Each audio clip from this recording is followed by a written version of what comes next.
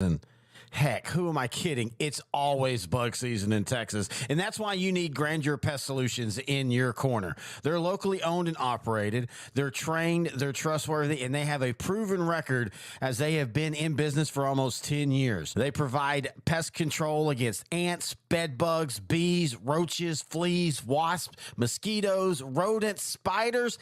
If it crawls and you don't like it, they're probably going to take care of it for you. Now, they serve all of the Dallas-Fort Worth area, and they're locally owned. These two guys have been running this business since 2013, and every year they get bigger and bigger. But you know what they still do? They still have great customer service. In fact, if you get a hold of them, they're usually going to have your quote and your job ready to go within 48 hours. That's pretty good. Now, you can call them for a free estimate at 469-809-1769. You can find them online at Grandeur4, that's the number 4, shore.com.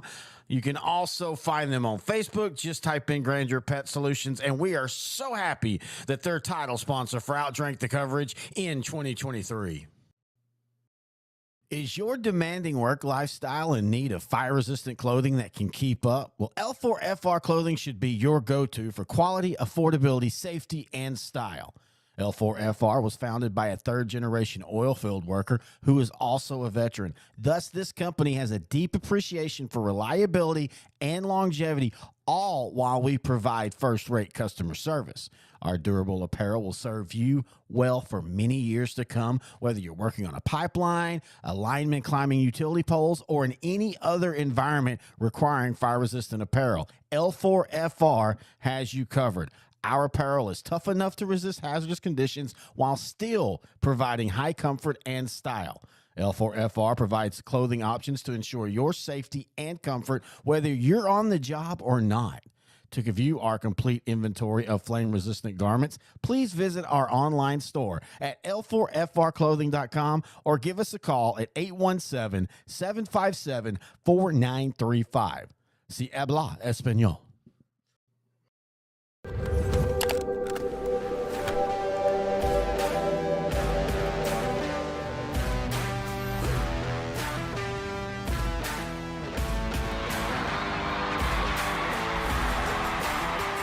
Hey, I mean, that was a good point. I think we might start seeing some go back.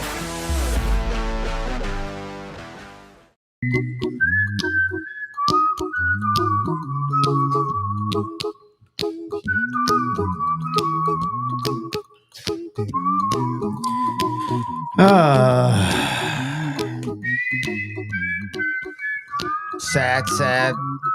Lost Monday. No victory Monday. But it's okay. You know why it's okay, intern Noe? Why?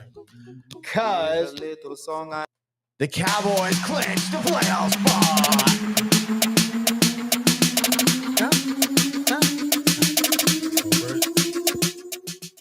You're up here, and you need to be further down here. There we go. That's more, yeah, that's better. Wow. It was fun while it lasted. Seriously, though.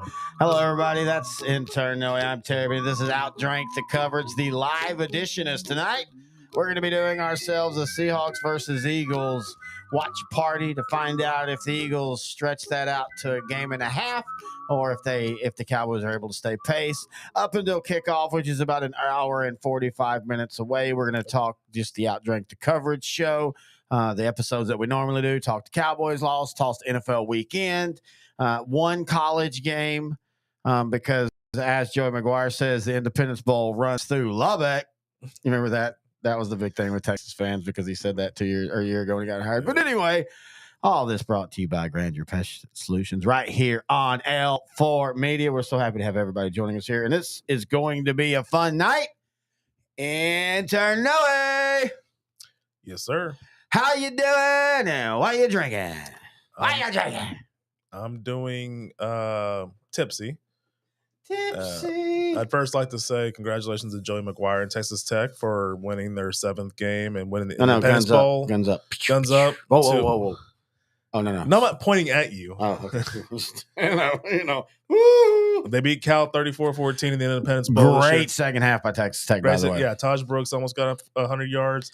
Morton had over 200 yards passing, a couple touchdowns. I think Baron Morton's the future for them. I think that's the Eastland quarterback.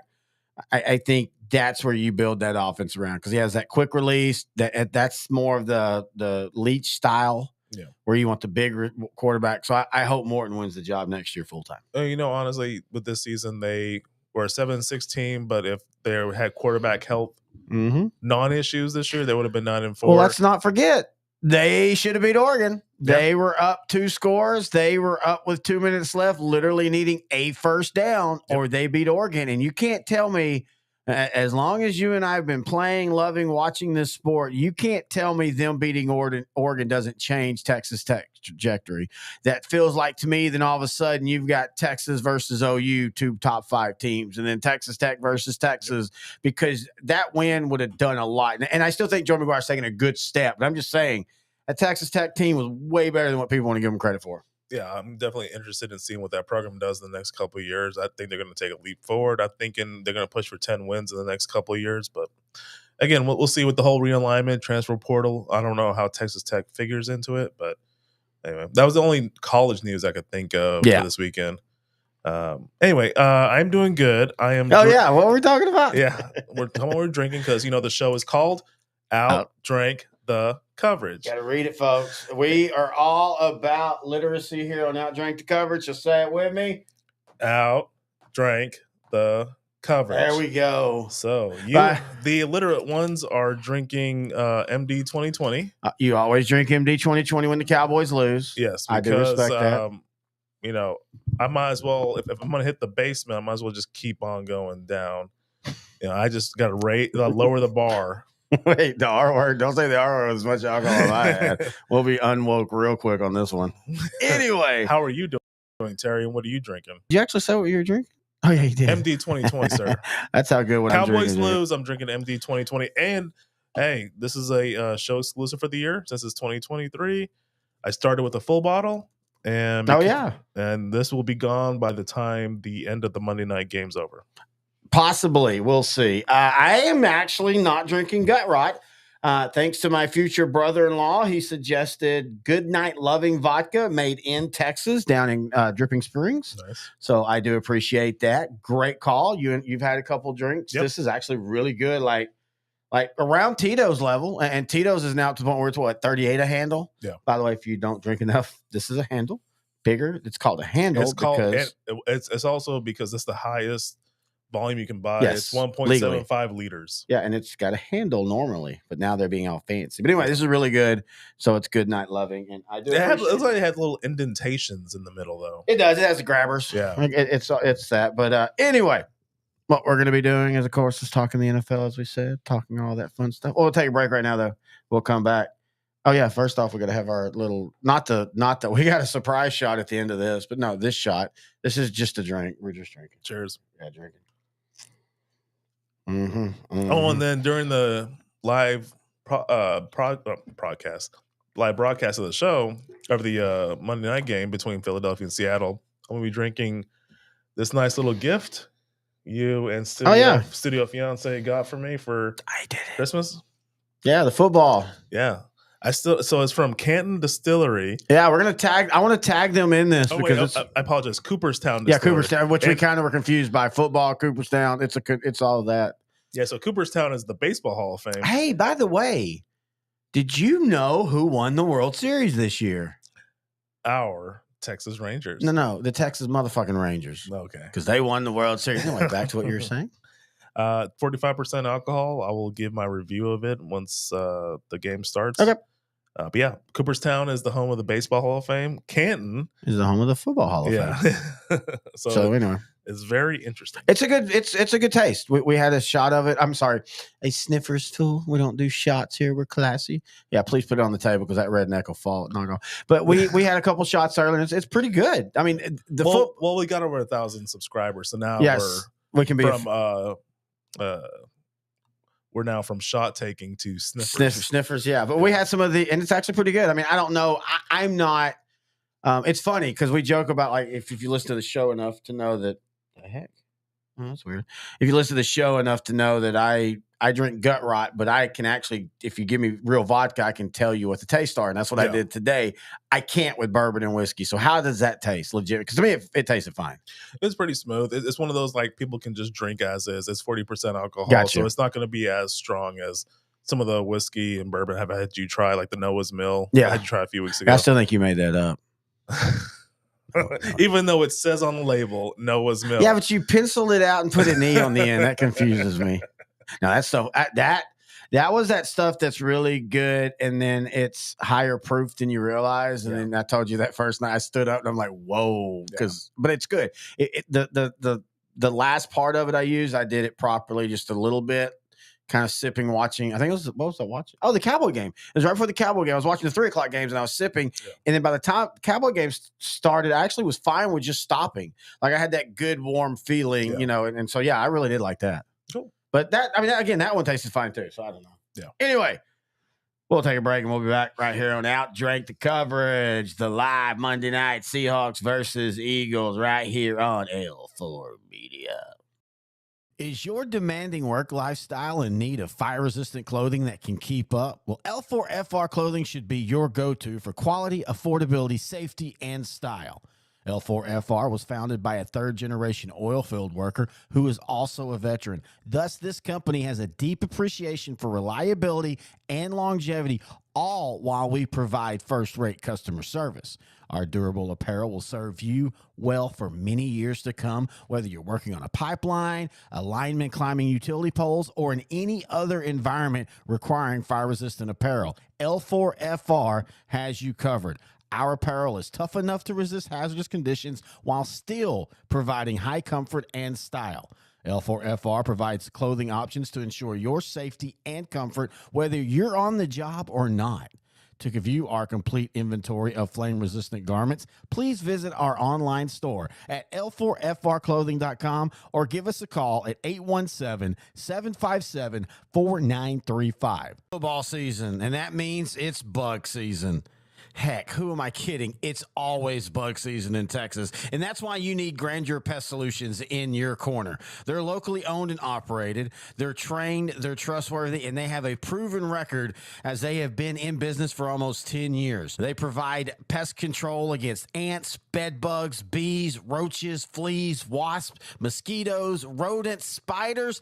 If it crawls and you don't like it, they're probably going to take care of it for you. Now, they serve all of the Dallas-Fort Worth area, and they're locally owned. These two guys have been running this business since 2013, and every year they get bigger and bigger. But you know what they still do? They still have great customer service. In fact, if you get a hold of them, they're usually going to have your quote and your job ready to go within 48 hours. That's pretty good. Now, you can call them for a free estimate at 469-809-1769. You can find them online at Grandeur4, that's the number 4, shore.com.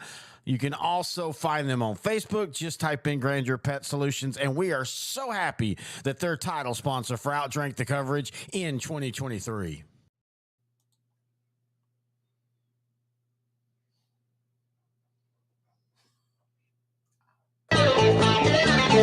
Shut up. Terry, intern Noe back here. OutDrank the Coverage. And yes, sir, we have. We're still a little bit over an hour and 15 minutes away from kickoff, but we're about to get into the stuff that we love to talk about. Are you okay? I am not okay, and that is A-okay. We have a whole evening's worth of talking about football and watching football. So I got to make a confession here. I'm not really worried about this because I don't think the OutDrank the Coverage crowd and the high school crowd mingle a lot. I think we have a separate fan base. I know we have some people, but so last week was the Wednesday, Thursday, Friday for me games where I was doing 12 preview shows, 12 live shows, 12, just doing it all at once and all that. So I was not getting a lot of sleep. So I want to make it a confession that on the Wednesday night game, when Timpson was up 49-7, I might have slept 7 minutes on the air with about 3,100 people in the chat and in the show watching. So if you watch that and you cross that, then I do apologize. I was out, man. We might have a repeat performance tonight based off of what you did during the break. Okay. I have a picture that shows you last year before we were doing watch parties, almost year to the date, you had fallen asleep in the middle of the second quarter.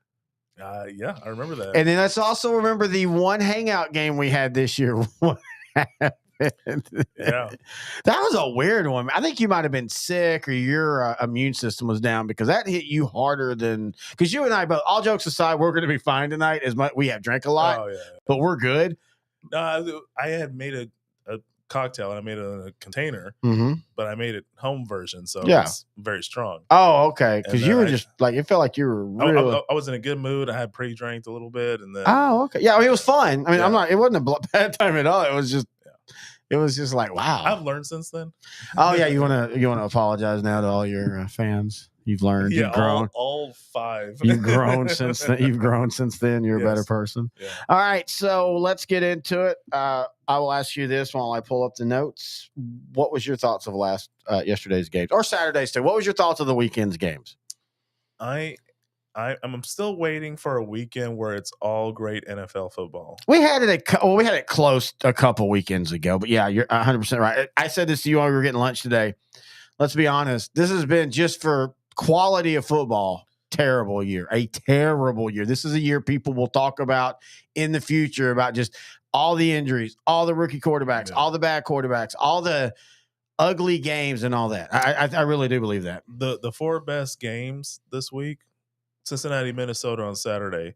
That's a second-string quarterback versus a third-string quarterback. Cleveland and Chicago. That's a 4th-string quarterback in Joe Flacco versus Justin Fields.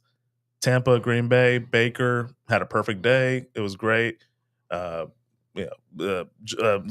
with Green Bay. He's having a good year, but I really thought Green Bay was going to win that one. But then the other one, Houston, Tennessee. Houston starter Case Keenum. He's the third option? Basically the third option, yeah. Yeah, so third-string QB. These injuries are just destroying great football right now. And I don't know what the NFL needs to do. Maybe make these players require more padding, or you really can't do better training because these athletes are in their 20s and 30s. They've learned as much as they can at that point. That's a good point. I honestly think this is just one of those weird years. Just one of those weird years where injuries and you and I have talked about it. We're also in a transition year because defenses know right now what to do, and that's play your safeties back, make teams drive 13, 14 plays, kick a field goal at worst. And so that's what we're seeing.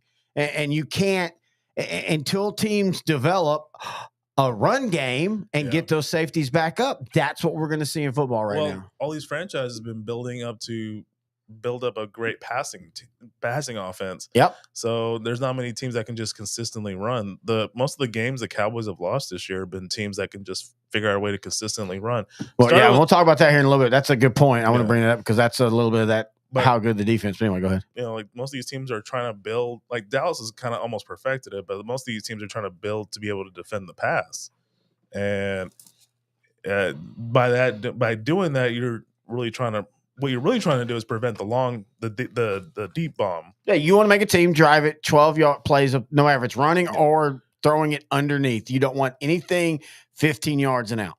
You're betting the average, so most teams are not going to be able to be that patient where they can do a 12-play drive. Exactly. So they're going to do a mistake on third down. They're not going to convert. 100%. We're on the 40, 50-yard line. So I just wasn't impressed that much with this weekend's football. Obviously, the Cowboy game was a sore subject, but like you said off air, it's kind of expected that was going to happen. So anyway, what were your thoughts about this weekend's game? That was terrible. I mean, and I will say this again, going back to what we were talking about earlier, all the stuff I did broadcasting football for this week, I mean, for the season, but especially for this week, this is always a week that I kind of check out on mentally. I had it on TV. Actually, I had it on my laptop. My fiance was watching movies. I had it on my laptop, which I'm prone to doing. I kind of like to do that now. I love Chris Hansen, but sometimes he annoys me, so having it on mute. But anyway, I just this was very uninspired football. It was ugly. I go back to the Carolina Falcons, and this isn't on Carolina. This is on the Atlanta. You are a playoff contending team, and you can't beat a team that is so bad that they've already fired a coach and they're already questioning whether their quarterback they just paid a Kingsom's ransom in. They're already worrying, thinking about maybe they need to get rid of him, and you can't beat them, and you're a play. That's what bothered me.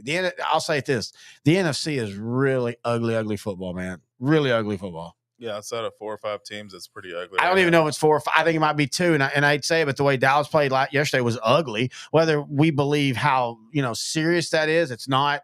But you still have to say right now. I mean, honestly, take out your rooting interest. Tell me how excited you would not be again for an NFC, everybody healthy, Philadelphia versus San Francisco.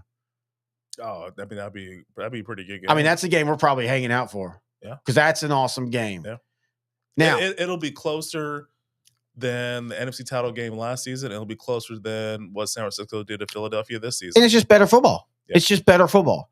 And so watching this week, and again, partially because I'm just really tired of football. Y'all don't, if you don't live in Texas, you don't understand the high school football thing here in Texas. But it's just been a really kind of boring year this year. I mean, not playoff race wise, they're all exciting, but I mean the actual inside the game, like it's just been boring. I thought you meant boring in the sense that there's only like a handful of teams that legitimately can win the Super Bowl. So, that too. So the rest of these games are really not as important. That too as well. Okay. But at least in the AFC, man, you and I were talking about this off the air. I could see Buffalo out of the playoffs.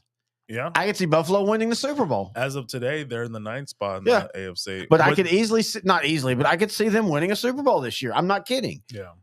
Kansas City, they're up and down. At least the AFC is exciting. The NFC, I mean, Dallas right now is out of a division lead, depending on what Philadelphia does. Yep. Dallas has clinched a playoff spot as a most likely second place team before 2 divisions have. Yep. That's not because of fun football that everybody's 8-8 because they're really good together. It's because everybody's 8-8 and really average. Mm-hmm. And average leads to Carolina beating the Falcons 9-7. Yeah, so Cowboys are 10-4 right now. After them is Minnesota, the Rams. They're both 7-7. So there's 3 games left in the season. If Dallas loses out and one of those 2 teams wins out, they would just be tied with Dallas. That's the best case scenario for them. Yeah. Dallas is the 5 seed at worst, no matter what. Again, back to why I'm not as worried about the Buffalo game. But speaking of the Panthers, you have brought up the firing of Frank Reich. Let's go to the Thursday night game. Jesus Christ. LA Chargers, Las Vegas Raiders. Las Vegas was shut out against Minnesota the week before, 3-0 in an ugly game. Thursday night, they came to play. They had a team record. Think of the Raiders franchise. Think of how legendary their franchise is. They had a team record 63 points. So two defensive touchdowns, 28 points off of turnovers in total. They beat the Chargers 63-21. It was so bad that the following day, the Chargers Spanos fired GM Tom Telesco and fired head coach Brandon Staley, which you and I have been talking about. That has to happen at some point earlier in the season. Yes, but I will contend that this Anthony Lynn. What did Anthony Lynn do in San Diego? San Diego and then LA. He lost inexplicable games. They usually played really good against good opponents like KC. Yeah. I don't know what it is. I don't believe in an owner tainting a culture that much like Jerry Jones. I've always thought that part of what people hate about Jerry Jones is he's not in the locker. I mean, he's in the locker room, but he's not, tainting the culture by any stretch. But there is something about this Charger team since, maybe the 1994 team did sell their soul, and that's why so many of them have tragically passed away, and this team has become hexed. Because you point at the 2000 to 2023 Chargers as a whole, as one of the most talented organizations that will have at least at minimum 3 Hall of Famers in their group at minimum. Yeah. Junior Salves, so a 4th one, and yet they have made one AFC title game since then. And even then, they had the unfortunate everybody was hurt, and they got. Well, I think from her they played kind of gamely through the first quarter, but you never doubted. It was a competitive game. I think the Patriots. It was a 07 AFC Oh, title game. yeah. San Diego. There was San Diego at the time. They played the undefeated Patriots. They had the 16-0 regular season. They lost 21-12. What the situation in that game was, they actually were doing well in that game. They just couldn't convert their red zone opportunities. That's why they only scored 12 points. They had to kick 4 field goals. Yeah, hang on. We got a comment in the chat. Otis Moody says the Cowboys' main problem is stopping the run and staying mentally tough. Additionally, Stephon Gilmore plays receiver so soft it's ridiculous. Now's not the time to get soft because you know that you made the playoffs. Intensity isn't a light switch that turns on or off. You either have the junkyard dog mentality or you don't. It's hard being a Cowboy fan sometimes. You're not wrong about that last part. All right. I like that. I like the junkyard mentality. I do too. Thank you for commenting. The only thing I would say is, whatever you want to say about Stephon Gilmore, Josh Allen only threw for 94 yards. Yeah, the passing game was not the issue at all. You can just but you are correct. The running game is a problem. Okay, yeah. So I was going to say. So number one, he's correct. The running, and you and I have been saying this for 2 years now, and it's nothing against Dan Quinn. I get what he's doing, but he has constructed this defense to stop the pass with a pass rush, which is the modern NFL. Yes, stop the modern NFL. It is pass heavy. Get to the quarterback. Create turnovers. It's perfect for this modern, but there's a handful of teams that are patient enough to run the ball. And unfortunately, Dallas got Buffalo on that second week of the season where they let James Cook cook. Yes. Because James Cook, and I've been saying this, I thought Devin and I said this in the offseason, or the preview for this season. If Buffalo lets James cook, he'll be fine. Yeah, that'd be fine. And I felt if they'd have kept Devin Singletary, and you look at what he's doing with the Texans, he's revitalized their running game. Yep. Again, we can go all to, you and I read the great article about Sean McDermott. It's really weird and in-depth, and I don't know how much of it's true. But in saying all that, you've now went through 2 offensive coordinators. You're on your 3rd, and y'all still never just settled the run to where y'all run the ball at least halfway in the league. I love Josh Allen. And I get the idea of that article we read that was like, you got to let Josh Allen cook and all that. Yeah. But Josh Allen, look, let's be honest. Josh Allen's Tony Romo. If Tony Romo would have played in this era, he would have been discovered like Josh Allen. He would have been drafted, but they play the exact same way. And that means you're going to get a lot of great plays. You're going to get a lot of bad plays. What you have to do is you eliminate how many times Josh Allen can make a bad play and give him as many good plays. Yeah. And then he'll start to figure that out himself. What you kind of saw with Romo in 2014. Romo 2014 with DeMarco. And it started in 2013. That's when DeMarco Murray really started. You started to, like, you were like, wait a minute, this offense is actually good again, or not relying on Romo good again. But anyway, so they said this week we're at home. We have nothing else we have no other chance. Buffalo might have to win out. Yeah. So what are you going to do? You're going to attack the defense's biggest weakness. And also now we can go into, this is where the offense still has to carry the defense. Yeah. And the reason I say that is the Dallas offense was terrible yesterday. And the Dallas defense could not make stops when they needed to. I will contend that the defense is really good. The defense is opportunistic. But this is still not a defense that you can roll out in a playoff game and go, okay, our offense might only score 17 at most. You've got to hold that. I don't think this defense can do that. I hate to agree with you, but yeah, I do agree with you. And it's going like what we said. They're built to stop the pass. I don't really see that San Francisco is going to pass the ball a lot on Dallas because they don't have to. You saw what Christian McCaffrey did against the Cardinals yesterday. Mm-hmm. 3 total touchdowns, well over 100 yards in combined offense. He's almost probably the leading MVP candidate right now. They're going to run the ball. Him and Elijah Mitchell are going to run the ball. A couple of trick plays to Deebo Samuel. Yeah. Cowboys can't stop that on defense. And they're going to just hope that San Francisco turns off the ball a few times. Philadelphia, they can run the ball.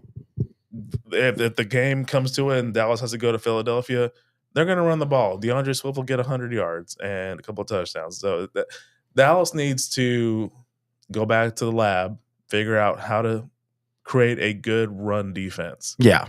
They have the talent, but they have a few weeks before the playoffs start, so they need to figure that out. Well, and that goes back to what you and I was talking about.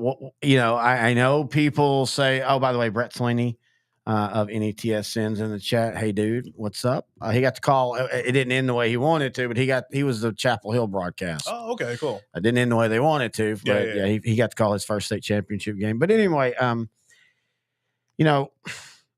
Great game. Yeah, well, no, not that. No, the Chapel Hill Anna game. That was the shutout. Oh, yeah, sorry. That was ugly, terrible, not fun. Yeah, you're thinking of Gilmer Belleville. Yeah. Sorry. But for Dallas, I honestly do feel that this was I think you and I talked about it last week on the show, and we talked about it. I said this to you. I think Dallas was going to split Buffalo, Miami, losing Buffalo, winning Miami, and you thought the opposite. Mm-hmm. But we both thought the same thing. Hey, they're playing two good teams on the road. It's really hard to win on the road. Blah blah blah. I at first thought I was wrong, and then I started thinking, no, that Miami offense. But then I just always remember Dallas never plays well in Buffalo. I can go all the way back to 1984. Yeah. And my dad, I think he's listening. He'll remember this. So 1984, Dallas misses the playoffs for the first time since 1975.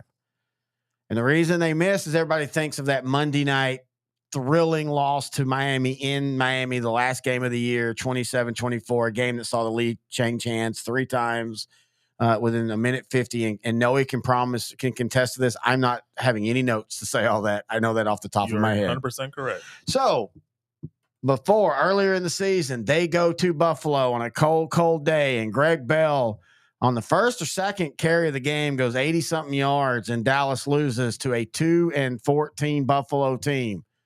That kept them out of the playoffs.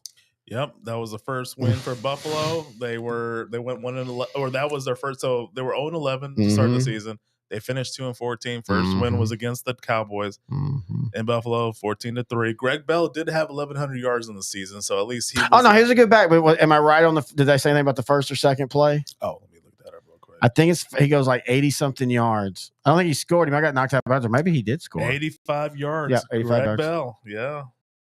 See, and again, no, this is all top of my head. But anyway, because think about it, 84 Dolphins. They were 14-2. Yeah, that was a good team. Made it to the Super Bowl. Marino had that record-setting year that it took well over 20 years for anyone to even catch up to. And that took a watered-down officiating, more offense league. Yeah. Again, Dallas 9-7 was not bad. Yeah. That's why I get so tired of the era we live in now, where if anybody's not 14-3, everybody, oh, you 9-8, you're trash. No, 9-8 means you're average. Actually, that's literally average. That Cowboy 84 team was really, really good, but they go into Buffalo and they lose. Yeah. We all remember Romo pulling it out, but the famous 2007 where Romo is just – I still think that's his worst game as a Cowboy. There was a couple of the interceptions that weren't his fault, but the other 3, he threw 5 that night. Oh, the Buffalo game, Monday Night Football. Monday Night Football. First game in Buffalo in Monday Night Football since like the 1999 season or something crazy like that. And so he pulls it out, but he threw 5 interceptions. It was terrible. That was luck. So it's just Dallas has never played well up there is my whole point. Also, Dallas just beat Philadelphia. Yeah. Dallas also, this is, again, the loss in itself can hurt, but in theory, when it comes to tiebreakers, this is okay. You can lose it. You want some, sir? No, that is all you. All right. I'm going to finish this bottle. I'll have to figure out something to drink for, whenever the Cowboys lose again. Well, we'll get you something. Arsenic or anyway. So, this was a team that the momentum is huge in the NFL. Dallas had a 5-game winning streak. They almost got complacent at this point. I think you do, no matter what you try to say. You're not going to. I think it's just human nature, man. Buffalo got a big win against Kansas City on the road, and they're a team that's very desperate to win. They were 7-6 going into this game. Now they're 8-6. They needed to win this game. Exactly. They didn't have Micah Hyde or Epinesa. Hang on, Otis Moody's drinking Blanton straight from the barrel. You wanted to let us know that. You know that? Is that a good one? Yeah. There you go. I just got I went to Louisville last month. I got a bottle from the distillery. He doesn't mean Louisville, you Dallas Fort Worth. He means Louisville. Kentucky. Yes, I went to the distillery. It's definitely a little bit different if you get it from the distillery. It's really good. I'm really jealous of this guy. Yeah, now I wish I had it with me right now. Why are you leaving? Don't leave yet. Bye. Nah, so momentum is like timing of when you play somebody is very key in the NFL. Matchups are very big key. Yeah. Injuries, non-injuries, schemes, all that stuff that I didn't know when I was younger. And now I totally realize and see now. Next week when Dallas plays Miami, that'll be also very important too. So, when I went into this game, I really thought Dallas was going to win and then lose to Miami next week, but I lost to Buffalo, and now I'm starting to think that maybe Dallas might pull it out in Miami next week.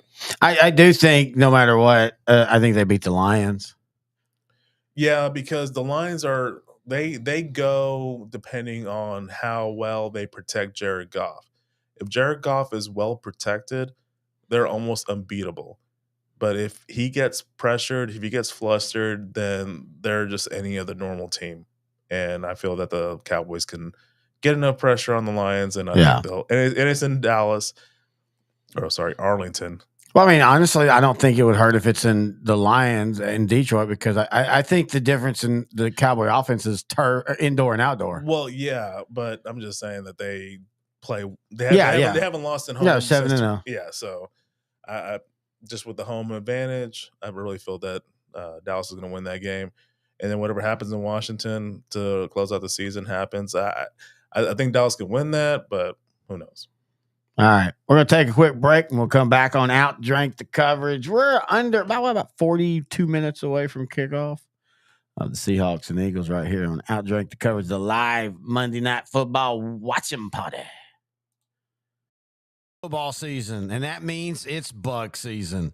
Heck, who am I kidding? It's always bug season in Texas, and that's why you need Grandeur Pest Solutions in your corner. They're locally owned and operated. They're trained, they're trustworthy, and they have a proven record as they have been in business for almost 10 years. They provide pest control against ants, bed bugs, bees, roaches, fleas, wasps, mosquitoes, rodents, spiders. If it crawls and you don't like it, they're probably going to take care of it for you. Now, they serve all of the Dallas-Fort Worth area, and they're locally owned. These two guys have been running this business since 2013, and every year they get bigger and bigger. But you know what they still do? They still have great customer service. In fact, if you get a hold of them, they're usually going to have your quote and your job ready to go within 48 hours. That's pretty good. Now, you can call them for a free estimate at 469-809-1769. You can find them online at Grandeur4, that's the number 4, shore.com. You can also find them on Facebook. Just type in Grandeur Pet Solutions, and we are so happy that they're title sponsor for OutDrank the Coverage in 2023.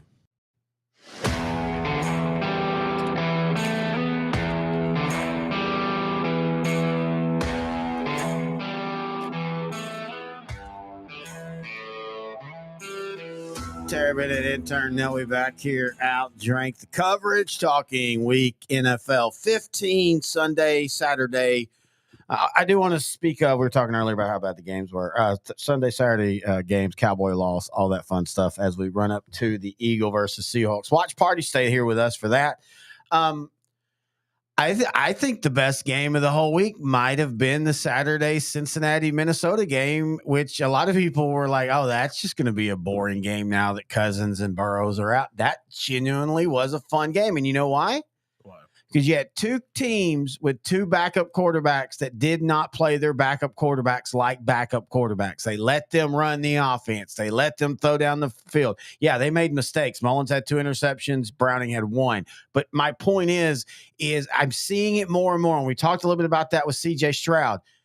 Quit putting these quarterbacks in these conservative bubbles, i.e. Carolina, where you're not letting Bryce Young hold on to the ball and throw the ball deep and throw the ball down the field and test defenses and learn what he can and can't do. That's what Houston did with C.J. Stroud. And I am not trying to say that it'll always work. Yeah. But I would rather do that than this. Will Levis is a great example. He started his very first game. They let him throw down the field. They let him be aggressive. They won. Then they got conservative with him and put him in a bubble, and they struggled for 2 games. And I know the offense hasn't been pretty, and I know that he made mistakes against the Texans, but he makes them a legitimate team. Like, I don't want to play them if I have to make the playoffs.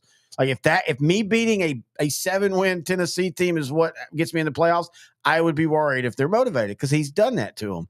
You gotta, and so, Minnesota and Cincinnati understand the back's against the wall. We can't be conservative, and that was genuinely a fun and entertaining game. It felt like a playoff game, even though it was an AFC versus NFC. Well, I mean, there was some playoff implications going. Yeah, and that makes it a playoff game, basically. Yeah.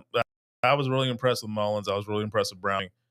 I was actually more impressed with Minnesota's offense than I was with Cincinnati. Cincinnati had to make a fourth quarter comeback. Well, and this was the first game with Browning that they actually struggled. Like, the first 2 games, he has been lights out. So he did struggle. So, yeah, this is his first struggle, which about tracks for the new guys. Usually the first couple games, and then teams start to kind of actually defend against them. Go ahead. Yeah, so, Nick Mullins had 300 yards, 2 touchdowns. Minnesota's been struggling on the running game, so they turned to Ty Chandler. Boy, he's a different runner. He's a different runner. Rainer? He's a Rainer? He's Rainer.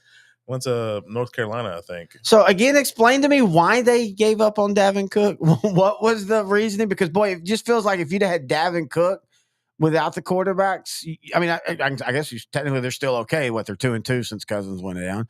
But, I mean, it feels like Dalvin Cook was the thing missing from this offense this year. Yeah, with the consistent running game, they go from 7-7 to, I don't know, man. Well, and what he does outside, great pass blocker, great ball catcher. Really is, yeah. I get salary, but again, we're going back to the team. You want to know what the next team that has a run, and honestly, it's kind of Kansas City that's figuring this out. It's the team that's willing to say we're going to run the ball 25 times, or we're going to throw little drop passes to our we might have a couple of Roger Craigs in the next couple of years.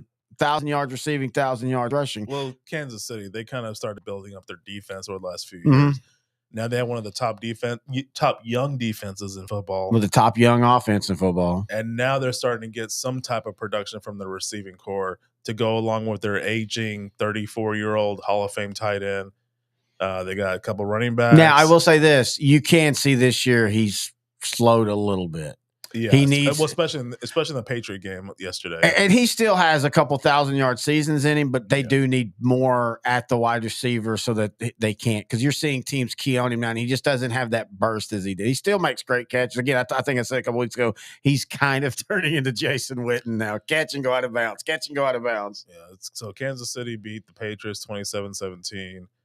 It wasn't really because of him at all. And Taylor Swift was at the game. They're 5-2 whenever she shows up to the games. With Kansas City, like, they have a receiver, Rashae Rice. Yep. I think they can build around that. They still need a couple more receivers. I don't know if Sky Moore is going to be that solution. He was recently placed on the IR, so he'll be out for the rest of the regular season. Pacheco, I love him at running back. Jerick McKinnon, he's over 30, but he's really good at pass catching and spot starts. Clyde Edwards-Helaire had over 100 yards from scrimmage. So he's good in spot situations too. Of course, Mahomes. Yeah. New England, they're 3-11, but they still have one of the top 10 defenses in football. Without their best player this year. Yeah, without Judon. Yeah, without Judon, without their rookie sensation, Christian Gonzalez. They play pretty well. So I think Kansas City is going to be okay. They still need to keep building. Trading Tyreek Hill a couple years ago was, in my opinion, still the right decision. You won't see the payoff for another couple of years, though. Yeah. They just need to, as long as the front office makes sound decisions in free agency and the draft, I think they'll be okay. Yeah, no, I agree. And that was my point. But I think also they're slowly evolving that offense where it's more run heavy, Which they needed. Or at least running back heavy. Again, they're understanding, and you can tell Mahomes, and this is why Mahomes' interception's up. He's still wanting a couple times a game to go deep because that's his gunslinger. Yeah. But the defenses right now are playing safety shell. Saw it last night, Cowboys in Buffalo. game was over, but there was a couple. It was at one time when they went 3 and out to begin the second half, and it was, I think, or right at the end of the first half. Mhm. And the third down play was Jake Ferguson. He tried to hit him a little out, and good play by the defender. He dropped it, and they show the instant replay. And before the snap, the safeties are bailing. Yeah. You see Ferguson running out, and then the slot running out, and that whole middle of the field was an oasis. Yeah. And so the team, and if you watch what Kansas City's doing with all their routes, all their stuff, it's the middle of the field. They have already figured out. That's why Kevin, who's Kevin? That's why Reed right now is Andy Reid's maybe the best coach going. So anyway, to conclude, back off the Saturday game, the Bengals. Oh yes, Vikings. the Bengals and Vikings are really good. It was a big win for Cincinnati. They're somehow 8-6 and still in it in the AFC. You think, with that Mike Brown and that family, they might trade Burrow after this. Well, if Browning gets us into the playoffs, we don't have to pay that Burrow contract. Oh my gosh! There's at least because there's someone. Yes, I know. Let's say, hang on, but to all the fans, we love you. There's at least one stupid fan in Cincinnati right now going, you know what?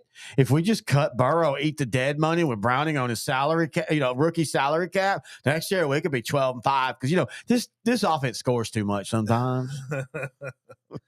Anyway, while they're eating chili and spaghetti, that's what they do in Cincinnati, right? Chili and spaghetti. They make chili. They have spaghetti noodles. They mix it all together.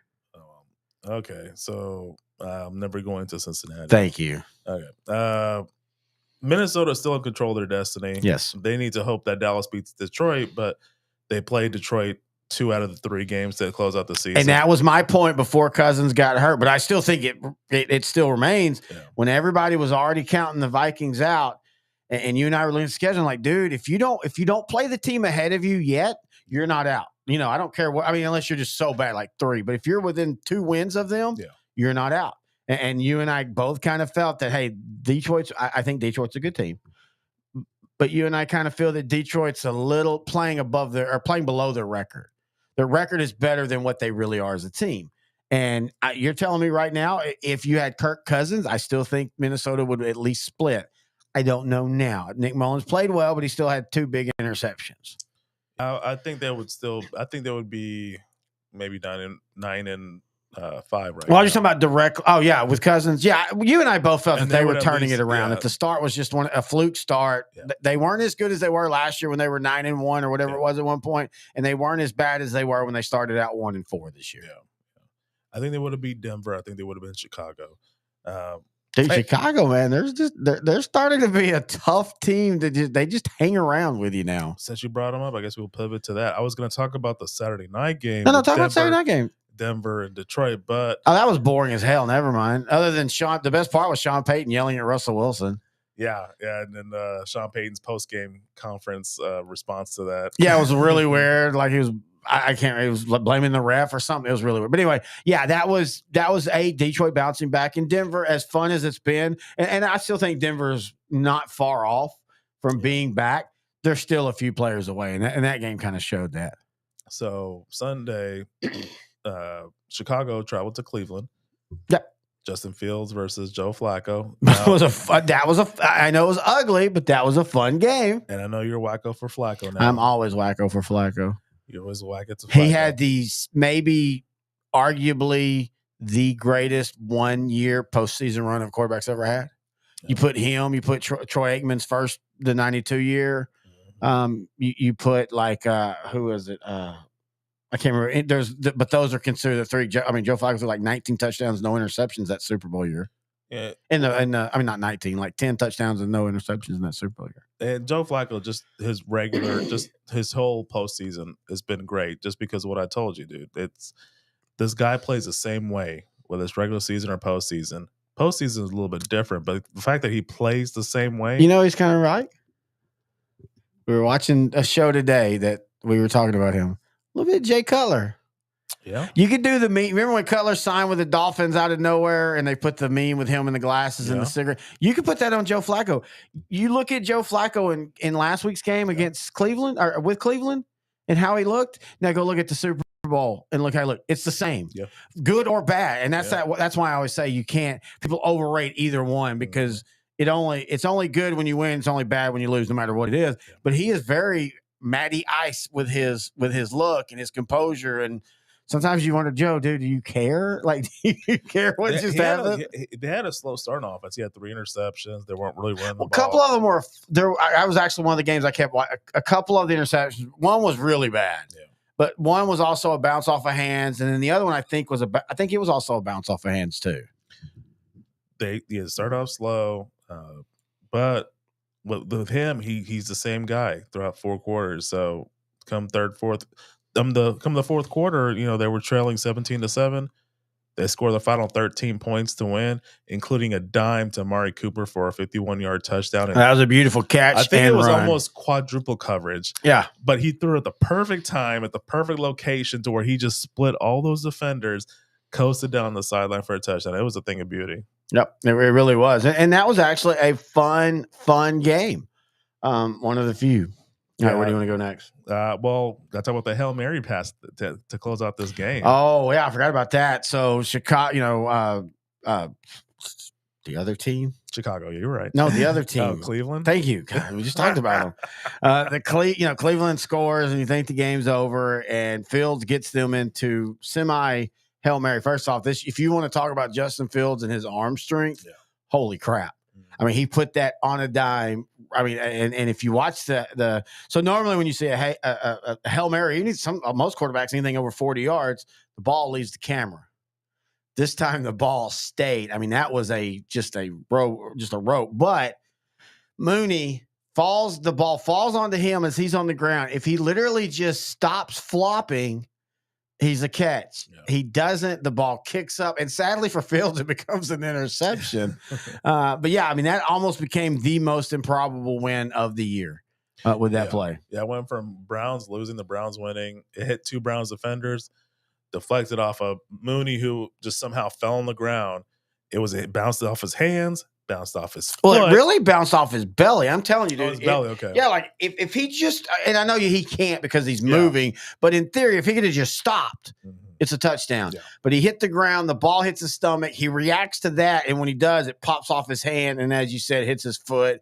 And then he was so nonchalant about it because I don't think even at the moment he realized how close he was to actually catching it. Like I guarantee you, when he went into the locker room and saw the tape, he probably just like, oh my God, because it should have been a catch. Yeah. I've never seen a dropped Hail Mary that should have been a catch until that game.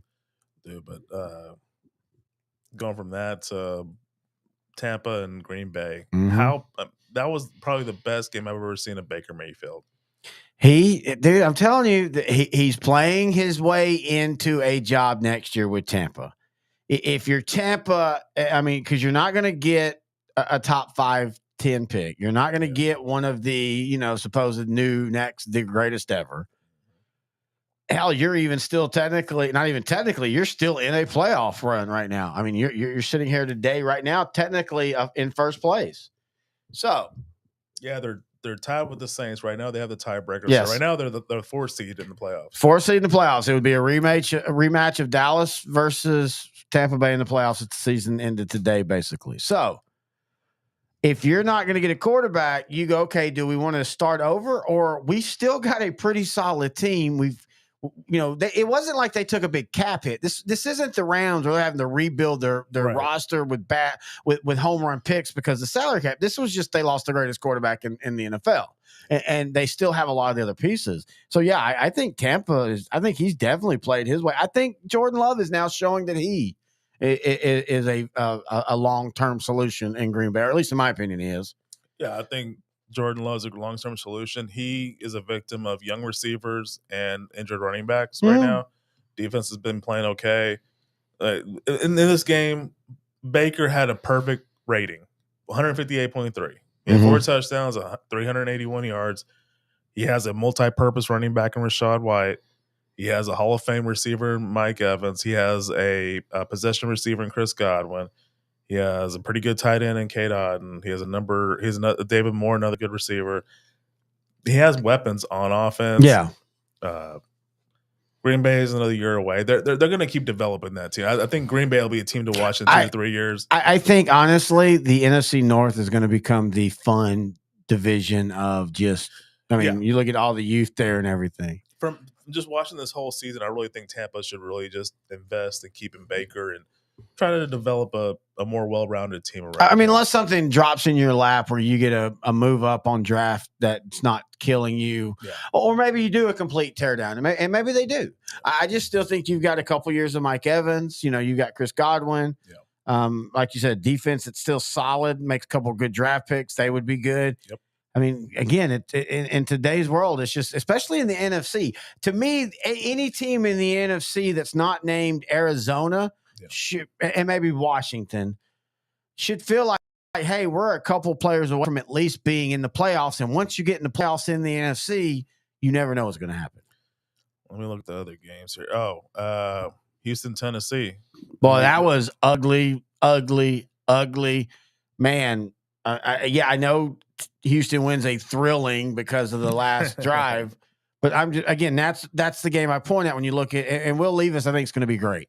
Yeah. But Will Levis is starting in one, and Case Keenum, Abilene Wiley product, is playing for Houston. And at least Will Levis is your future. Case Keenum was your never was. He's just a backup. He's not even the second string. Again, it goes back to now you know why we try to protect the quarterbacks as much as we can in the NFL, because when they're hurt, the product sucks because there's only 37, maybe 38 truly world-class quarterbacks that can not only perform in the NFL, but at least be entertaining. Because at the end of the day, that's what this is. This is a show. Sorry, I'm getting frustrated with the quarterback play this year because it's mainly because, and you know, you and I, we pat our backs on the head. You know, I've watched a lot of football. You've watched a lot of football. Yep. And I was saying a year ago, dude, safeties are starting to play further back. Teams are going to have to start dinking and dunking and running the ball, dinking and dunking and running the ball. And it's taking these teams that are just still maddeningly throwing 20-yard routes right into a safety. And it's like, God, figure this out, guys. The greatest show on turf would not do well in this era. No. I really think whoever wins the Super Bowl is going to be the team that's the most patient. Yeah, that's a good way to right there. This is a league that's quarterback driven. You have a lot of quarterbacks that are injured, a lot of inexperienced ones out there. So it's going to lead to a less, not to be crude, but like a crappier version of football. So let me ask you this. We thought he was wrong when he drafted Ezekiel Elliott. Maybe Jerry Jones was just a few years ahead of the fact of that. If you build a team like the 90s Cowboys, updated, of course, you're gonna still throw for 3,500 yards in today's, but you know what I mean? Maybe now's that time you build that, and you have that big offensive line, and you have a fast defense that's athletic that also struggles against the run. Because, the 90s Cowboys defenses at times, because they were fast, small, and athletic. So back then, that's why Philadelphia gave them always a tough. That's why the Redskins, even when Dallas was great, struggled to beat Washington. That was kind of the thing. That now teams, it's kind of the same thing today. That's my point. If the Cowboys are not up 14-3, forcing teams to pass, they struggle. Yeah. So maybe Dallas is figuring that out offensively, and maybe we do draft another running back next year earlier than what people would thought. And maybe that's not a bad thing, because I want to tell everybody we're about to take a break. We're about 30 minutes away from kickoff, so we'll have a couple commercials, and then we'll come back. But I'm telling y'all right now, you and I have said this, life, but also sports runs in cycles. When Dallas built that NFC East tough team, everybody else was starting to go to slot receivers, smaller defenders, and Dallas figured that out, and that's why they were so good for those guys. Anyway, we'll be right back. OutDrank the Coverage. Football season, and that means it's bug season. Heck, who am I kidding? It's always bug season in Texas. And that's why you need Grandeur Pest Solutions in your corner. They're locally owned and operated. They're trained, they're trustworthy, and they have a proven record as they have been in business for almost 10 years. They provide pest control against ants, bed bugs, bees, roaches, fleas, wasps, mosquitoes, rodents, spiders, If it crawls and you don't like it, they're probably going to take care of it for you. Now, they serve all of the Dallas-Fort Worth area, and they're locally owned. These two guys have been running this business since 2013, and every year they get bigger and bigger. But you know what they still do? They still have great customer service. In fact, if you get a hold of them, they're usually going to have your quote and your job ready to go within 48 hours. That's pretty good. Now, you can call them for a free estimate at 469-809-1769. You can find them online at Grandeur4, that's the number 4, shore.com. You can also find them on Facebook. Just type in Grandeur Pet Solutions, and we are so happy that they're title sponsor for OutDrank The Coverage in 2023. Is your demanding work lifestyle in need of fire-resistant clothing that can keep up? Well, L4FR clothing should be your go-to for quality, affordability, safety, and style.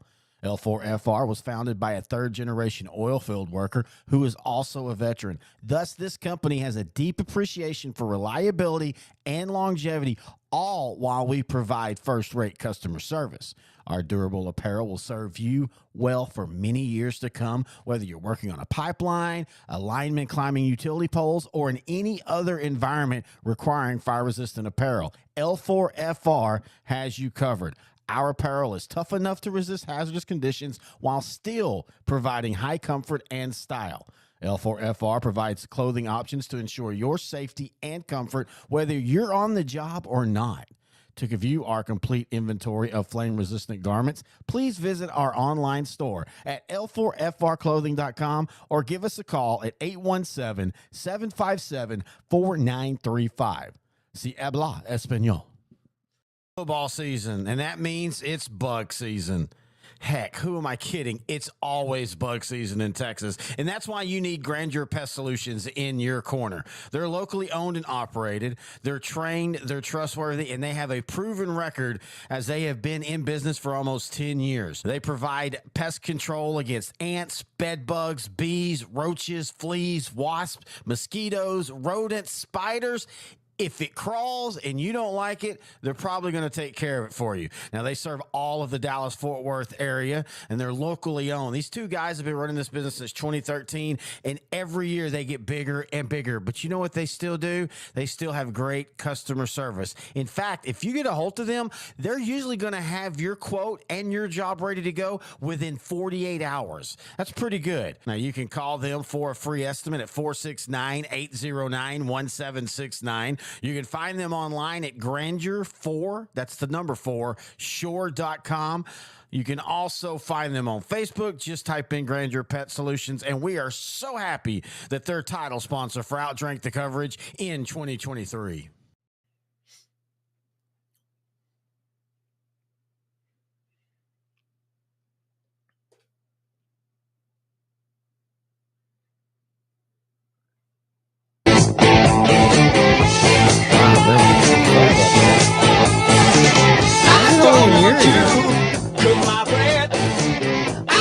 I'm not hearing it. Are you hearing it? Wow. Is that better? Yes. That's weird. I don't understand why I'm not hearing it. All right, anyways, back here. Sorry about that. This is OutDrank The Coverage. We are about 25 minutes away from Seahawks and the Eagles. We'll be talking through that, of course. But still wondering what the heck that was doing on that. Anyway, We talked a little bit about. Yes, I can hear that. I mean, that wasn't that loud. Is that better? We talked a little Is bit. that better? Yes. Okay, there you go. Sorry. We talked about the Cowboy-Bills game. The Cowboys play the Dolphins next week in Miami. They had a pretty cupcake matchup this week. Zach Wilson was basically harassed the entire game, got concussed, and got knocked out of the game. I think the Dolphins had 6 sacks, 14 pressures. A ridiculous stat. They won 30-0. It looked like a Cowboy game this year against a lot of the better teams. It was just ugly. It's like they're basically the Cowboy counterpart in the AFC at this point. They really are, which is going to be why next week is really interesting when these two teams match up. I have no idea who's going to win that game. Yeah, I agree 100%. Tyreek Hill was hurt.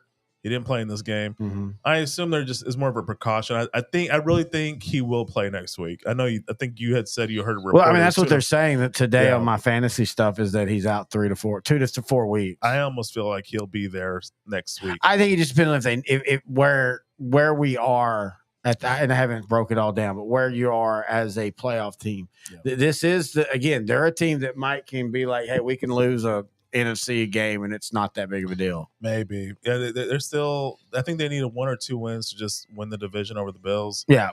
And they still have one game with the Bills, right? Or they play them both? I think they have played one more time. Yeah. Bills won the first one in a blowout. That's right. That was a weird one. That when again,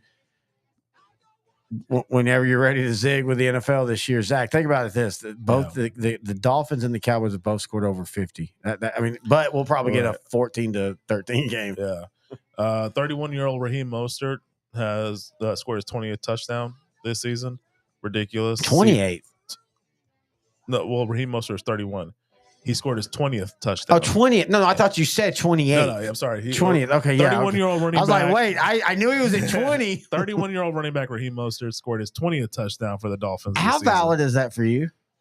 Very valid. Well, I mean, because I go back didn't really play anything until like 2017, 2018. No. I'm just talking about purely the touchdown record. I mean, this isn't like. Oh. I mean, how many of these? And I say this with being a Cowboy fan, Emmitt Smith. How many of those are at the goal line? Like both of his yesterday were at the goal line. Yeah. I mean, I'm not saying it's not good, but I also think that that's one of those touchdowns are one of those things in sports that it's great. Don't get me wrong, but if all your scores are yard in and you didn't do all the work down there, Jamal Williams last year for the Lions. Well, he disappeared on the Saints, didn't he? Yeah, they're not using him I thought he was going to go to. It was a wasted free agent signing for the Saints. I think they thought Kamara was going to be suspended longer for the thing because that Jamal Williams is as good as Kamara, but they do the same things. Yeah. And man, I'll tell you this. I mean, unless he's lost a step, I wouldn't mind Dallas looking at him next year. I wanted Ezekiel Elliott for this reason. No, he's done. I don't think that. He was great in short yard. I just wanted him for 800 yards, 10 touchdowns. I don't even think he could have got that this year. Great pass blocking running back. Yeah, I agree with that 100%. I just think he would be effective. I just honestly, again, we're going to go back to what we're saying. We have an offensive line now that's built better for pass rush than run block. No, yeah, 100% agree. But anyway, Dolphins get the shutout. Yeah, go back all the way to Dolphins. Yeah. That's what I love about our pivoting show, over to what you mentioned, Jamal Williams and the Saints. Mm-hmm. Saints win 24-6 over the Tommy DeVito led New York Giants. DeVito got hurt and knocked out of at the end of the first half. He came back in the second half. But Saints defense was swarming. They were in control. Dude, they're underrated because everybody looks at how Derek Carr's kind of been a failure with the Saints. And you might get it correct. At the end of the season, the team with the best quarterback in that division is going to win. Right now, the Saints and Buccaneers are both 7-7, tied for the division lead. Buccaneers currently have the tiebreaker, but there's 3 games left in the season. I could easily see Derek Carr, who had a pretty solid game. He was getting booed to start the game, but he ended up coming through with 3 touchdowns without Chris Olave. Great game for him. I thought, okay, wow, you swerved me on that. I thought what you're about to say is that you're going to get the best quarterback, and lo and behold, it might be Baker Mayfield because I think Derek Carr's been a complete failure this year.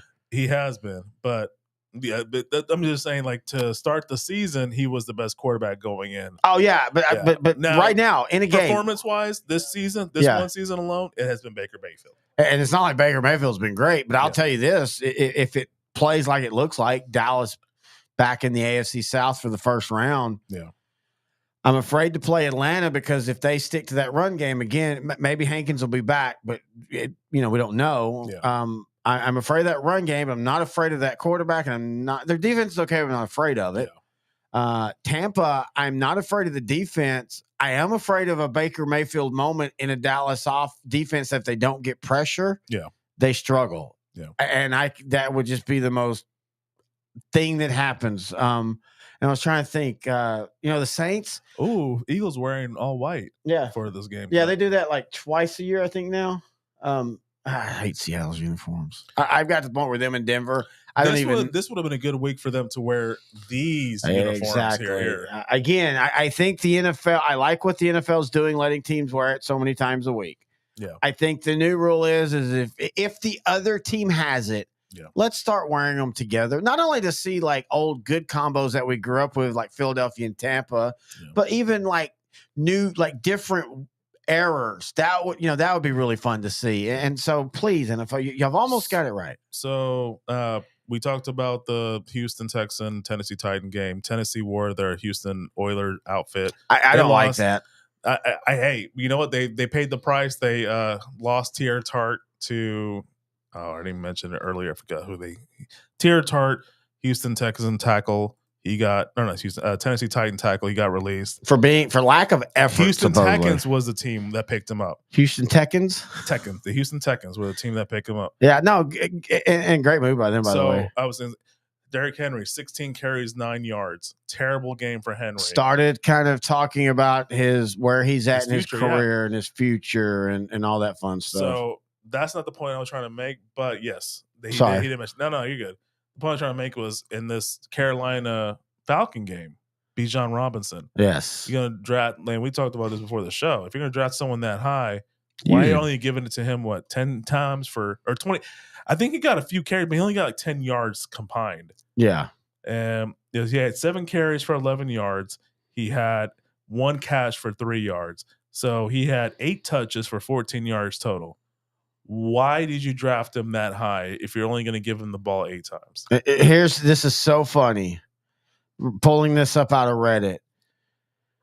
Bijan Robinson saw a 58% snap share, which is the season low. If you don't consider his headache game, his 26.9% running back rush share was also a season low. Now, maybe he's banged up, but if he is, then they face some issues because they haven't reported it. Yeah. But they almost got in trouble. I think when they played the Tampa Bay Buccaneers in Tampa, he had that 1 carry and then he was out for the game. That's the headache game. Yeah. No, that's what I'm saying. My point is, if he's hurt and you're not saying it, you're in trouble. So I'm going to assume he's not hurt. It seems like they've done this before. Yeah, but I don't think he's hurt. I think this is, again, I think we've got a crew of young coaches, Arthur Smith, which I kind of like Arthur Smith. Like, I want him to succeed. But like Brandon Staley, everybody that's talking about is like he felt he was smarter than the room at all times. Yeah. And I feel like sometimes the Falcons offense, they're trying to be, we got Robinson, so we're not going to use him too much. Dude, you drafted him, use him. You've got now it's like 4 the years of coaching. Well, tinkering too much. Yeah, like this is you're 6-7. You're going to Carolina, a team that's only won 1 game. That team is not that good. Just play. Just play. Don't be cute. Yeah. They end up losing to the Panthers 9-7. They're 6-8. Now they're in 3rd place in that division. So how would you feel? Sorry, but you just make me have to ask questions. That's a good point of view. If you're a Carolina fan, you get your 2nd win, and in both of those wins, your offense basically really was bad. And you won because of your defense, which is a positive, but also the other team just making tons of mistakes. I mean, that's like the worst feeling in the world because, you don't have a pick to rely on. Yeah. Carolina's, I think, is about to become the – because they're about to get the number 1 pick, but that pick belongs to the Bears. Yeah, I think Carolina's about to be one of the teams that 15 years from now we're talking about like finally getting good. They're about to, and I feel bad for the owner because I think he wants to win. He's just making really bad decisions. I don't care what, unless Frank Reich is just creating, turmoil in the office. You don't fire a guy less than 1 season. You at least readjust with him and say, look, this is what we want to do with our quarterback. Yeah. Also, you don't not let your coach, by all reports, draft who he wants when they were saying they wanted CJ Stroud. Yeah. And Madden was like, no, this is freaking Tennessee with Vince Young. Yeah. And look what it took. It put Tennessee into a spin. Yeah, Vince Young and Kerry Collins saved them for a couple years, but then Tennessee, for 5 years, was the laughingstock of the NFL. So much that Mike Vrabel seems like a freaking hero to them, and he's a terrible coach. I'm never letting that go. Sorry. I don't know what it is about the guy. There's something about him. I just want to punch. And then I'd run because he's taller than me. But still. You look at where Carolina is, and I feel like they're about to just be legitimately one of those teams that we probably won't know the whole back or front office issue until after the season. I think the issue is the owner's just trying too hard. Jerry Jones. I mean, Jerry Jones got lucky or smart or whatever and hired Jimmy Johnson first. We never saw Jerry Jones without Jimmy. Maybe this is it. Maybe, and so anyway, I just cover the rest of the games.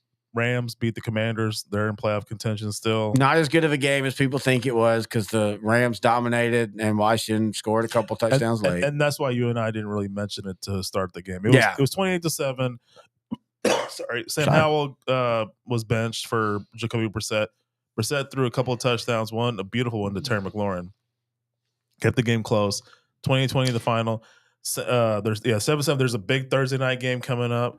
I think it's the Saints and the Rams, isn't it? Yes. Rematch of the pass interference game. Yeah, New Orleans goes to the Rams. Oh, I thought it was in New Orleans. Yeah, so it's the opposite. But it'll be in Inglewood. Big Thursday night game. I'll definitely be watching that. So I'm trying to think of what seed they're in right now. So the Rams they're in the seventh. Yeah, they're the 7th seed, and the Saints are out of the playoffs at the moment. Yeah, so they're 7 versus 8 seed, both 7-7. Big matchup. Great comeback. They were 3-6. They started getting back. They got healthy in the running back position. They started running the ball more. They're in good position. I think they might pull it out against New Orleans on Thursday. I'm been really impressed with how they've been playing. They're playing more the Sean McVay style, run heavy, that sets up the pass. They got Puka, and they're incorporating Cooper Kupp more. So I like what they're doing now. So, if any thoughts on that game? I feel like there was a podcaster that like 8 weeks ago said to everybody after the Cowboys destroyed the Rams that the Rams are not as bad as people think, and that the Rams would make the playoffs in this season. I think I know that guy. Yeah.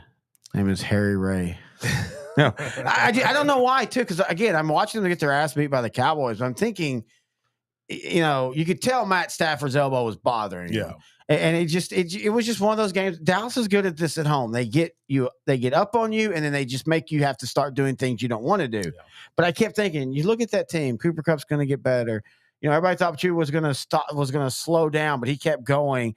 And then Kyren Williams, but every play was dominant. Maybe the best pure running back when he's healthy playing going right now.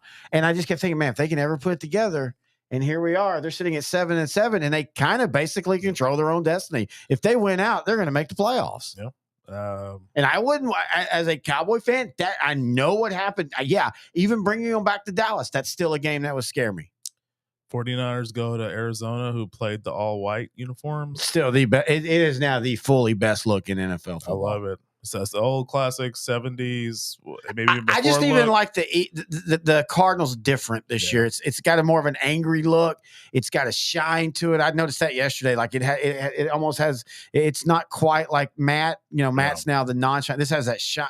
I'm sorry. It's just a great look. 49ers win 45-29. McCaffrey further cements his MVP case with 3 combined touchdowns, over 100 yards combined. Deebo Samuel got a couple touchdowns. Brock Purdy had a pretty good game. The score is a lot higher than what really happened in this game. It was the 49ers dominated this game. Yes. It just seemed like for every 2 scores the 49ers had, the Cardinals had 1. So anyway, just wanted to bring it up just to say that I think Christian McCaffrey should be the front runner for MVP right now. No, I don't. I just feel like if you put if any other running back in there, they'd still be where they're at.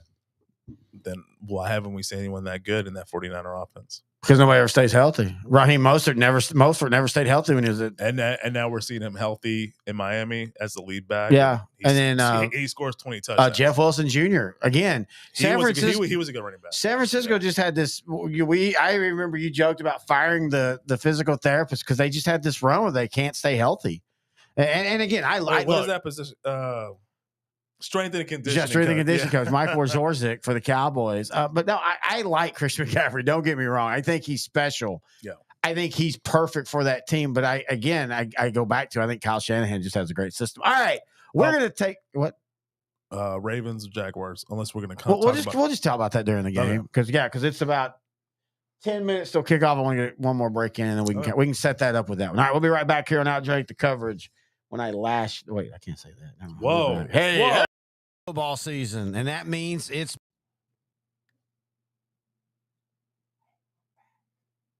We are. Football season, and that means it's bug season. Heck, who am I kidding? It's always bug season in Texas. And that's why you need Grandeur Pest Solutions in your corner. They're locally owned and operated. They're trained, they're trustworthy, and they have a proven record as they have been in business for almost 10 years. They provide pest control against ants, bed bugs, bees, roaches, fleas, wasps, mosquitoes, rodents, spiders. If it crawls and you don't like it, they're probably going to take care of it for you. Now, they serve all of the Dallas-Fort Worth area, and they're locally owned. These two guys have been running this business since 2013, and every year they get bigger and bigger. But you know what they still do? They still have great customer service. In fact, if you get a hold of them, they're usually going to have football season, and that means it's bug season. Heck, who am I kidding? It's always bug season in Texas. And that's why you need Grandeur Pest Solutions in your corner. They're locally owned and operated. They're trained, they're trustworthy, and they have a proven record as they have been in business for almost 10 years. They provide pest control against ants, bed bugs, bees, roaches, fleas, wasps, mosquitoes, rodents, spiders. If it crawls and you don't like it, they're probably going to take care of it for you. Now, they serve all of the Dallas-Fort Worth area, and they're locally owned. These two guys have been running this business since 2013, and every year they get bigger and bigger. But you know what they still do? They still have great customer service. In fact, if you get a hold of them, they're usually going to have your quote and your job ready to go within 48 hours. That's pretty good. Now, you can call them for a free estimate at 469-809-1769. You can find them online at Grandeur4, that's the number 4, shore.com. You can also find them on Facebook. Just type in Grandeur Pet Solutions, and we are so happy that they're title sponsor for OutDrank The Coverage in 2023.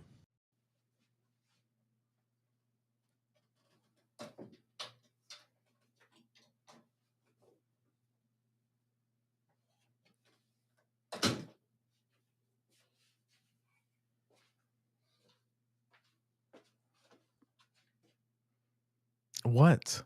Did you say anything? No. You said when you heard the nothing. Commercial just ended. I know, I'm just kidding. You douche. What's up, everybody? Terry Bennett, intern Noe back here. Silent. Sorry about that. It's a live stream that happens. Oh, man, move that light out of the camera, please. Oh, my God. So I got again. This? Thank you, sir. Okay. Now we can see you. Wow.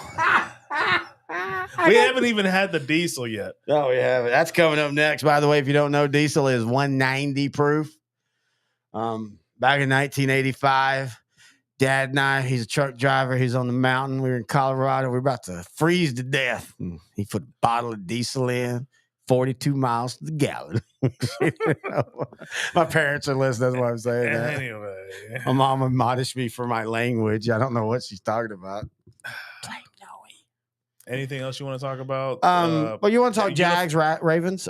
You said it best when you messaged me last night. It's the most Ravens way of winning. They just kind of go out and they don't look really good, but they also don't let you look really good. Yeah. They'll give up one or the other, usually defensively. Usually you can run the ball well on them or you can throw them, but you can't do both. And you can't make third downs. It's kind of what Mike Tomlin's earlier Steeler teams used to do. Just win really ugly. You can't do anything with them on offense. Their offense is pretty just vanilla, but it still works, and you lose 13-9 somehow. Oh yeah, tonight's game, Philadelphia, Seattle. Matt Patricia, the senior defensive assistant, is going to call the plays. Boy, I told you this when we were talking about it earlier. I feel like there's some panicking going on in Philadelphia right now. I really, because right now they don't have the tiebreaker against the 49ers. They're worried that 49ers aren't going to win. I just mean I think that they're starting to doubt themselves this year. Like it just feels like there's a lot of turnover, but that's expected. They had a lot of high-priced players that were lost both coordinators. Yeah, they lost both coordinators. Gannon's with the Cardinals. Steichen is with the Colts, doing a great job. Doing an amazing job. We haven't talked about that. That's a show in of itself is with the Colts. If they make the playoffs, having drafted their future, he get hurt. Dude, and yeah, I mean, I don't know if you watched or read the show notes, but I called it what did I call it? Minshew in the reserve, Minshew in the reserves, like a 70s R&B group. Minshew in the reserve, like that. They are so injury depleted. Moss got hurt in that game, and Pittman got hurt. The Army broke in the offseason. He hurt again on that. It was a horse collar. It should have been a flag. But anyway, just what they've done there. And just, I mean, let's go ahead and say it now. Gardner Minshew is the next Ryan Fitzpatrick. We've all been wondering last 3 years who it is. And so Tyrod Taylor, he doesn't commit. Excuse me, that's right. He changed it to Rod. Yeah. He's too conservative with the football. You can't be that way. Yeah. Baker Mayfield is still kind of in that moment. But honestly, it's Minshew because if the Cowboys signed him next year as a backup, I would be so ecstatic. Oh, yeah. If you needed, and he's going to make mistakes, but again, he has that gunslinger mentality that I like about quarterbacks. That's why I always tell you the 70s quarterbacks are my favorite because, man, they stood up tall. Especially when they start throwing deep down the field. I love throwing down the field. Matchups next week. The big one outside of Dallas, Miami is going to be Baltimore and San Francisco on Christmas night, Monday Night Football. Who do you have in that game? Baltimore at San Francisco. I have San Francisco, but I feel like that's more and more going to be the Super Bowl this year. A rematch of the one that took place 12 years ago. Yeah, that was one of the oddest Super Bowls. And that's the Super Bowl. I fell asleep before kickoff and watched not 1 second of it. The only Super Bowl I have not watched since 1982. That was one of the better Super Bowls. I've watched it since then. I've watched it in entirety since then. But yeah, that's one of the one. I got sick in the Giants Broncos in '86. I got sick and missed the second half of that one. Yeah. I can't remember where my parents were listening, so probably we're at somebody's house watching the game. I got sick, but anyway, that one, that Raven 49 when I completely missed. So Texas has two really good matchups. It's Cleveland going to Houston and Dallas going to Miami. Who do you have winning those games? I'm going to go with the Cowboys. I thought they would split Buffalo, Miami. I said they would beat Buffalo. I mean, lose to Buffalo, beat Miami. So I'm sticking with that. If CJ Stroud doesn't play, I have Cleveland. Cleveland is just now getting that. Just like I'll go back to the Brian Sipe cardiac Cleveland. Like they're going to play crappy for 3 quarters and then they're going to figure it out for 1. And that's all they need because that defense is still so good. Yeah. And so give me Cleveland and give me Dallas. Okay. All right. I think that was all I wanted to talk about. Is there anything you want to talk about? I want to talk about, we're going to take a break. And when we come back, it's kickoff. Eagles, Seahawks. I mean, we're watching it. We're not like broadcasting it. That'd be kind of cool. That would be cool. Is your demanding work lifestyle in need of fire-resistant clothing that can keep up? Well, L4FR clothing should be your go-to for quality, affordability, safety, and style. L4FR was founded by a third-generation oil field worker who is also a veteran. Thus, this company has a deep appreciation for reliability and longevity, all while we provide first-rate customer service. Our durable apparel will serve you well for many years to come, whether you're working on a pipeline, a lineman climbing utility poles, or in any other environment requiring fire-resistant apparel. L4FR has you covered. Our apparel is tough enough to resist hazardous conditions while still providing high comfort and style. L4FR provides clothing options to ensure your safety and comfort, whether you're on the job or not. To view our complete inventory of flame-resistant garments, please visit our online store at l4frclothing.com or give us a call at 817-757-4935. Si habla español. Football season, and that means it's bug season. Heck, who am I kidding? It's always bug season in Texas, and that's why you need Grandeur Pest Solutions in your corner. They're locally owned and operated. They're trained, they're trustworthy, and they have a proven record as they have been in business for almost 10 years. They provide pest control against ants, bed bugs, bees, roaches, fleas, wasps, mosquitoes, rodents, spiders.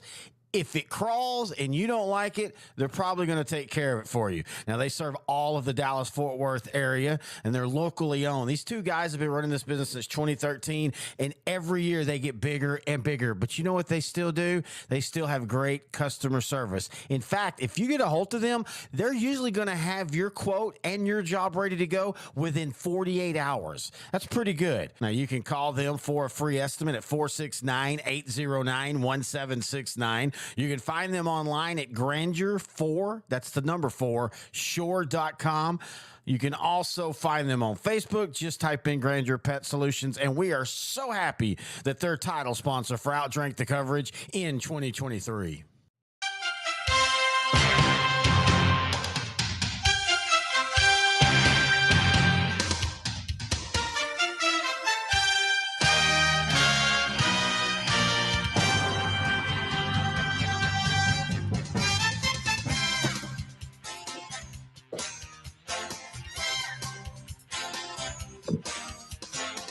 Oh, dear God.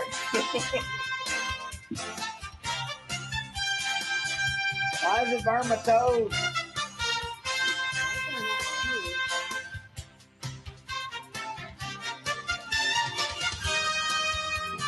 Oh.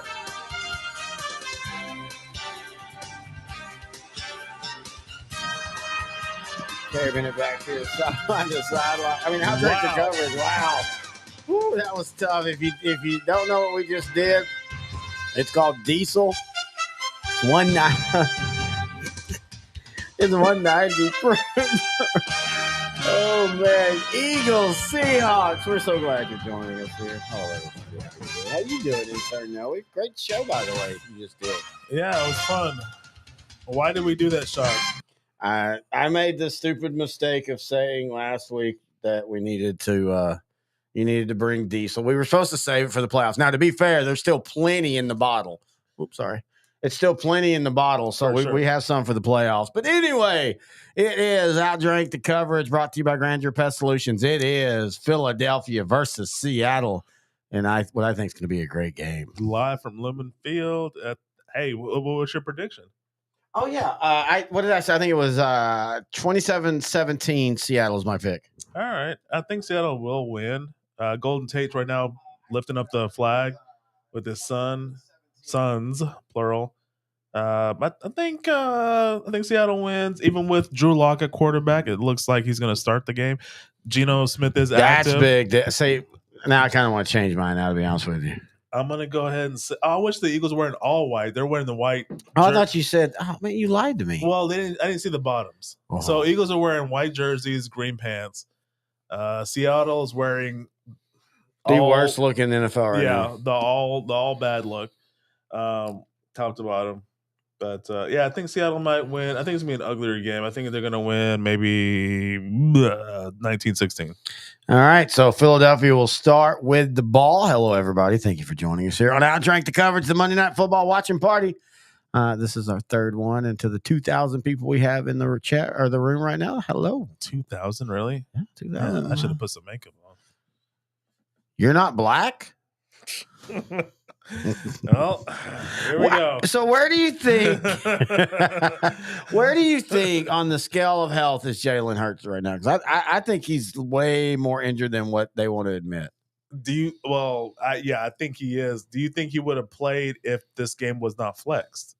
If they had played this game on a 3:00 game yesterday?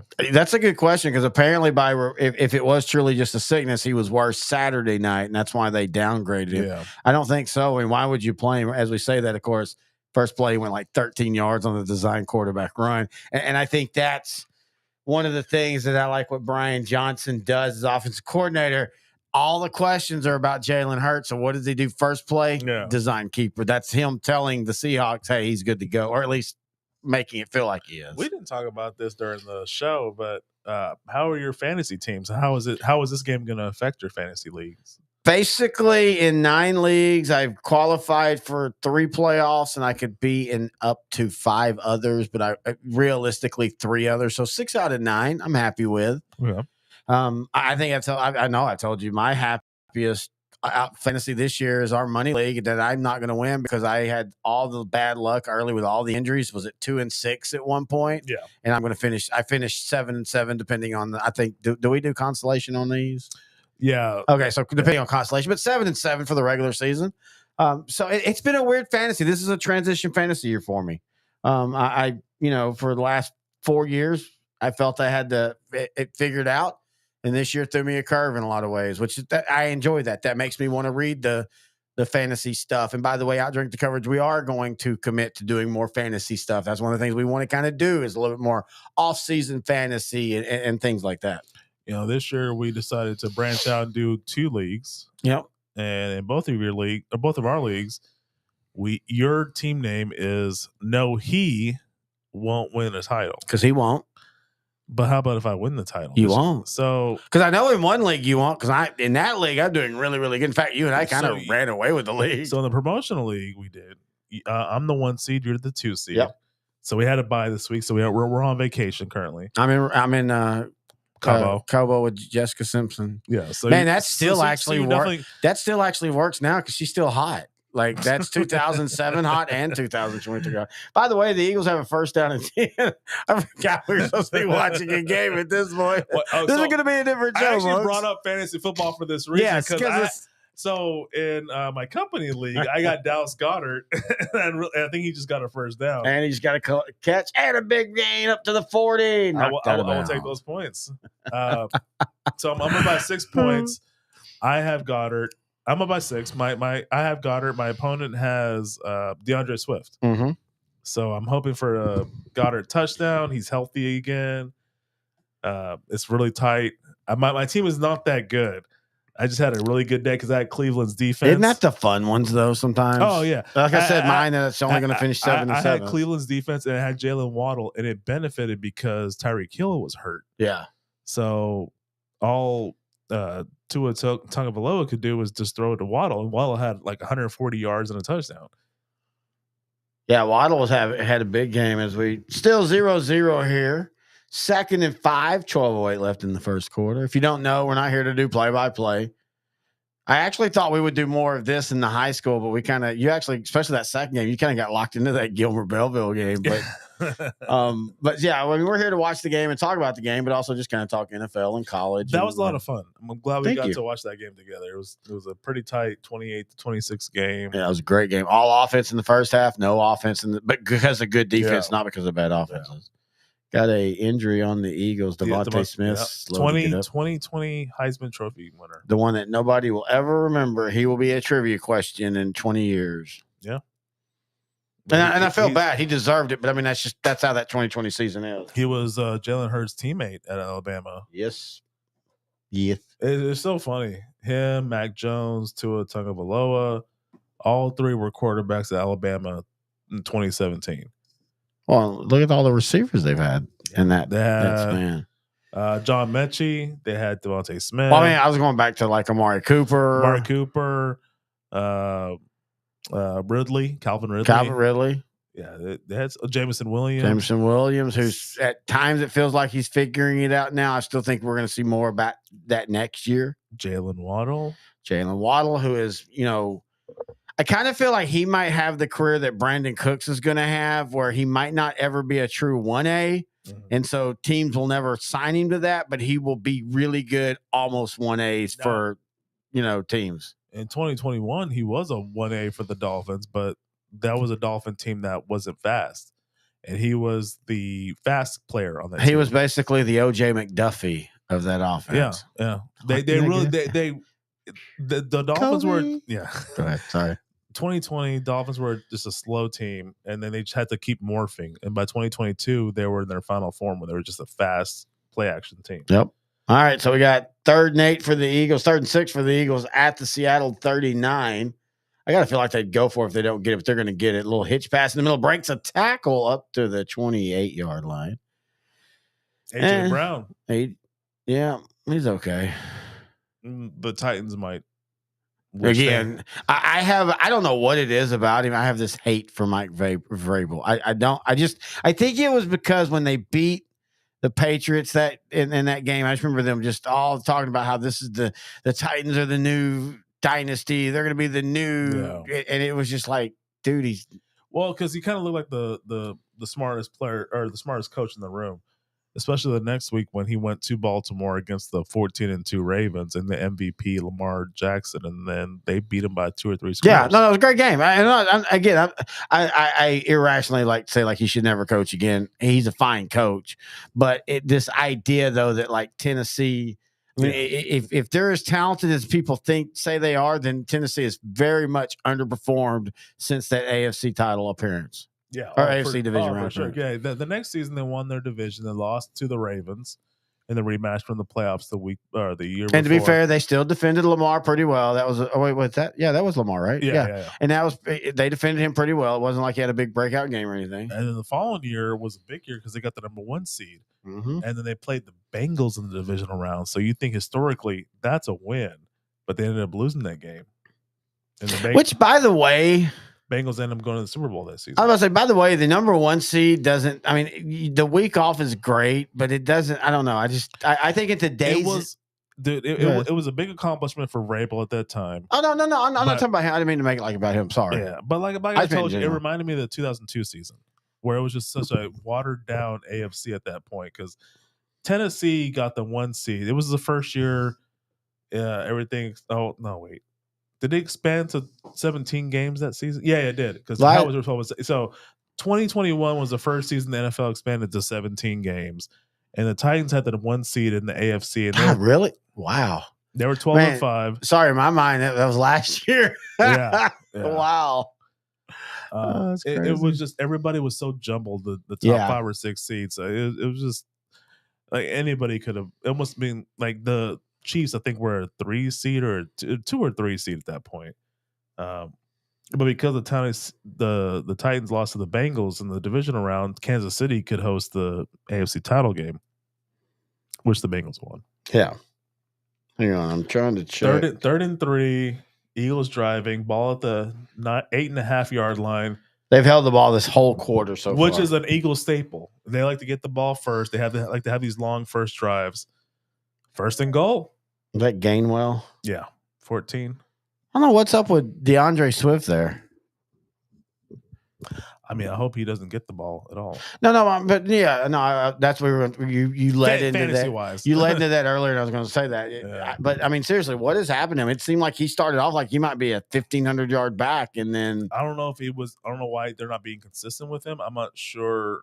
I mean, I've watched enough Eagles football this season to gain an idea of how to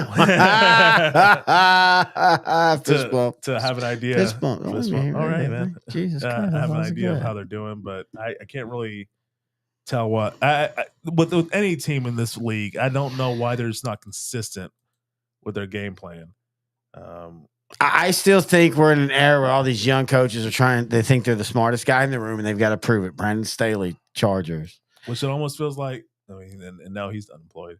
No, that's my point. But I mean, I just feel like, and it's funny because think about it.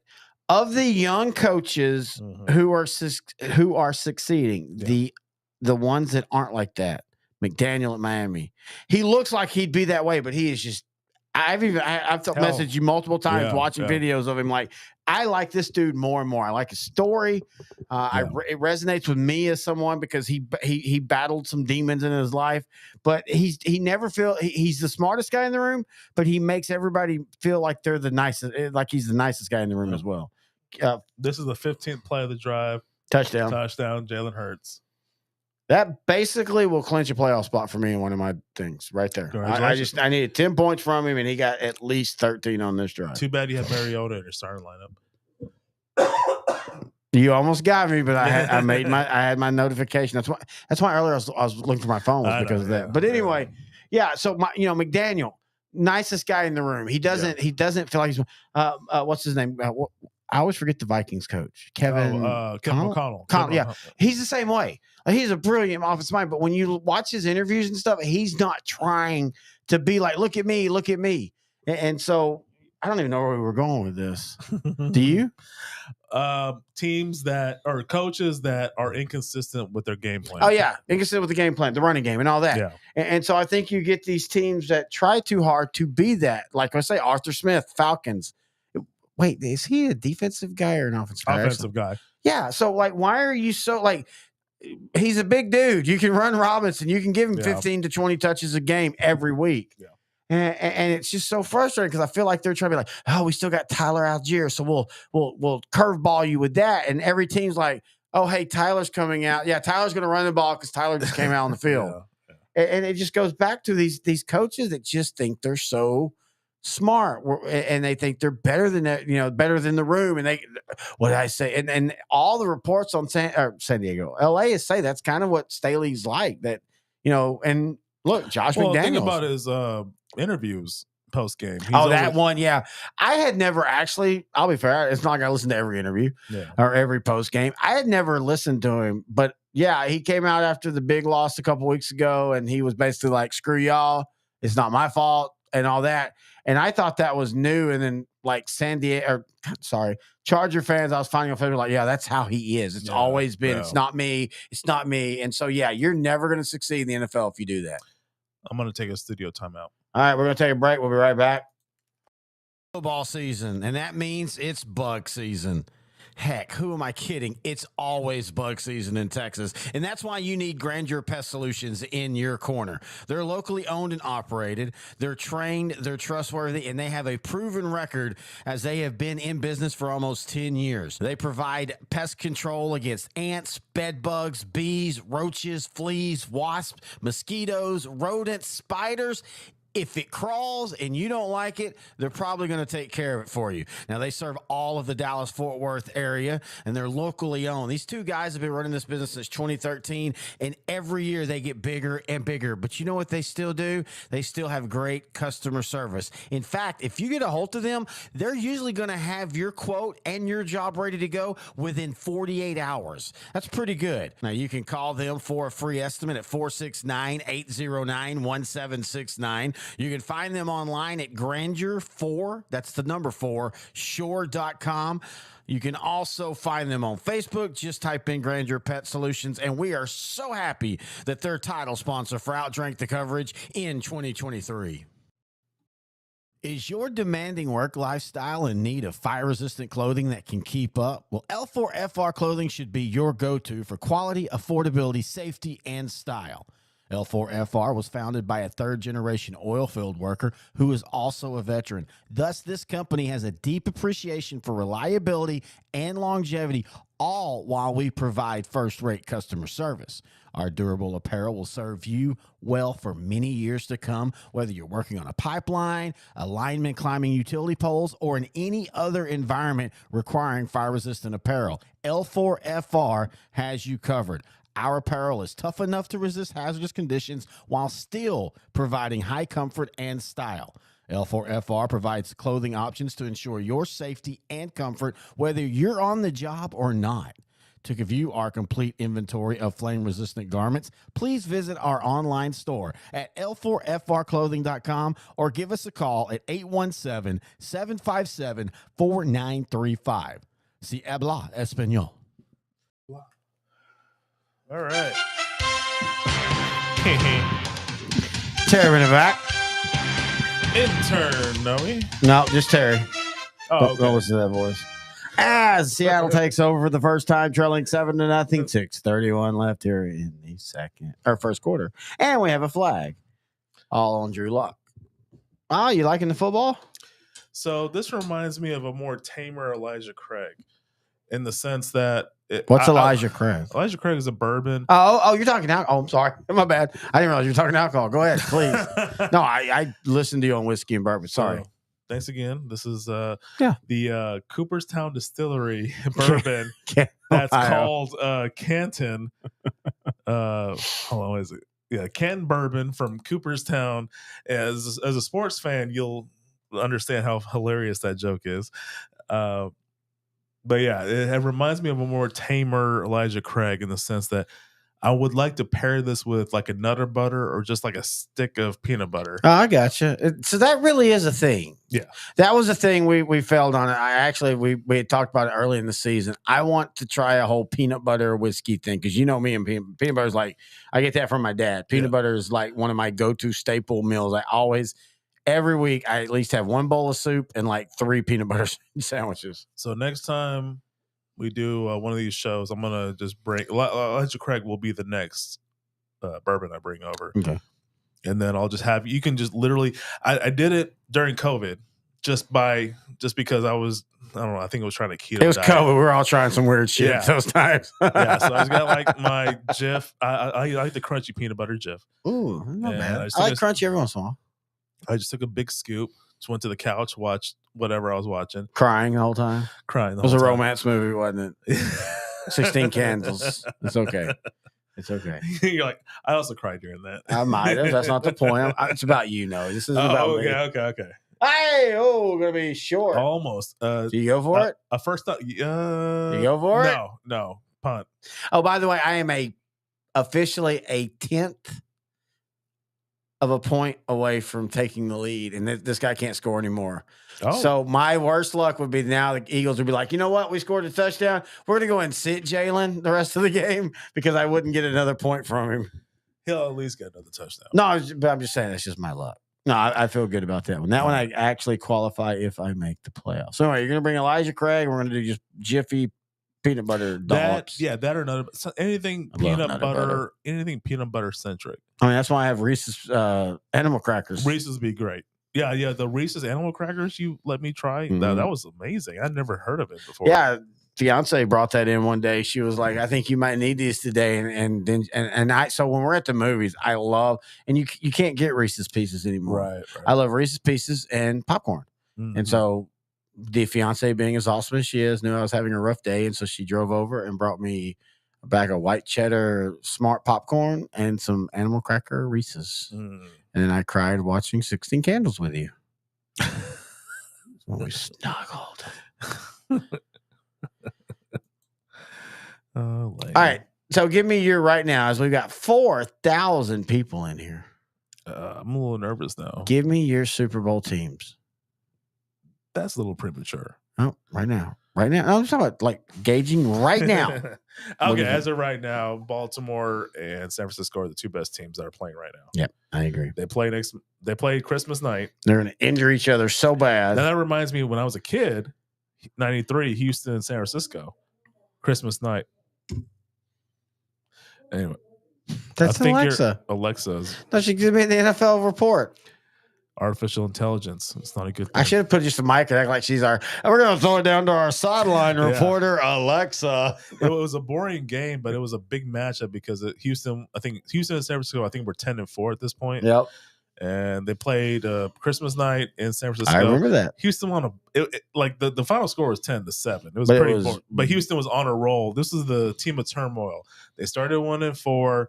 They won their last 11. There's going to be OutDrank The Coverage look back at that season one day. Oh, yeah. But I want us to get bigger to where we can interview people and stuff. Oh, I would love to talk to Sean Jones and Warren Moon and all those guys. Yeah. So William Fuller. Oh, I mean, it was such a talented team. But just everything that happened, the death. I mean, seriously, one of the most remarkable what the F deals with. They overcame all that, but they couldn't beat Kansas City in the division round. Well, I mean, it was Joe Montana, to be fair. Oh, I'm sorry. And Willie Davis. They didn't JJ Burden, mofo. Yeah, exactly. I like JJ Burden. Yeah, he's in a wide receiver you 1 or 2. Though? Yeah. No, he was a slot. He was a fast like you. Big old slot. You love to have a fantasy football team full of slots, don't you? Dude, that's my name next year. No, he's a slot. All right, we are back. Man, that was a long break. Hey, what? Wait, can't you just keep it at no, he won't win it? No, I like no, he's a slot. All right, so you're actively rooting for me to win a championship. Yep. So Seattle punted. Eagles take over at their own. Was that the 12? Thank you. Yeah. I have the monitor in the way. 4.5 minutes left in the first. Eagles up by 7-0. And they drove pretty easily on Seattle. But historically, the Eagles they haven't won against Seattle since like 2004, by the way. They haven't won in almost 20 years. Yeah. In Seattle. So I thought it was Seattle, period. Is it just in Seattle? Oh, I thought it was in Seattle. Maybe Seattle, period. What I was going to say was, though, the last 2 years, Philadelphia has been excellent on first drives. Yes, and then they struggle. Yeah, then they struggle. Then because that's when the adjustments come in. That's what I told you yesterday when the Cowboys were playing the Bills. That first drive touchdown, I'm like, that's first drive. No, Dallas does that really bad. They give up points usually in their first drive. But then, of course, second and third. Yeah. So Bills were the better team yesterday. James Cook. And by the way, what a hell of a catch by Cook on that touchdown pass. I mean, that was beautiful. Oh yeah. I don't know. I kind of. I know we have a couple. I know we have a couple Buffalo fans listening, and I don't mean this in the worst way, but I do. I kind of feel like 99 and 94 or 93 and 92.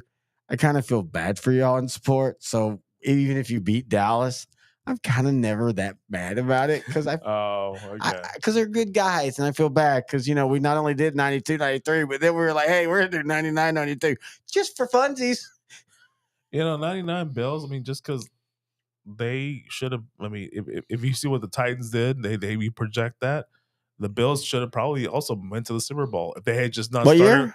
99. Oh, yeah. That was the last year they made the playoffs before 2017. Oh, wow. Isn't that the Music City Miracle? No, and they, Frank Wycheck, yes. Yes. Jeez, man. Hey. Great. We talked about that last week, but it was all like literally breaking as we were getting kind of ready for the show. Frank Wycheck, the former tight end for the Titans, passed away at like 53. Yeah, I was very young. Which hits me. I mean, no joke aside, I'm 48, and you're getting that. Always, that shit starts to hit you closer when you realize, like, I'm in the same window. And that dude's any player younger than so I'm 39. Any player younger than me that passes away, I'm just like shocked. Well, especially something like him, and I'm thinking like, man, I like. He was an NFL player and he worked out, and I had like 4 ding dongs. I don't know. No, wait. It's a Hostess snack cake, sir. Okay. You ever had a ding dong? I thought you were Catholic. We just got reported now. We're going to become more famous than ever. We got like 3,600 people that just heard me. And the Eagles are about to Hey, the Eagles are punting. Let's rewind that. 9-7, 14, 32, 47. No, 7-0 Eagles. Good stop by Seahawks. They not only got them to punt, but they had a penalty, and they basically went 3 and out on them. Returning the punt is DJ Dallas. Coming down the mind, James. Noe, the Black Dog. Hey, the only difference between this and our other 2 Monday Night Football shows is that we're at the studio, so we look professional. Oh, yeah. By the way, that's pretty cool. What are we on our? I'm not counting double games, but what is it? The 15th week of Monday Night Football, and we did 3 of them. Yeah, that's pretty cool. Yeah, we did a 15%. Yeah, is that how that math works? Still alive. Yeah, barely. Oh, we got a commercial break. We'll take a commercial break because we need a commercial break. Football season, and that means it's bug season. Heck, who am I kidding? It's always bug season in Texas, and that's why you need Grandeur Pest Solutions in your corner. They're locally owned and operated. They're trained, they're trustworthy, and they have a proven record as they have been in business for almost 10 years. They provide pest control against ants, bed bugs, bees, roaches, fleas, wasps, mosquitoes, rodents, spiders. If it crawls and you don't like it, they're probably going to take care of it for you. Now, they serve all of the Dallas-Fort Worth area, and they're locally owned. These 2 guys have been running this business since 2013, and every year they get bigger and bigger. But you know what they still do? They still have great customer service. In fact, if you get a hold of them, they're usually going to have your quote and your job ready to go within 48 hours. That's pretty good. Now, you can call them for a free estimate at 469-809-1769. You can find them online at Grandeur4, that's the number 4, shore.com. You can also find them on Facebook. Just type in Grandeur Pet Solutions, and we are so happy that they're title sponsor for OutDrank The Coverage in 2023. Like your Green Mile.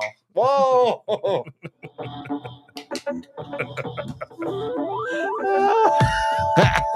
I'm boss. I'm a boss. Terry Bennett, intern Noe back here. OutDrank The Coverage, L4 Media. Washington, Texas. By the way, we'll be having a college show. We don't know what we're going to do yet. We might even get Grant Goodwin of Sideline to Sideline fame. One of the biggest, best announcers and talkers of high school football in Texas. But either way, I don't like the college playoffs now because back when Texas wasn't making it, it was easy to just enjoy the other teams. And now I've got to like that first game is going to be fun, but all I'm thinking about is Washington, Texas. It is 2 parts. One is what you just said, and 2 is the fact that there's 41 bowl games. Yeah. There's way too many bowl games. And I'm okay with it because it's money related. Most of them are sponsored, but most of them lose money. That's the thing. It's for local people. The schools lose money. Well, no, the bowls do too, because basically what it is, ESPN. I'm really surprised as we come back to Seattle with the ball down 7-0, 3 minutes left in the first quarter. I'm really surprised there hasn't been an ESPN 30 for 30 on this. But basically, every bowl has a committee. Oh, Oh, wow. The Seahawks are struggling. But every bowl has a committee, and that committee of 4 to 6 people make all the money. Everything else loses. And so that's why once I learned that, I kind of like realized that the bowls are kind of BS. And I think that was about 10 years ago. Yeah. That's when I started really kind of checking out on bowls. I mean, it's fun. Texas Tech had a good win. To me, the biggest thing for all the teams is the practices. You get extra practices, and I'm telling folks, you cannot understand what simply 10 more practices can do for a team going into the next year. I mean, Tyler Shook is transferring from Texas Tech, but Morton was a pretty solid backup at quarterback for Texas Tech. And he just got a month's worth of practice. Yeah, I'm not sure. I guess he's back next year, but I know. Oh yeah, he's like a sophomore. I know the NCAA fourth leading rusher this season, Taj Brooks, will be back next year, and I was shocked about that. I think that's going to help Tech immensely going. I think they might. Just based off of Texas and Oklahoma going to the SEC, I think they might hover around the 10-win mark next season. Oh, I agree. If healthy, of course. 3rd and 10, throwing down the field, first down. Jackson, that wasn't Jackson. That was Lockett, excuse me. Lockett's been kind of forgotten about the last few weeks. He had a couple key plays in Dallas, one good, one bad. He dropped his touchdown. Kind of makes sense, though. With the start of the season, he was more featured just because he's the veteran leader. But now Jackson Smith and Jigba. So you're starting to see the talent on him, man. DFW local. You have a connection, sort of. Weird connection. We don't want to get into that. Yeah. Good possession, though, right here starting for Seattle. Yeah, they are driving. Reed Blankenship got the tackle on that play. You can see Matt Patricia on the sideline. That's weird, with dude. His pencil in his ear. He looks svelte now, though, man. He lost a little bit of weight. He added some color to his beard. Dude, some of the stuff he was doing in Detroit, just again, weird, really weird. It was like someone that that they felt that they were smarter than everybody else. Again, what we're talking about, young coaches in this era right now. Yeah. Oh, good game. Going to be near the first down. Kenneth Walker almost found that hole. You know, if he can stay healthy, man, Seattle's not far off. I love Geno Smith, but Geno Smith isn't your long-term guy there. Is he? Maybe if you protect him enough. I mean, they addressed it in the last couple of off seasons. They got Charles Cross and Charles Abraham. Oh no, their offensive line's way better. In fact, against Dallas, until that last quarter, Dallas wasn't able to get much of a push early. Yeah. So when I told you, you and I had texted during the game, and I was telling you Seattle's having a great start, but they can't sustain this for 4 quarters. Yeah, they ended up sustaining it for almost 4 quarters. But it was 3 drives in the 4th quarter. A lot longer than I thought it would be. But eventually the pass rush got there, and then the Cowboys won. But I mean, the Seattle's still a good team, man. They still need a quarterback. Geno, they gave him $105 million for 3 years, way more than he should have gotten. But it wasn't backbreaking to the salary cap the way they broke it up. Correct. Yeah, they were 9-8. Geno was healthy. That's pretty hard to get nowadays, like especially this season. Healthy quarterback. 3rd and 6 and incomplete, and now you should go for it. By the way, the Stars are up 2-0 over the Kraken. Oh, okay. Dallas, Seattle. Oh, so I remember I told you I went to Game 7 of the conference semifinal last season. Yeah, didn't invite me. I mean, I bought you. I was invited. I bought you birthday tickets once for Dallas Stars hockey, which we didn't see any score, which was fun because of the seats. But damn it, that game, because you remember the game before they scored like 7, and then the game after they scored like 8. But in that one game they got shut out. That was I was having some home remodeling. Yes. And I do remember. That was actually cool. 2019. I remember. It was 2019. Yeah. No, I'm glad you got to go. That was actually cool. I knew when you went. That was actually really, really cool that you got to go to that. Yeah. So it was, that is a good time, especially like DFW. That is a good time to go, like February, March. Weather's good. There's good restaurants, bars around the AAC. Oh, yeah. We had and we had done that before a few years before. That was actually an afternoon game, like 2 p.m. That's how you do it. Yeah. If you find a star game on a Saturday or Sunday well, of course, you and I being football fans, a Saturday or Sunday after February, after Valentine's. Yeah, no, I mean, weekend. hockey season starts when it matters, Valentine's. Yeah. I need to watch Vorns beating Svens. Sorry. So yeah, but anyway, yeah. So a weekend, 1 or 2 p.m. Not tip off. I'm not sure. Like puck face drop, off, puck drop, face yeah, off, face off, puck drop. Those are the type of games you need to go to because you can start early, go to a restaurant, get some lunch, go to the game, buy a $13 beer, hang out for 3 hours, go to dinner, go to a bar, whatever afterwards.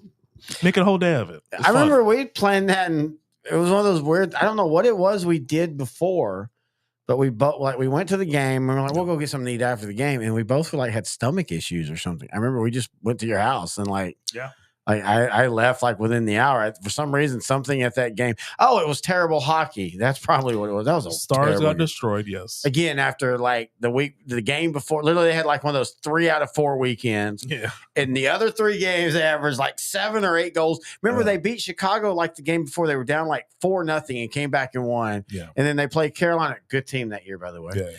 But they played Carolina, and it was just like dump, chase, chase. And I was terrible. I'm like, is Ken Hitchcock coaching this team? Yeah, that's what it felt like. The old trap, the 3-2-2 trap. But no, by the way, we might start talking a little bit more hockey and baseball and things like that. Well, Okay. if we get the sponsors, we've talked about it. One World Series, and now you're like, oh, I want OutDrank The Coverage baseball edition. I did first intern at the ticket during their Diamond Talk. I know. Which was the Texas Rangers. I don't think look. I love baseball. Baseball is, at times my favorite sport, and at times the sport I hate the most because of the Rangers in 2011 and stuff. But I don't even know nowadays if I'd really want to talk a Ranger post game show every game. Like that's just, you're talking just a lot of games. Yeah. Even if they're winning, or even if they're losing, it just would be tough. By the way, it's 7-0 here. Eagles. Seattle's been struggling to move the ball. We'll take a quick break. Football season, and that means it's bug season. Heck, who am I kidding? It's always bug season in Texas, and that's why you need Grandeur Pest Solutions in your corner. They're locally owned and operated. They're trained, they're trustworthy, and they have a proven record as they have been in business for almost 10 years. They provide pest control against ants, bed bugs, bees, roaches, fleas, wasps, mosquitoes, rodents, spiders. If it crawls and you don't like it, they're probably going to take care of it for you. Now, they serve all of the Dallas-Fort Worth area, and they're locally owned. These two guys have been running this business since 2013, and every year they get bigger and bigger. But you know what they still do? They still have great customer service. In fact, if you get a hold of them, they're usually going to have your quote and your job ready to go within 48 hours. That's pretty good. Now, you can call them for a free estimate at 469-809-1769. You can find them online at Grandeur4, that's the number 4, shore.com. You can also find them on Facebook. Just type in Grandeur Pet Solutions, and we are so happy that they're title sponsor for OutDrank The Coverage in 2023. All right, Terry Bennett intern, no way back. We have a long delay, something about illegal touch, blah, blah, blah, football. I want to talk. We watched the league for this, basically like 60% of the year. I know we got past episode 6. And if you want to go back, if you're new to the channel, go back and check out our OutDrank The Coverage league retrospectives. We have one more to do, I think. We have one more to do. I almost thought we finished season 7, but maybe not. I can't remember. I think the last season it's right now shown to drop in like 2 weeks. I think we might want to table it. I don't think it was that good. We were kind of at that point. We're getting closer to the season. Anyway, point is, we were watching season 4, and I was just thinking, man, this is just like, I don't know, still perfect TV. Like perfect TV. Like just every episode's so funny if you get the joke. I get you and I were giggling the entire episode. Yeah, and you and I have watched. Not only have we watched it alone on rewatches now. What the show ended? 4 years ago now? 5 years ago? The show ended in 2015. So yeah, almost 9 years ago. Almost 9 years ago. Yeah. And you and I have done multiple rewatches alone together. We've literally knocked out like 3 seasons in a weekend, hanging out. Yet I still laugh like it's the first time I've seen something on some of these episodes. Yeah. And it just, I don't know. And part of the reason why I say that is we're going to have a new show that intern Noe and I and also studio fiance and other people called Bad Movie and a Drink. It's going to be where we, have a drink and talk bad movies. Not sports movies, because we saved those for the OutDrank The Coverage. Basically the exact same version, Bad Movie and a Drink. But anyway, I want to tell everybody about that. So just to let you know. 1st and 10 now for the Eagles here, 7-0. Kind of like how the Eagles seem to play. They're just it's kind of lethargic, and then you look up, all of a sudden they're up 14 points. 1st and 10, 14:46 to go in the second. So second just started. Ball to 29. Oh, the Eagles. Deflected pass. Batted in the air. Okay, batted in the air. I just was saying it. I wasn't trying to argue there, buddy. Well, you want to fight about it? I always like quarterbacks like Hurts do the little stance. They crouch like they're about to do a squat. Yeah. When they take the snap. So back in the day, and Gunner does this well now. Back in the day, you'd have these shorter quarterbacks, and they'd put their butt like an inch from the ground, so that way when the ball is snapped, you get lost in the thing. Quick throw and short of the first down, but it's going to be 3rd and 1. It depends on the spot. They might give him the first down. I think they're getting a favorable spot. I think Seattle should challenge 4 times. Not worth it. Your favorite player, AJ Brown. I love AJ Brown. AJ Brown is he going off the side? Yeah, he took a breather. No, I think he took a little bad bounce there because he's kind of barking. But I think AJ Brown's 3rd and 1. 3rd and 1. Here we go with the tush push. Brotherly shove. You know, the funny thing about this is very defensible. How? You just got to get lower. No, you can't. Again, you can. But here's my point. Until he touches the ground, you're just a body that he's on that allows him to be on the field. I'm talking about the initial push. Yeah. Did you look at the offensive line versus the defensive line? Yeah. I mean, there is a 2-yard difference there. You can say that, but you can't tell me that. I think they're now 34 of 36 on that. You can't tell me that's all the offensive line got lower. There's been times that I'm telling you, he doesn't touch the ground. Well, he can also squat 600 pounds. Yeah, that dude's freaking. Go to YouTube and look up that. I saw that the other day. If you look at his, I always See, watch. They're showing it now. See what I'm talking about? Yeah, look, Kelsey. You see Kelsey? He's 3 yards down the field. Yeah, but I'm saying even if he went up, you're not going to stop Hurts because he's going to fall right on top of somebody, and until he's down, the center is the most important part of that tush push. I think Kelsey's a little overrated.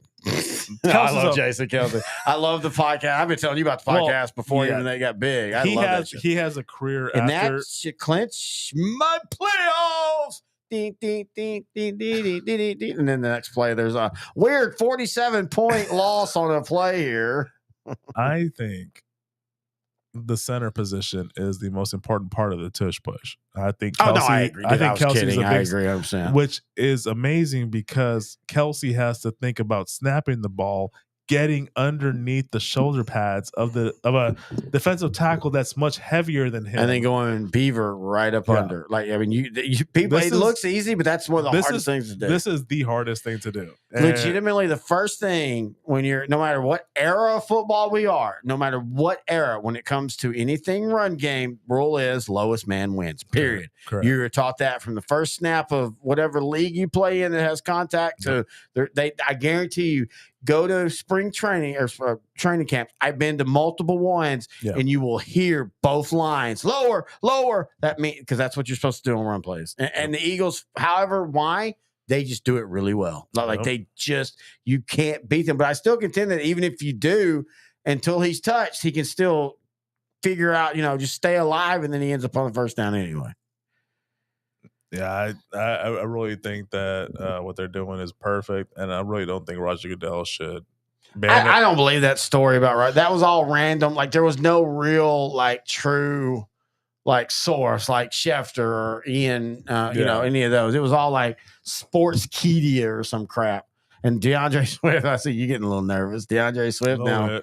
How far are you up, down? What is that? I was up by 9 points because Goddard had a little bit more points than Swift. Let me check right now. The game that I was worried about, I'm pretty sure I've taken the lead at this point. Yeah. So I'm in 4 leagues. 2 of them I have a first round bye because of the 1 seed. Yeah. The Dynasty League I told you I'm in, I've already won.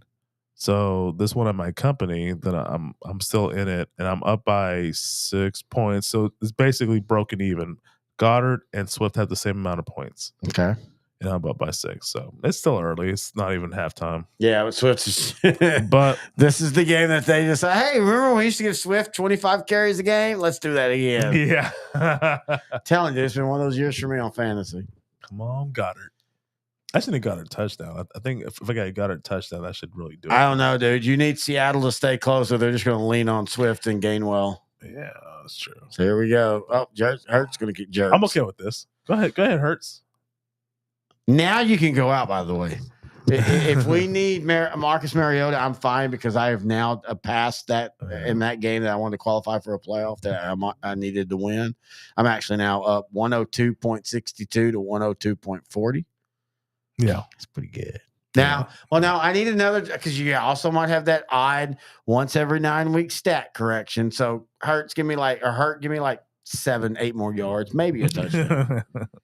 And then I can come back 14. So in that Dynasty, I had 2 years ago by 0.6 points. I remember that. To this day, I still go back and look to make sure there's not a stat correction.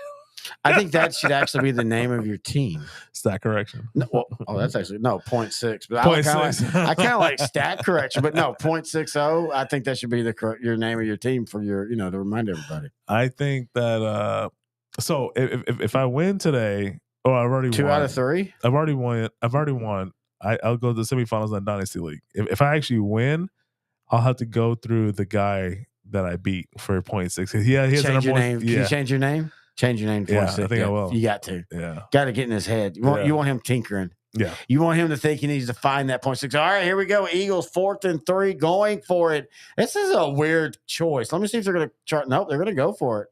And they're going to have an illegal procedure. No flag. And a first down. How did they not get the left tackle for illegal procedure, dude? Like, he stepped out like 5 seconds. Watch. What's the left tackle?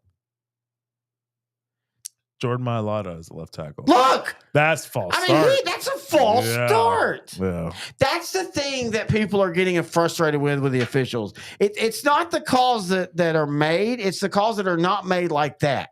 Like, you either call that or you don't all game long. You can't not call that for 3 quarters and then when it matters, call it or reverse. Yeah. That's an illegal procedure. I mean, I really don't care who wins. If you listened earlier, we both know Dallas is the 5th seed. That's fine. That's fine. Whatever. Yeah. So I'm not trying to say, it's because the Eagles get all the calls. I'm saying every team gets affected by this. Yeah. They've got to be more consistent with their calls from game to game. So, well, I mean specific. I work at not work. Remember I told you I went to Louisville? Yeah. Oh, dude. One of the people that went with us, he works at a company where it's owned by one of the NFL officials. Oh yeah, really? That same official was at the Cowboy Eagle. He's lead official, John Hussey. Oh, the one that calls all like the Eagles are until the Cowboy game was like 9-0 or something. He owns a company locally called Cuddly, which is very big on animal rescue. Oh, son of a bitch! I like him. Yeah, he's 59, 60 years old. Yeah, good official actually. By the way, from what I've seen. Oh, one of the best in football. Yeah. That just makes it more hilarious. But yeah, so I kind of hope that because he was kind of a little bit favorable to the Cowboys last week, if I'm being honest. Yeah, I mean, I think that was one of those things where the Eagles have been getting away with things physically on the corners that the officials start saying, okay, you need to watch out for this week. Yeah. And some of them were ticky-tacky, but I mean, we've seen that go both ways on that one. All right, here we go. 3rd and 6 for the Eagles after the illegal motion or illegal procedure. Going to hand it off. That's when they're feeling pretty good about themselves. Great play. Yeah, I really don't need Swift scoring touchdown. Yeah, that's why I got nervous for you when it was 3rd and 1. Now let's see what the Eagles do. They were going to go for it, but I think now they're going to kick the field goal. Jake Elliott's going to come in and make it a 10-0 game. And they do. We'll take a quick break right here on OutDrank The Coverage. Is your demanding work lifestyle in need of fire-resistant clothing that can keep up? Well, L4FR clothing should be your go-to for quality, affordability, safety, and style. L4FR was founded by a third-generation oil field worker who is also a veteran. Thus, this company has a deep appreciation for reliability and longevity, all while we provide first-rate customer service. Our durable apparel will serve you well for many years to come, whether you're working on a pipeline, a lineman climbing utility poles, or in any other environment requiring fire-resistant apparel. L4FR has you covered. Our apparel is tough enough to resist hazardous conditions while still providing high comfort and style. L4FR provides clothing options to ensure your safety and comfort, whether you're on the job or not. To view our complete inventory of flame-resistant garments, please visit our online store at l4frclothing.com or give us a call at 817-757-4935. Si habla español. L4 Media, we talk high school football, 4A, 3A, and 2A in Texas. We talk East Texas sports. We talk NFL, guy talk, movie and booze. We also talk wrestling and so much more. So like and subscribe and check us out.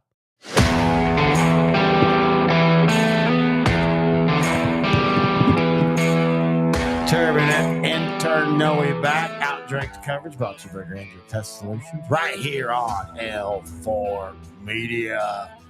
Eagles up 10-0. Seattle will be getting the ball. You kind of starting to feel that if they can't score now, Seattle might be in a lot of trouble. Drew Lock, I thought last week played a decent game, and I want to make sure I understand. I didn't see the whole game, watching on Red Zone, but it felt like he had them in some good positions a lot lately.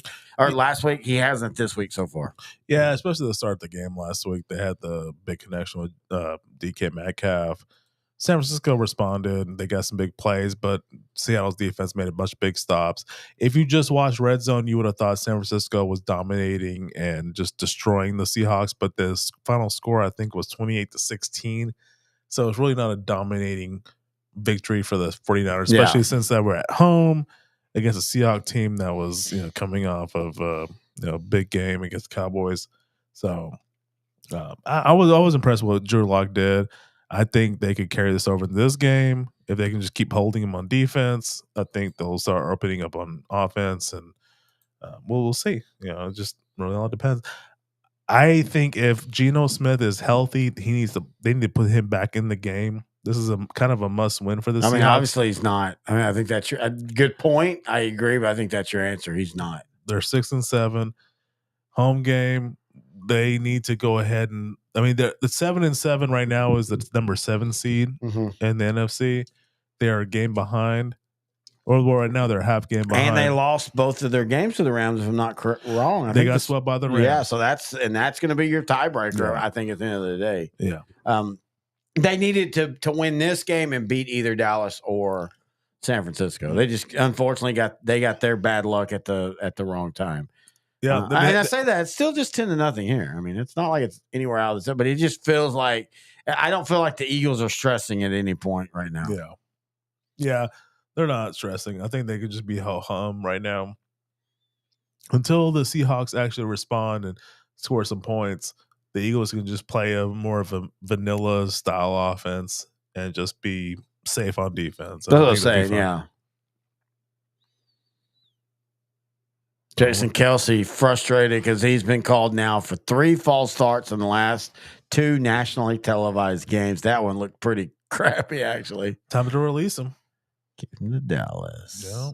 All right, here goes Seattle now. I feel like this is a really important drive. Action pass. White not open. And a flag. Yeah, it definitely was a hold. Drew Lock, man. I remember watching him in Missouri. Such a talent. I think he's a really good, solid backup. I just think that again with backups, it's like Cooper Rush. Certain games if the game goes a certain way, they can be impactful and make plays. But if they have to win the game, that's when you're going to struggle. I can already see Philadelphia doing a better job than Dallas did against DK Metcalf. Dude, but give Bland credit for last week. We didn't hear his name called at all. That meant the Eagles in no way even tried to really throw to him. What Philadelphia is doing is what probably Dallas should have done, is just be more aggressive with No, him I at the agree. line of scrimmage. I agree. Dallas is playing more off ball at that. Najibah Smith of Rockwall gets the catch. His brother, I think, plays with us.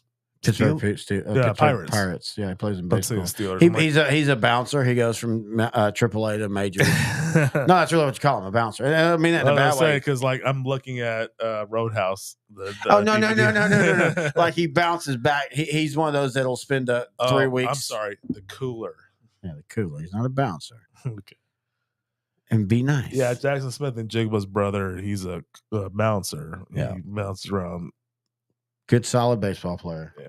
We have we'll have to tell that story. Well, many stories, not just one about that, all that. Anyway, Seattle still trails 10-0, 3rd and 2, 5:25. Pretty quick game going on. Yeah. Game started at 7:15, and we're already halfway through the second quarter. Thank you, Pete Carroll, for making this game go 5 faster. He realized we were starting drinking at 2 this afternoon. By the way, Joe Willie's really good.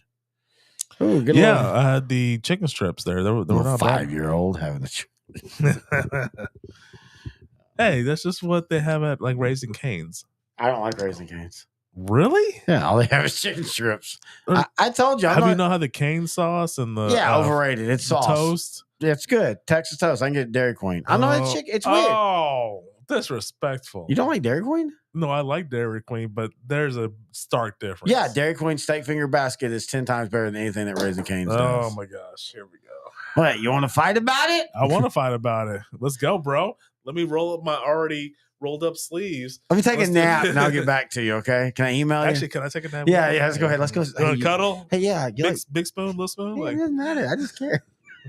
No, I've told you before, Cane's is perfectly fine. But that's not a place I wake up and go, man, I want some Cane's I today. don't either. And I agree with you on that one. I never. But when you have it, it's like, this is good. This is really solid. Yeah, I'd love it whenever I have it. Yeah, but I never want to go there first. No, I funny thing, I'd rather go. I guess because I'm just weird. Because I'd rather go to Taco Bell or Whataburger or Taco Bell. Man, I know what it is, but I still enjoy it. Exactly. So.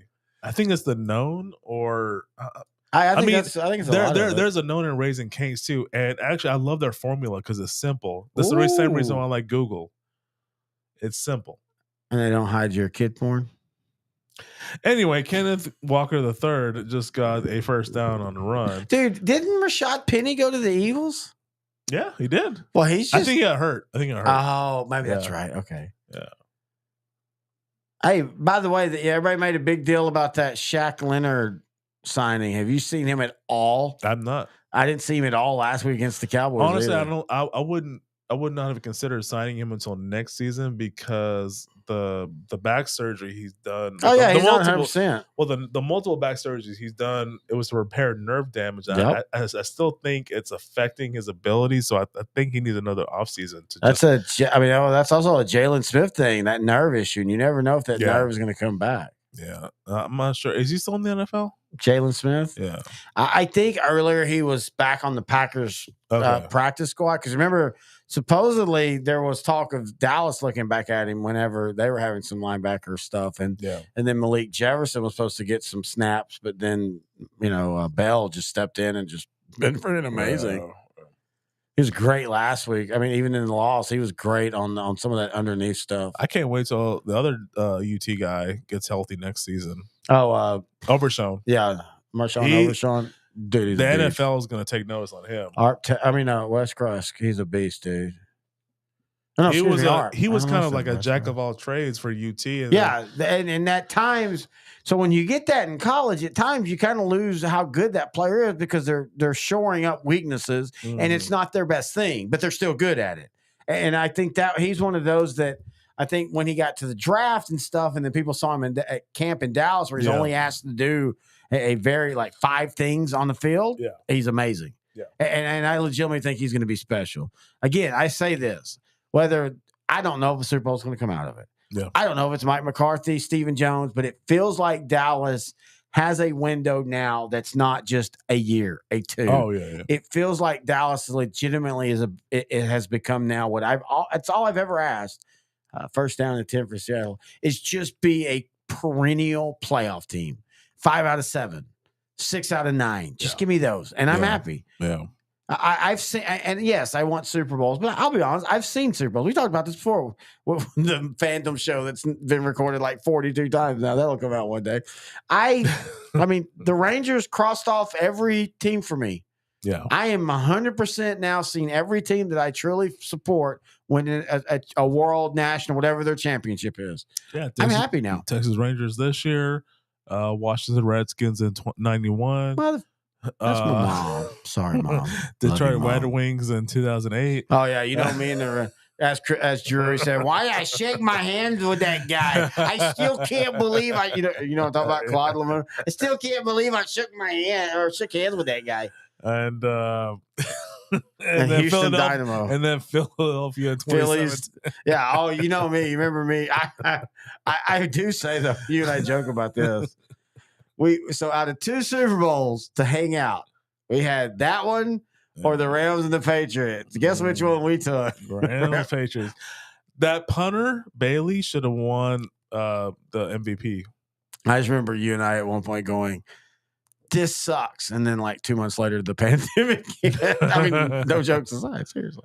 But no, anyway, I don't even know what we're talking about. It's football. Now we're talking sports. Oh, no, we're talking about I mean, seriously, my championship bells have all been rung. I'm happy. It doesn't mean, of course, I don't want more, but I'm just saying, I never thought the Rangers would ever be in that position. And then they were in 2011.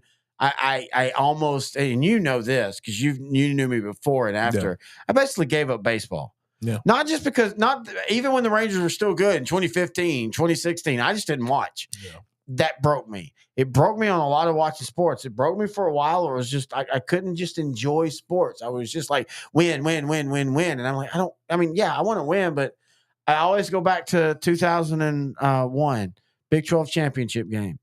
Colorado upsets Texas, but I enjoyed the game so much. You were there. Yeah, I was there. And I enjoyed the moment so much that even though my team lost, I didn't care. It was just so amazing to watch. Texas jumps out big. Cedric Benson gets hurt. Chris Sims gets hurt. Colorado and Andre Garrard at center and Chris Brown at running back. Texas could not stop them. And then Major Applewhite almost leads Texas back all the way. Andre Garrard. I mean, all that was just so awesome. And so there for a long time, I just enjoyed sports. Yeah. Oh, darn, the Cowboys lost. But, hey, it was fun. Yeah. And then 2011 hit. And it was like The Exorcist. And I was like, F sports. And then 2016 Dallas hit. Well, it was a high and low in 2011. The high with the Mavericks. Well, yeah, the Mavericks. But I'm talking about just the Rangers. The Rangers broke me, dude. That was the best Ranger team until this season. Yeah. And then again, we go back. And 2016 Dallas broke me because they start out so bad. Yeah. And then Dak pulls up the team by hit and carries them. And then all you've got to do is stop a 3rd and 18 or 15? 3rd and 20, and you can't. To a journeyman veteran tight end. Vernon Ben Davis coach Dwight Clark Novacek. Wasn't that his name? What the hell was his name? Yeah, that's all. It wasn't Richard Rodgers. It wasn't. No, it was. Wasn't Ben Coates. Ben Winter Coates. Winter Coates. I gotta look this up. 2016 Packers tight end. I hate you for making me do that. If anyone's watching live, I'm pretty sure someone's like yelling. Jared Cook, who is still. I still remember when New Orleans signed him a couple years ago. Yeah. You and I were like, dude, he's gonna have like a 1,500 yard year. It's Jared Cook. It's the Saints offense. He is terrible. Like he was so. And I think he's still actually technically. Did he finally retire? I know he played for Green Bay. I know he played for the Titans. I know he played for the Rams. I know he played for the Saints. I think he officially was on a roster. But anyway, point remains is, you let, and so that one, that really hurt me too. That was like the finishing blow. And then 2020 Stars, man. There was nothing. They had no business even being. But the point is, there was nothing else to watch. Yeah, Cook last played for the Chargers in 2021. Yeah, that is when he signed with the Chargers that we thought he was going to have like a big 7,300 yards for his career. Oh, no. He's had a solid career, but it's just he never was as good as what people thought he would be. But anyway, so yeah, 2020, this, the pandemic. I live alone. I mean, for literally, a year, I missed a Christmas. I missed all my mom and dad's stuff, and so I was by myself. And so hockey, I had started following hockey. I liked it. The Stars go on a magical run. I knew they were going to win, but it was the run that mattered, and that's what brought me back to. Yeah, I want my teams to win, but at the end of the day, it's entertainment. Yeah. That was fun for a whole month.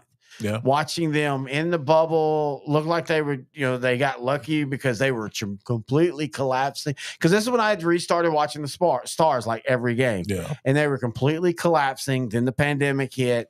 And then by like a point, they got to stay guaranteed a playoff spot for that first. Because people don't remember the first 3 weeks was round robin. If you didn't automatically, but you still had to play, but if you didn't automatically qualify for playoffs, and they looked terrible during round robin. Well, they had nothing to play for. Yeah. But they looked terrible. And then they're about to go down 2-0 to Calgary. I mean, it's almost done. Hey, this was nice. And then the goal of goals, Joe Pavelski, and then that just started that run. Yeah. And so it made me honestly enjoy sports again, something I forgot to do. 2nd and 7. Lock throws to Metcalf, incomplete. 3rd and 7 coming up. So when I was watching that Stars game, I watched game 1 at a bar. I think it was during the pandemic. During the pandemic, it was every other booth was yeah. I remember you actually messaged me. That's why I did that. So yeah, they won, and I was kind of shocked because I clearly Tampa was the better team, but I knew they were coming off a grueling series against I think the Islanders in 2020. So I figured Stars would take game 1 and then maybe lose in 5. Yeah. No, I kind of felt like every round was like which that. It almost happened because Stars won game 1, Tampa won the next 3, I think, and then Dallas won game 5 to make it 3-2, and then Tampa finished it off. Yeah. And there was, though, there was the back-to-back games that Dallas lost in overtime and won the next day, that if they win that overtime one, and that was the game that what's his name came back for literally 7 minutes, scored a goal, and then it's gone for the rest of the series. So there is the moment where you could say that Dallas had a chance to legitimately beat Tampa Bay. Yeah. But the next season, Montreal, one of the worst teams next season, because the way the alignment was for that one season, made the Stanley Cup Finals. They should not have even been there. Worse, but it gave Canada hope. So if you want to talk about things that were rigged, look into that, because that was. I mean, we're talking about, there hasn't been a that was Carey Price's last great stand. All right, Seattle 4th and 4 now. Yeah. They're acting like they're going to go for it inside the 10. Now Carey Price is like, I don't know, dealing with mental health or physical health. I thought it was physical. I thought he messed his back up really. Yeah, but he's been out for a couple of years. Like I don't like if he's going to retire, just retire. But like I think it's one of those where they're just faking. Yeah. I think it's one of those he's literally just getting paid. I think he has retired, but he can't officially retire until he finishes out his contract. Same thing that happened with what's his name for the Russian for the Stars, Ante Kabubin. Yeah, he Anton Hudobin. Yeah, he basically had to play a year, but he was out. I think that's the same thing with Carey Price. Yeah.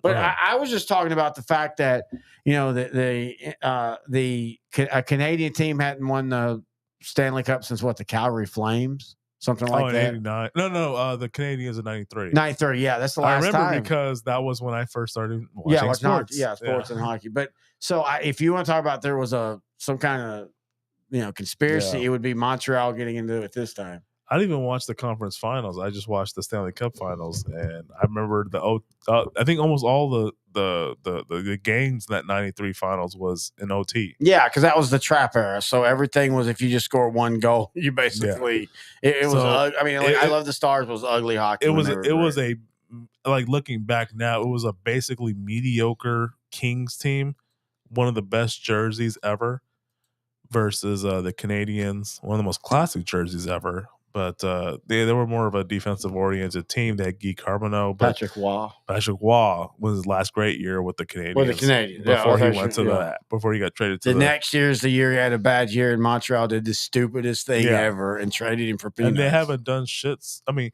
they've had some good regular shits. No, nobody thought they were going to win the 21 Stanley Cup. That was like, this is just, this is bad. So I think, as we're on an NFL OutDrank The Coverage show, this is what we can do in real life, and that's the whole reason we want to start the show.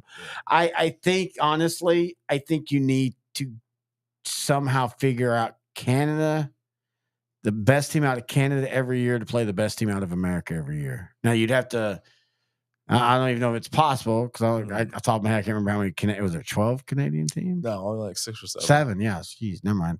I just don't know, because you got to keep Canada engaged in this. Yeah. Because, I mean, America does. I mean, this is not, I love hockey. You love hockey. But this is not a sport that's watched a ton. So you've got to figure out how to get Canada. Okay, so we got Vancouver, you got Toronto, you got Ottawa, you got Winnipeg, Montreal, Vancouver. Oh, yeah, I already said Vancouver. You did? Yeah. Okay. I'll go back. Well, Vancouver, Winnipeg, Calgary, Edmonton, Ottawa, Montreal, Vancouver, Toronto. Oh, I really think it's 7 teams. You know what? We have a supercomputer called the phone. I was going to point out we have a computer. You've got your phone. I've got my phone, and neither one, because that's how hard-headed we are. We also grew up in an era where we would do it that way. It bothers me now, though, when I listen to podcasts and they'll say something and they'll be like, is that true? And nobody will check. I'm like, come on, just check. Your phone's right there. I know your phone's right there. Just check your damn phone. Right. I think there's 6. Toronto. All right. Montreal. Uh-huh. Ottawa. Uh-huh. Calgary. Vancouver and Edmonton. Winnipeg. Oh, Winnipeg. Yeah, there's 6. There's 6. There's 6. Vancouver, Calgary, Edmonton. That's 6. 7. You said 6. You said Edmonton 7. twice. No. I went through each conference, you dick. Economist. You dichotomy. Stars are up 3-1 on the Kraken. 7 minutes left in the second. Stars have been kind of meh the last month. And they're on the upper half of the NHL. Oh, no, they're fine. They're going to make playoffs, but it's just they're at that point now where they should be like thinking above that. Jason Robinson struggled this year to get goals. Okay. Well, I mean, didn't Ottinger get hurt? Yeah, Ottinger's hurt, but I mean they've got and he. I was trying to say blah blah blah blah blah. He had been struggling anyway before. Again, this is not bad. This is like baseball. 81 games, you're going to round into form. But it's also weird because hockey is one of the way it's structured is if you jump out hot, you almost always guarantee yourself a playoff. And so it's kind of like that, kind of like the Devils last season. Yeah. One in Buffalo, not Buffalo. Yeah, the Devils with Lindy Ruff. Oh, when they started out really, really big. It's just the way the game is and the way the points are and the whole overtime and all that. And so if you can get out 10 points and then just basically fend everybody off. Yeah. And a lot of people felt that the way Colorado stepped back last year, that maybe Dallas. Oh, in their defense, there was a lot of injuries. And and they still were the 2 seed. Yeah, but they also they didn't look the same. I mean, injuries or not, they just didn't look the same. And Dallas is proving that. I mean, and that's why the Kraken beat them in the first round. Yeah, exactly. And it's all them and Dallas and Winnipeg are all within 3 points of each other right now in the conference or in the division. Yeah. All right. So it's 1st and 10. Eagles. Minute 30 left. Hurts rolling out, throwing a weak ace. Wow! A weak ace pass.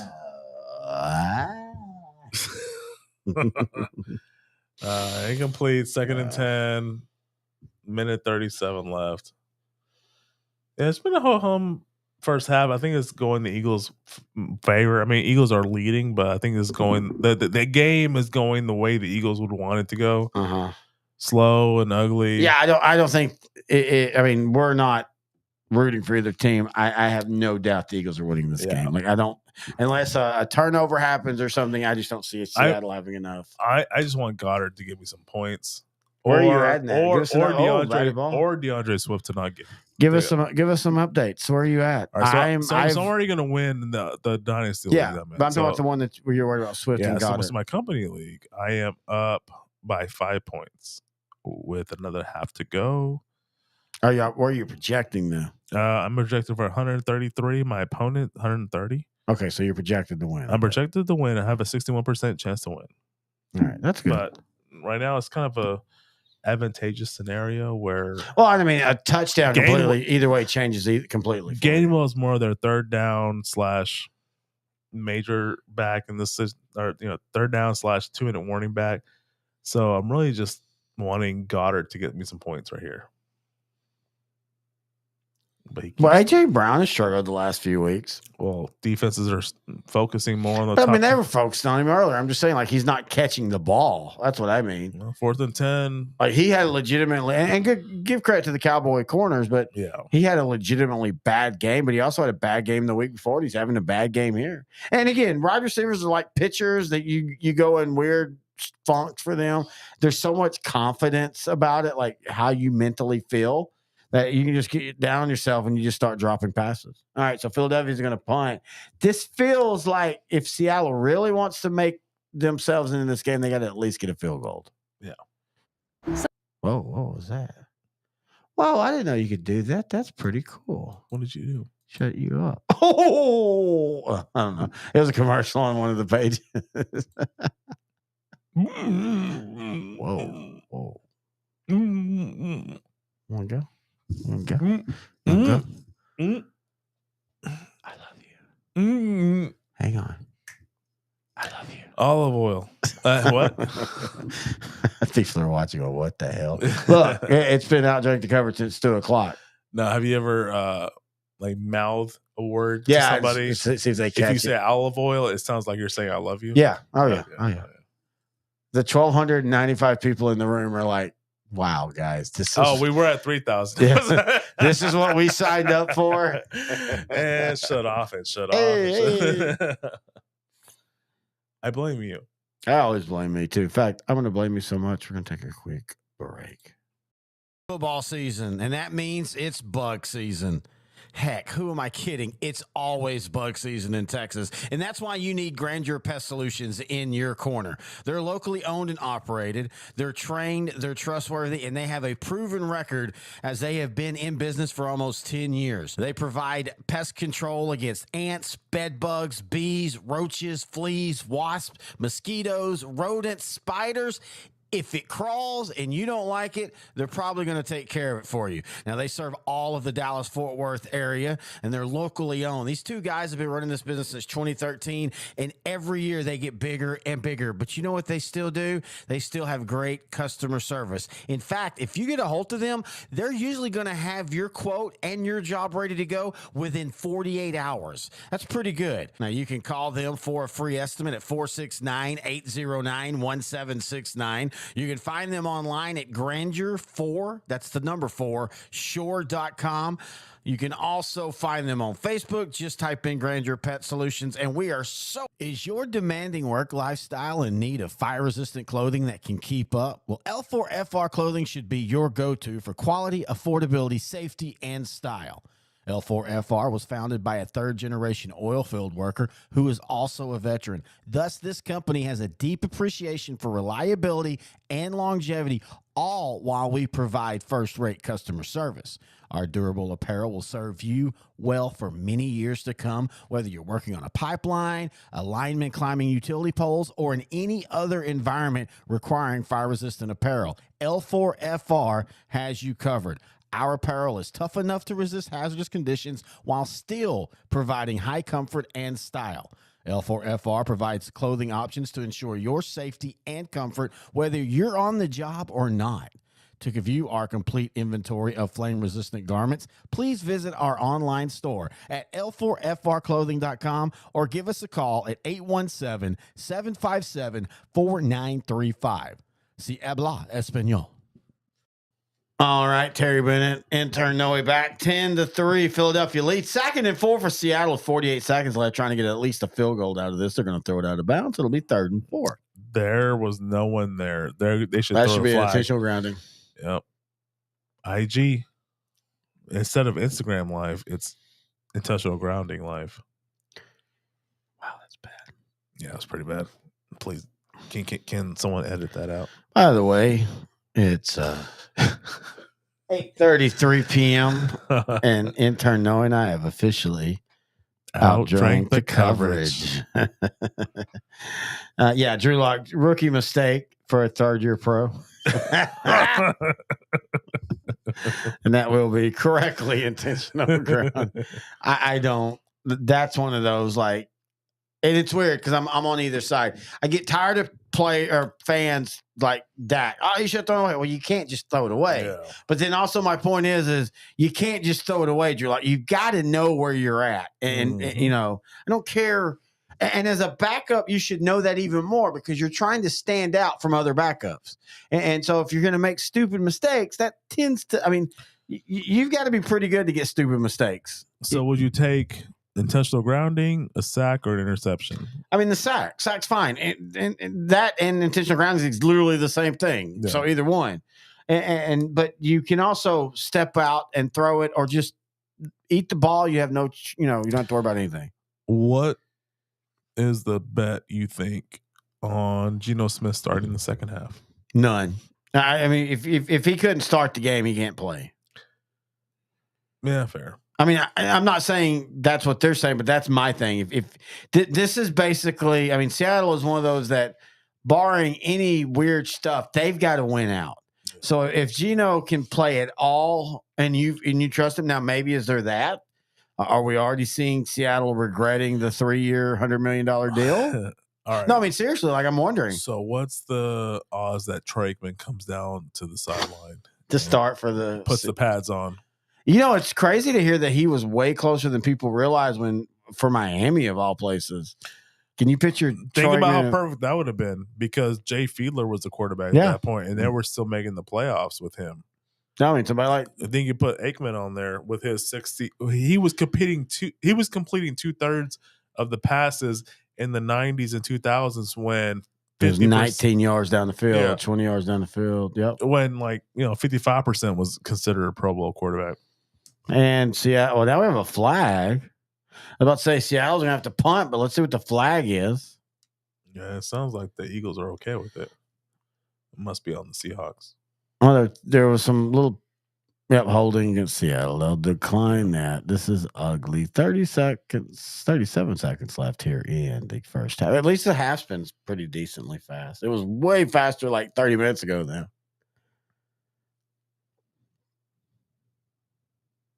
Drew Lock looks like the dude from Entourage. Never watched Entourage. Me neither. Well, actually, I did. Studio Fiance got me. It's actually pretty funny. If you remember what era it's from, we watched like a season of, but he looks like the dude that has, and I know that's an old meme probably, but he looks like the dude that I know Jeremy Piven was on there. Well, yeah, he was their agent. But I liked him from The Goods. Yeah, great, but turns out he's a really just not good person. Well, he didn't come across like a good person. Well, I think that was part of his acting. You remember he was also on Old School. He's the bad guy on Old School. Oh, okay. Have you seen Old School? I've seen Old School. Oh, but I mean, I remember was it Craig Patrick, the Sports Center guy? Dan Patrick? No. Tall blonde Craig dude. Kilroy? Yeah, was it Craig Kilroy? Yeah, he's the guy that did the Late Show, whatever. Yeah. Kilborn. I mean, Craig Kilborn. Yeah, Kilborn. Yeah. Say Kilroy. Kilborn. I remember him on there. I remember, of course, Farrell, but on you there, buddy? Yeah. I was reading. Yes, 18 straight seasons without a repeat champion in the NFC. Philadelphia is in the lead for that right now. Yeah. I think they'll repeat as champions of the NFC. Oh, I do too. I understand. Look, I get it. Dallas is going to. I think they'll be the first ones to repeat. No, I get. Yeah, I agree. But I'm saying Dallas is going to play Atlanta or Tampa Bay beat them, and then hope you get Philadelphia or Detroit in the second round. And I think you're okay, even on the road in Philadelphia. Because again, all the talk about how Dallas plays on the road and they have sucked. In Philadelphia, Dallas legitimately outplayed Philadelphia in that game. Yeah, they were just 5 yards away from winning. Yeah, I mean, it was just mistakes. And I'm not taking anything away from Philadelphia. I'm just saying, I don't fear Philadelphia's Dallas in the second round. Yeah. Then you get in the title game, and it's San Francisco, and you hope your pass rush wins because that's what's going to decide the game. They have the interior linemen to be able to stop the run, which makes them very formidable to everybody else. San Francisco? Not Philadelphia. Oh, not for Dallas, I don't think. Not for Dallas. I'm talking about like for everybody else. No, I was saying Dallas gets into the NFC title game.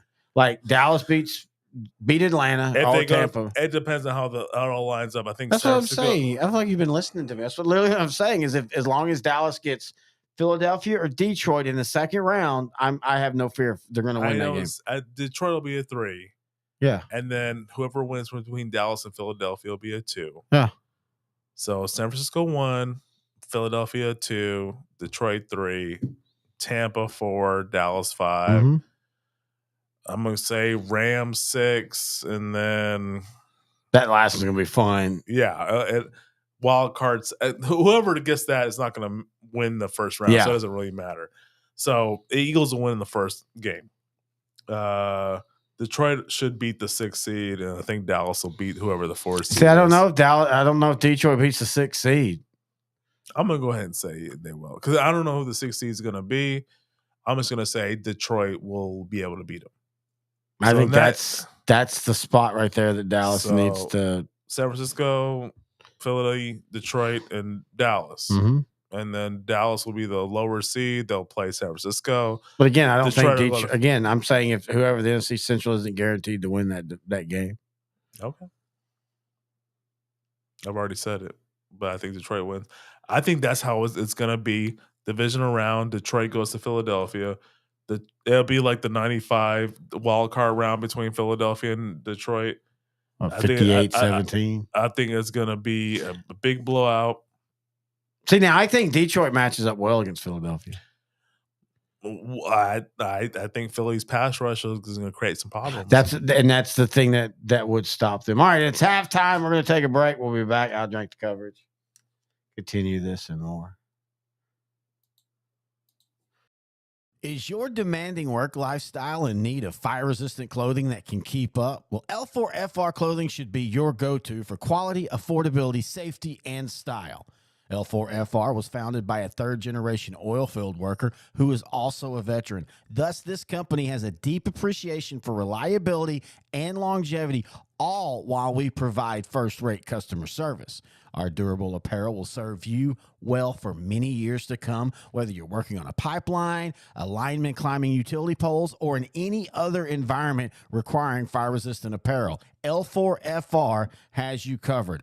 Our apparel is tough enough to resist hazardous conditions while still providing high comfort and style. L4FR provides clothing options to ensure your safety and comfort, whether you're on the job or not. To view our complete inventory of flame-resistant garments, please visit our online store at L4FRclothing.com or give us a call at 817-757-4935. Si habla español. Football season, and that means it's bug season. Heck, who am I kidding? It's always bug season in Texas, and that's why you need Grandeur Pest Solutions in your corner. They're locally owned and operated. They're trained, they're trustworthy, and they have a proven record as they have been in business for almost 10 years. They provide pest control against ants, bed bugs, bees, roaches, fleas, wasps, mosquitoes, rodents, spiders.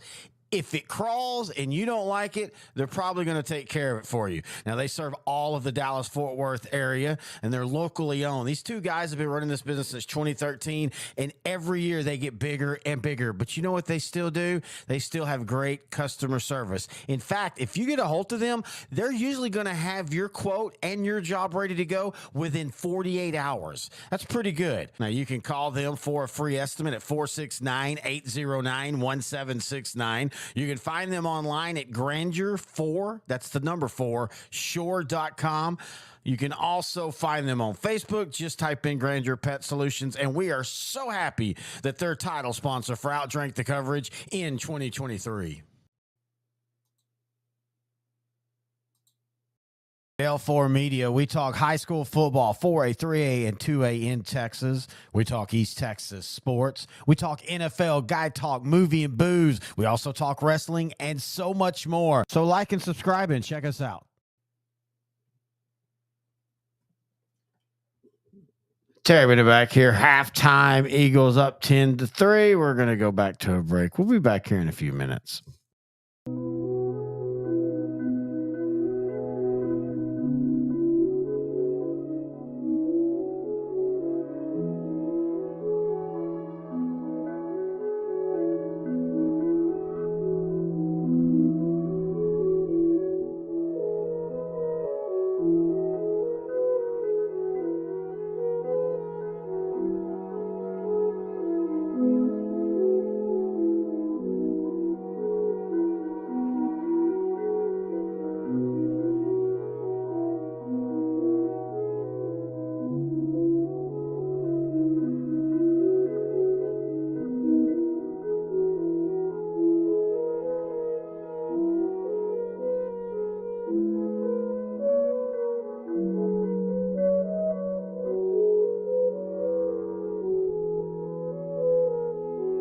Is your demanding work lifestyle in need of fire-resistant clothing that can keep up? Well, L4FR clothing should be your go-to for quality, affordability, safety, and style. L4FR was founded by a third-generation oil field worker who is also a veteran. Thus, this company has a deep appreciation for reliability and longevity, all while we provide first-rate customer service. Our durable apparel will serve you well for many years to come, whether you're working on a pipeline, a lineman climbing utility poles, or in any other environment requiring fire-resistant apparel. L4FR has you covered. Our apparel is tough enough to resist hazardous conditions while still providing high comfort and style. L4FR provides clothing options to ensure your safety and comfort, whether you're on the job or not. To view our complete inventory of flame-resistant garments, please visit our online store at L4FRclothing.com or give us a call at 817-757-4935. Si habla español. Football season, and that means it's bug season.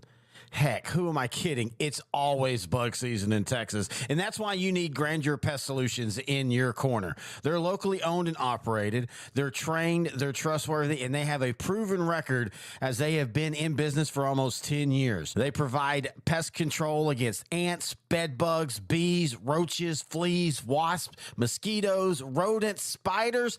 If it crawls and you don't like it, they're probably going to take care of it for you. Now, they serve all of the Dallas-Fort Worth area, and they're locally owned. These two guys have been running this business since 2013, and every year they get bigger and bigger. But you know what they still do? They still have great customer service. In fact, if you get a hold of them, they're usually going to have your quote and your job ready to go within 48 hours. That's pretty good. Now, you can call them for a free estimate at 469-809-1769. You can find them online at Grandeur4, that's the number 4, shore.com.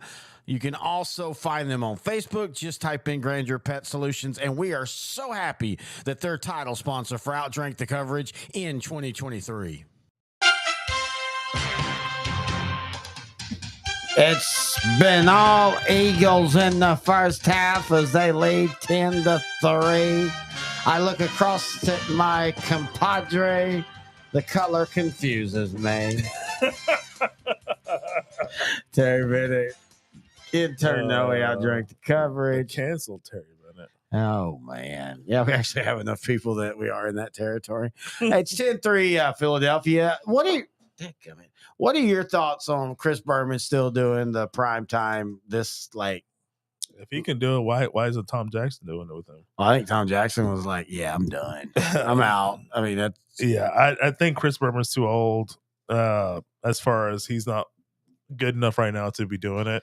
It's nice to hear him, but it's all the nostalgia and all that. He started before, but he really got good going around 91 to like 99. That was, and then he did it for 10 years later than that. Yeah. Then they stopped it and they brought it back. So I don't know. It's weird. As much as I want, here's the Hail Mary by the Bears. Boom, boom, boom. They intercepted. So yeah, as much as just Mooney doing the over exaggerated kick. It's like again, go back to, if people want to say the game is fixed, go back to that play. Why did he act like that? Anyway, go back to Berman. I wish I wish there was a replacement for him. Yeah, and I will say, when they brought him back during the pandemic, and that was a cool idea. Yeah, like it was cool to see him and Jackson back together for 1 year, and they basically did okay. And to be honest with you, Dak got hurt. Dallas sucks. So I don't really remember a lot of that season, but I remember genuinely being like, these guys are, they still have it to an extent. Yeah. But then in 2021, like you said, it was Booger, and look, Booger McFarland seems like a good dude. I just don't get why he keeps getting jobs.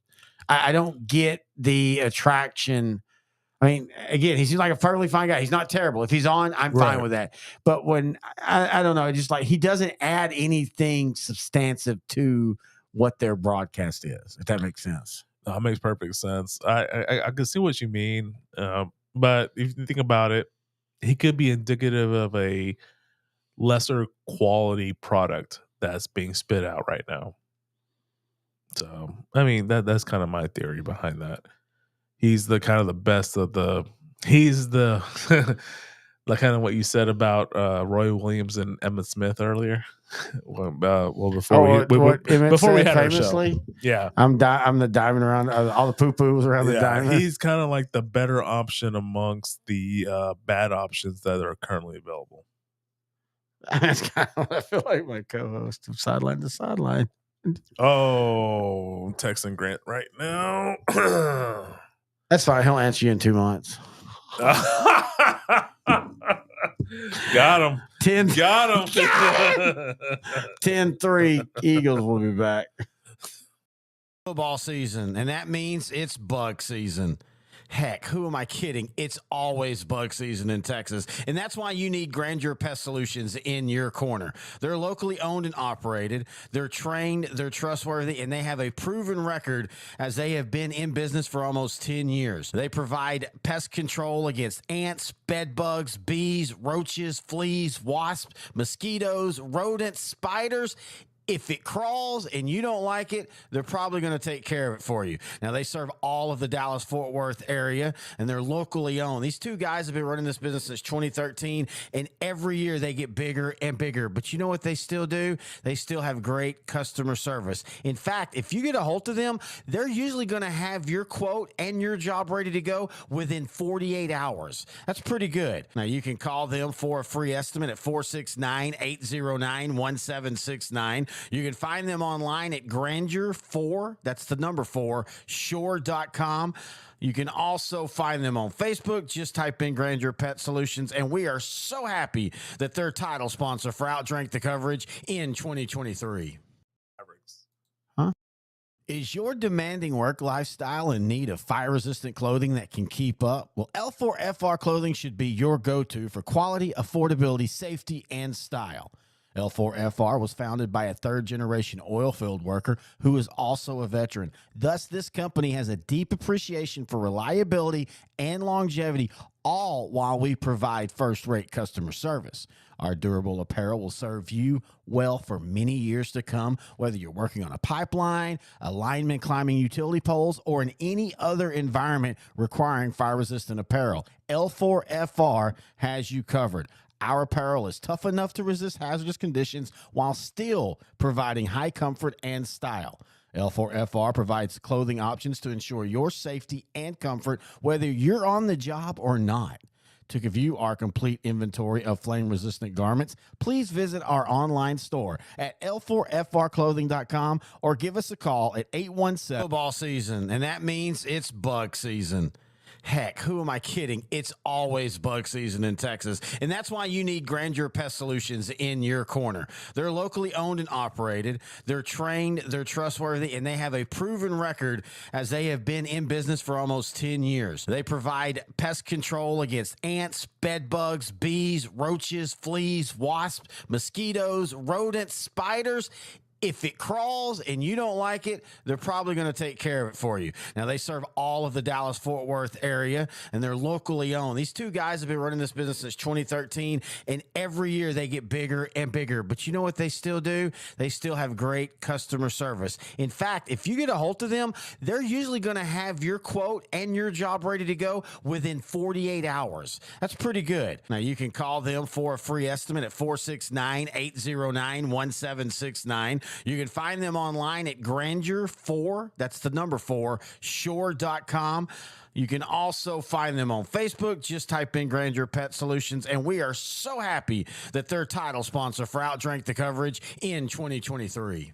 I'm so happy about that you're my co-host. Merry Christmas, buddy. I love you. I love that you're a co-host with me. Whoa, I'm a co-host. Got money on my mind. Oh, sorry. Terry Bennett and Terry Noe back. OutDrank the Chuck. OutDrank the Coverage. With a tan. OutDrank the Coverage, mofo. With a very tan Troy Aikman. Dude, does Troy Aikman, in your opinion, get uglier as he gets older? He gets younger as he gets older. Oh, yeah, it's the steroids. He has the Benjamin Button disease. He has the butt He disease. looked old as a 26-year-old starting quarterback for the Super Bowl champion. Well, to be fair, if he had to deal with Barry Switzer for a year, that probably aged him 10 years. Seattle will receive down 10-3. Again, this game is basically an elimination game for Seattle. Not saying that they still couldn't get in, but it would just be harder and harder, especially when because even if they lose, they'll be a game out. Yeah, but especially as we've been talking about how the Rams have been playing. Yeah. And the Rams have already swept Seattle, so that's a huge tiebreaker. Big tiebreaker, especially with 3 games to go. In the season. Exactly. You're going to have to finish one game above them, so they can't lose another game. Yeah, this is definitely a big win. If Gino is okay, I'm not sure why they're not playing because he's not okay. I don't know why you keep acting like you think he's okay. He's listed as active. Yeah, he's active because they've got to have a third quarterback just in case. So the way nice 9 yards on the. So the way the whole rule works is if your first quarterback and your second quarterback's out, you can do a third quarterback. Yeah. So if something happens to Drew Lock, then you throw Gino in and say, "Can you do it?" You probably can't. So we're ready to go to that third quarterback. Yeah. So that's the whole reason why he's not ready unless it's just like, again, I think Drew Lock has guitar. And again, Drew Lock hasn't played terrible. They're just very conservative. Again, we go back to what I was talking about. Yeah. I think we're in an era now where if you're going to be an offense, I don't give a shit if it's your first quarterback or your second quarterback, you've got to start running the same thing. I've never understood that. Like, why do you, and I get it, your second quarterback's not going to be as good. Yeah. But first off, always try to find the best second quarterback in the league. Agreed. And then third off, you treat them like you're the number one and you give them enough to where you're not having to go, let's just run. I'll tell you this right now. Hang on. Good run. The 91 or the 90 Cowboys with Babe Laufenberg, and then the 08 Cowboys with Brad Johnson when 90 Cowboys, Babe Laufenberg, 08 with Brad Johnson. Yes. Those 3 games. Okay. Both of those they should have made the playoffs. And again, I go back to if 08 you make the playoffs, you finally made it back-to-back years. It's just I just think things go different. Yeah. And so when I look at these teams, and Dallas does it year in and year out. They got lucky last year with Cooper. And sometimes Dallas has a really good backup quarterback. Sometimes they don't. Sometimes you think they get a good one like Matt Castle. I legitimately thought when Matt Castle was traded to Dallas, I legitimately thought that I don't get this play call. As I say that, it's a first a great, brilliant play call. Basically threw it to Kenny Walker. Was he the second? You thought this was Dallas and Philadelphia. That's what your problem. But basically, they threw it 7 yards behind the line of scrimmage, and Kenny Walker, the second, broke 42 pin tackles. One tackle, 2 tackles. I didn't really break it, but still. No, that still counts. Yeah, 2 tackles. Okay. But it was behind the line of scrimmage. If it was a Cowboy, he definitely would not have made the first down. No. Good point. Because it's Kenneth Walker, he made the first down. It's good. It's good momentum for the Seahawks offense. Handing off to the wine company, Charbonnet. Oh yeah, Zach Charbonnet, Charbonnet. rookie running back for UCLA, who had a turnaround season under Chip Kelly last season. Hey, I like that Chip Kelly's back. I like that Chip Kelly. There was a lot of talk that he might lose his job this year, but he kind of turned it around.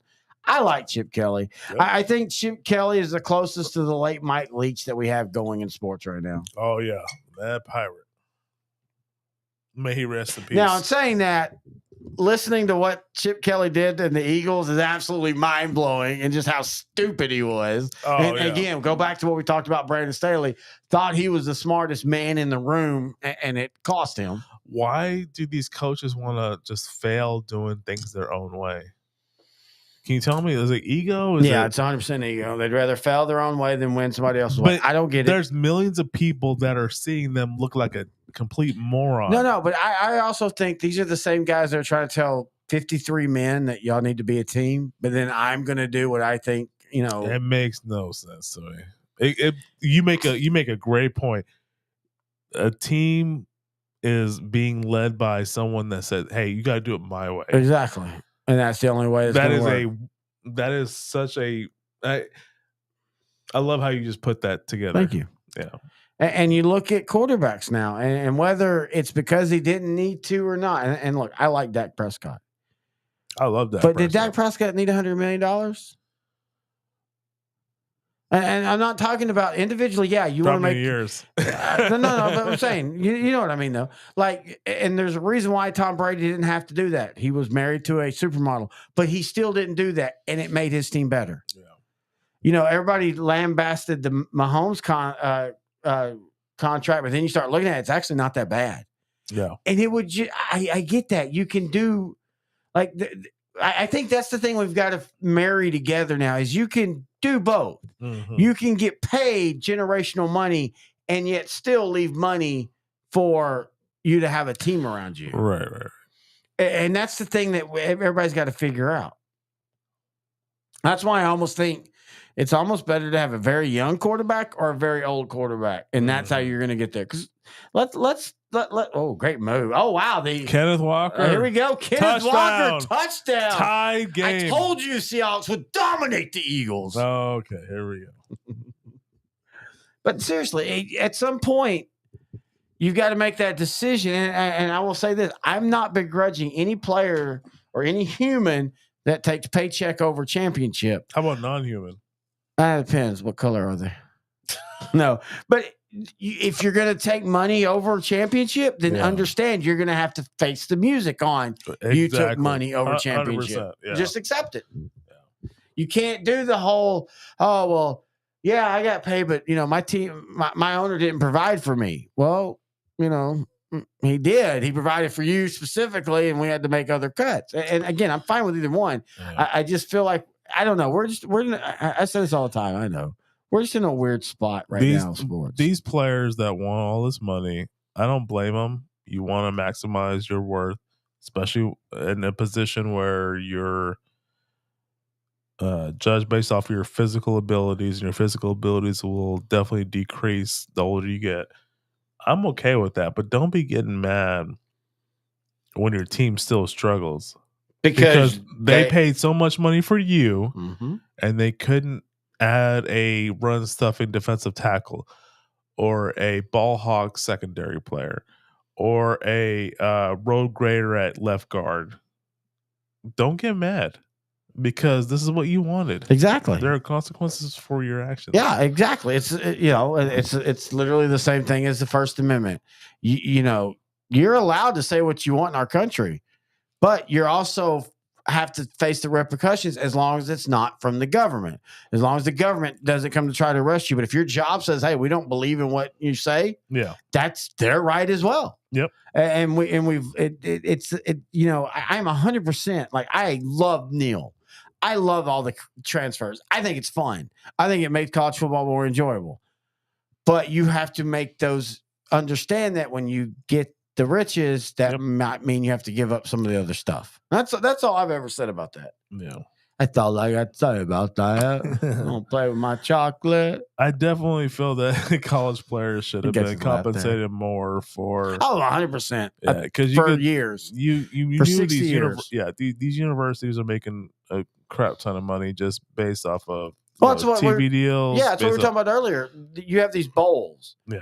And in these towns, these bowls don't make as much money for the town as people claim they do. They do make money. I'm not going to try to say that. So don't be coming at me with like, well, this study says that Shreveport made $45 last year because of the Independence Bowl. But Feel free to at Terry. Yeah, at Terry me. At Noe dot no. I work for a radio station in Shreveport, Louisiana, and my co-host, that's what he did. He worked to get money for the Independence Bowl. And for golf tournaments like charity, Hal Sutton. I don't know if you know who that is. That's a former PGA player, Hal Sutton. Won a major, really good player. He's from Shreveport. That's where I've always told you one of my most enjoyable broadcasting moments was I got to interview Principal Belding from Saved by the Bell at the Hal Sutton charity concert. Is he still with us? Yes. He's still with us, very much so. But anyway, my point is I saw this guy work full time trying to get bowl money. And all this bowl money didn't go to the city. It went to the bowl committee. And people literally are making... Didn't go to the city. It went to the bowl committee. Wow, I like that. But basically, they make money. People like 5 or 6 people per bowl town make the money. He's 73 years old. Yeah, dude, yeah. Mr. Belding. Mr. Belding.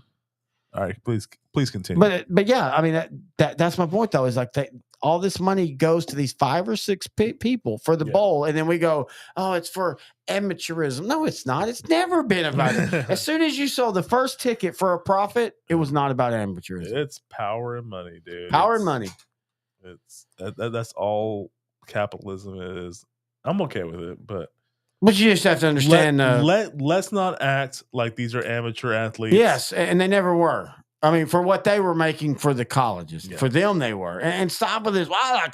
Free room and board is minuscule. Well, and the same people. So here's the funny thing about that: the same people that claim that college is it's free, you get your scholarship, free room and board. Those are also the same. They're on Facebook. Scholarship or colleges are a sham. You shouldn't be educated. Go be a plumber. You can't have it both ways on that side either. So yeah. It's just it is what it is. I enjoy it. I think it's fun. Adonis Mitchell. Hang on, we got to roll out for Jalen to Hurd. Goddard. Come on, Goddard. Again, this is where the Eagles, as much as we joke about Dallas in certain games, the Eagles almost every game go 5 drives where they just look terrible, like they can't do anything. I remember what we're talking about now. You're looking at Eagle cheerleaders, and you're. I think that's Seattle. We're in Seattle. Oh, probably, yeah. Oh, I don't want to look at that. Go back to the cheerleaders. Go back to him. Go back to him. Here we go. Tush push. Get low. Oh, the fake. I love it. They actually did get low. Texas did the fake. Penalty. Yeah, it's going to be illegal motion. Texas did that fake, and it worked well for a touchdown. I like the fake off the tush push. I like this broadcast or this official. I think he's one of the better. Illegal. I hate him. I hate this official so much. No, seriously, I think he's one of the young up and coming guys that's kind of going to be a state. Draymond Jones, the free agent signing from the Broncos with the penalty. Wasn't he cut for salary cap? I don't think they cut him. I think he was one of the big free agents, like Javon Hargrave went from the Eagles to the 49ers. Where's the? Oh, yeah. No, he got him. You can't do that. I mean, that's one of those things. People say ticky-tack. I mean, it's pretty simple. Don't touch the face mask. And he touched the face mask. 1st and 10, Eagles. Hurts, dropping back. He about to get... Oh, no, he's going to run for the first down. Get me points. Going to the playoffs. Sorry. Well, congratulations, sir. Thank you, sir. I'm still in limbo right now. We have been broadcasting for 3.5 hours. We've been doing really well. We're doing. I don't know if it's really or well. We are existing. Now drink the coverage. John, you might be behind at this point. Yeah. I think you know it too, don't you? Well, Because Swift's been getting the ball a lot. We haven't seen Goddard in a while. well, Now, Swift hadn't had a big play, so I'm that helps. up by under 4 points. Yeah. With Oh, 8 yeah. minutes left to go in the third, so it's not looking good for me. By the way, condolences to Eric Montrose' family. Oh yeah, Former North Carolina, 52 years Yeah. old, died of cancer. Yeah. Hurts back to pass. Swing. Hey, there you go. That's a negative for you right there, unless they give him the line. Yeah. That's sad, man. Montrose was a really good player in college. You know, that's the thing I miss. College basketball. I mean, I miss remembering the player names in college. Well, man, basketball. like I don't even want like last year. You know me. I'm a Texas Longhorn fan in all sports. I was literally talking to you today about them winning a volleyball championship. Last year, they should have went to the Final Four. They kind of collapsed. The Elite Eight, right? Yeah, kind of collapsed, and it happens. But I wasn't. I didn't watch any of that. I used to be the dude that filled out 6, 7, 10 tournaments. Mm-hmm. I don't know, and I'm not about to do this. You know, like they're this or that. I don't know what it is. Hang on, pass. Oh, beautiful throw, first down. And that's why the Eagles are so tough, man. Give them credit on third downs. I think it's them, Dallas. If I remember correctly, the way I read it was them, Dallas, and San Francisco are the top 3. It makes sense. I don't know what it is about college basketball. It literally has nothing to do with the transfers or anything like that or who goes pro. I don't care any about that. I just don't get into basketball anymore. I hate to say it, but I think, hey, there you got technically a catch. Might have lost a yard. I'm not sure what Is it a PPR? It is, but I think it's like 0.5. 0.25. Oh, yeah, 0.25. Hey, that's 0.25. Yeah, it's kind of my fault. I created the league, so I'm screwing myself up. It's funny though. Everybody's now went away against PPRs because people started griping about PPRs, and I'm like, what does it matter?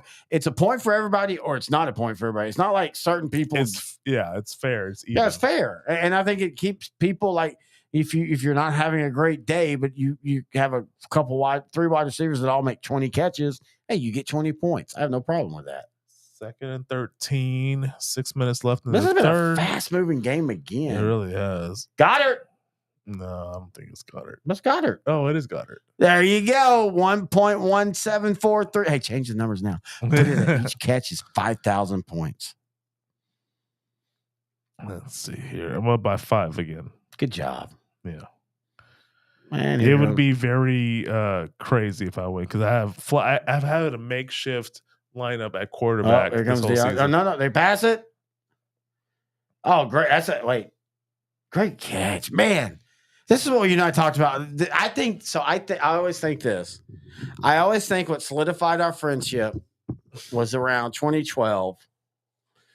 You and I were talking, and I'm like, dude, I hate to say this, but man, I want to hate the Eagles. God, I really like the coach. I really like the roster. They're fun guys. And you're like, yeah, same thing. I always felt that because, I mean, here we go. Oh, shit. No. Oh, my God. Oh, my God. You want the tush push. You want the tush push. Tush push. Basically, DeAndre Tush Swift, push. if he gets a touchdown, Tush push. no, he's really in trouble because you're going to basically get where the Eagles might be needing to just sit on the ball. Oh, here we go. Here we go. 10, I'm rooting for you, dude. Seriously. 10-10, under 5 minutes left. They're in lineup for tush push, and they're doing it, and they scored a touchdown. Oh, you got lucky there. Amen. God bless. You got lucky there. Okay. I get points for that because I had Jalen Hurts. I already know you already advanced to the next round. I'm already in. I'm up by 4 points. Wait, in what league? Oh, I have a bye that week. Yeah. So on our OutDrank The Coverage league, you're out of the playoffs in one league. Yeah. You're the 2nd seed in the other. Yeah, so but we're by this week. So you and I are on a vacation in one of the leagues. I'm in Cabo. Where's the Your phone? Hey, you know what? You want me to call you? We're gonna take a break. No. Football season, and that means it's bug season. Heck, who am I kidding? It's always bug season in Texas. And that's why you need Grandeur Pest Solutions in your corner. They're locally owned and operated. They're trained, they're trustworthy, and they have a proven record as they have been in business for almost 10 years. They provide pest control against ants, bed bugs, bees, roaches, fleas, wasps, mosquitoes, rodents, spiders, If it crawls and you don't like it, they're probably going to take care of it for you. Now, they serve all of the Dallas-Fort Worth area, and they're locally owned. These two guys have been running this business since 2013, and every year they get bigger and bigger. But you know what they still do? They still have great customer service. In fact, if you get a hold of them, they're usually going to have your quote and your job ready to go within 48 hours. That's pretty good. Now, you can call them for a free estimate at 469-809-1769. You can find them online at Grandeur4, that's the number 4, shore.com. You can also find them on Facebook. Just type in Grandeur Pet Solutions, and we are so happy that they're title sponsor for OutDrank The Coverage in 2023. All right, we're in a big discussion now. All right, so we're talking about the tush push. And my contention is until they figure out how to get Jalen or whoever it is, but we're just using Jalen because it's the Eagles, get his knee on the ground or his wrist or whatever considers down, it doesn't matter how high or low, he's going to be on top of bodies. I get what you're saying. We talked about earlier. Yeah. The old rule of football is literally every offensive line and defensive line coach teaches from 1938 to 2023 is low man wins. I'm saying now the Eagles have fixed the game because you might get lower, but Jalen Hurts is still going to be on top of you, and he's still he's still legally alive. Anything that happens, he gets yards. That's what I'm saying. Fair, and that's accurate. The part I'm saying is the Eagles left guard, center, right guard are so good at getting underneath the padding. No, you're right about that. I agree. Of the defensive tackles of the opponent, that it doesn't really matter that Jalen Hurts, who can squat 600 pounds, could just get a yard on himself on a quarterback sneak. I don't disagree, but I'm just saying that even if they lose leverage, you're still not. I mean, you're saying at that point they're going to have to lose leverage so much that they get pushed back. Correct. Yeah, I mean that's just not going to happen. Again, that's why, and they'll never stop running this play. And that's why I go back to at some point the league's going to have to figure out something. I think the best bet is if you're on top of a body for so long and you're not actually moving forward, just plays dead. Play. Yeah, plays dead right there. That part I agree with. I'm just saying, like, I don't want the NFL to start penalizing a team, even though I don't care for the Eagles. I don't want the NFL to penalize the team for a really good, well thought out play. Yeah, but the problem is I agree with you, but the well thought out play has to have a counter. If it doesn't have a counter, I mean, that's the NBA or MLB. They had the mound real low. Offenses were going really big. So in the late 60s, they raised the mound. Then pitching got too good, so they lowered the mound again.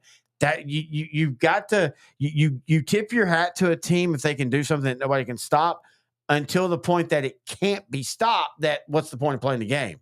So if they're not going to run it every play. Says who? Says the Eagles. I mean, we don't know. They're never going to run it every play. I mean, we don't know that. I mean, they don't have to run every play if they run it every drive. Because there's a physical grind on that. But I'm saying, it's every drive. If they run it every drive, one time a drive, and they're always getting a first down. All the Eagles have to do is gain 4.5 yards per play. That's my point.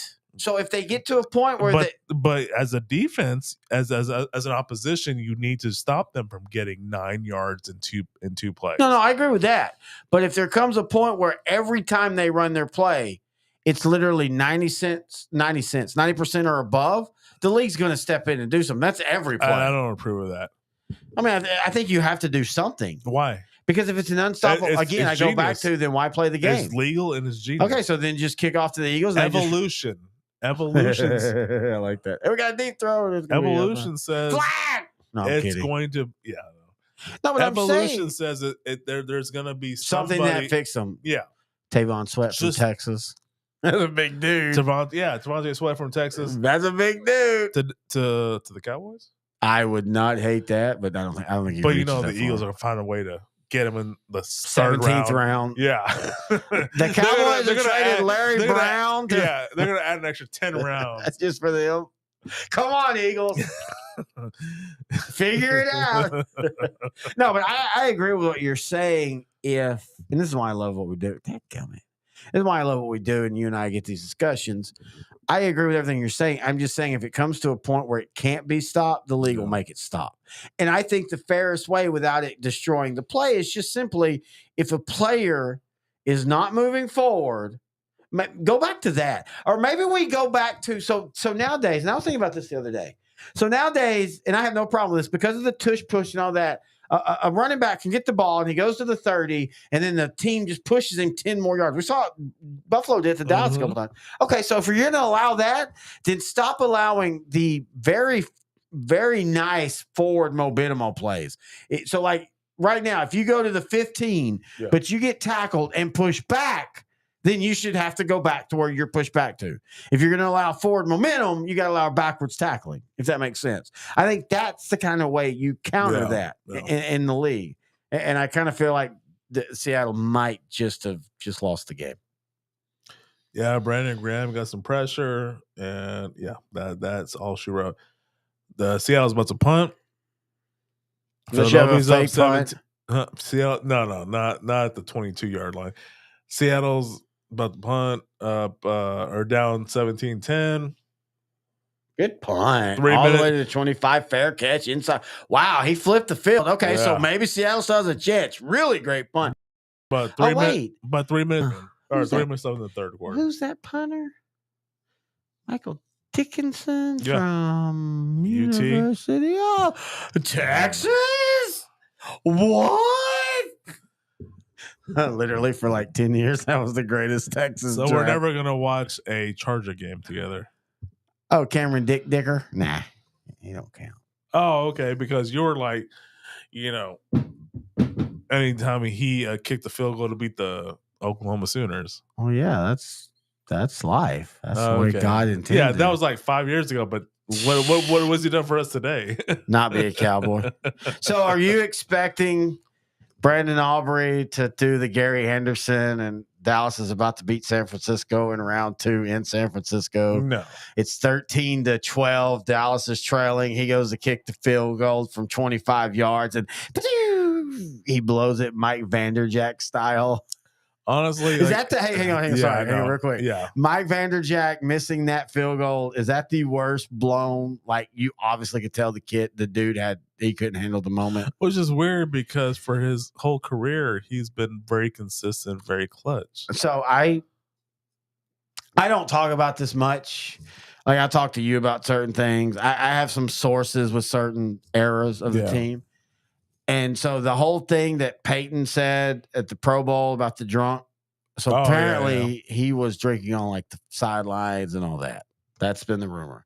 And so I could see them being, and I still remember when Dallas signed him, though, we were like, hey, Bill Parcells signed him. That must mean something. I was at the Texans game when he kicked the field goal. I was live for that game. Yeah. And that was I got to see Tony Romo's first professional touchdown pass in a regular season game. Pretty cool about that.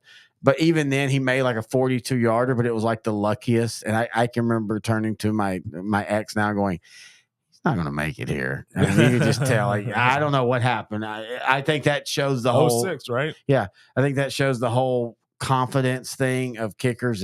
It's such a real thing. Yeah. Same thing with closers in baseball. Look at Leclerc for Texas. He sucked. And then all of a sudden in the World Series, or even through the whole playoffs, no one could touch him. Now, he might load the bases a couple times, but he would always figure his way out. Next week's going to be a great game on Monday Night Football. The Vikings game of the year as of right now. Yeah, the Vikings and the Niners. No. Ravens and the Niners. I was just trying to see if I can catch you there. Sorry. Damn it. I was hoping you just saw purple, and you know me when I see dark colors. I go, like, what? Oh, hey, Noe. You been there this whole day? Okay. Oh, Shiza. Oh, shit. Shiza. Lane Johnson, who's been kind of beat up this year. One of the best right tackle of the last decade Since Eric in football. Williams. The standard of right tackle. Since Eric Williams. I agree. Yeah. And he was beat up earlier this year when they struggled. Yeah. Oh, man, that is They're going to huge. take a commercial timeout for that one. Yeah, we'll take a commercial timeout for that one. I didn't say Football season, and that means it's bug season. Heck, who am I kidding? It's always bug season in Texas. And that's why you need Grandeur Pest Solutions in your corner. They're locally owned and operated. They're trained, they're trustworthy, and they have a proven record as they have been in business for almost 10 years. They provide pest control against ants, bed bugs, bees, roaches, fleas, wasps, mosquitoes, rodents, spiders. If it crawls and you don't like it, they're probably going to take care of it for you. Now, they serve all of the Dallas-Fort Worth area, and they're locally owned. These two guys have been running this business since 2013, and every year they get bigger and bigger. But you know what they still do? They still have great customer service. In fact, if you get a hold of them, they're usually going to have your quote and your job ready to go within 48 hours. That's pretty good. Now, you can call them for a free estimate at 469-809-1769. You can find them online at Grandeur4, that's the number 4, shore.com. You can also find them on Facebook. Just type in Grandeur Pet Solutions, and we are so happy that they're title sponsor for OutDrank The Coverage in 2023.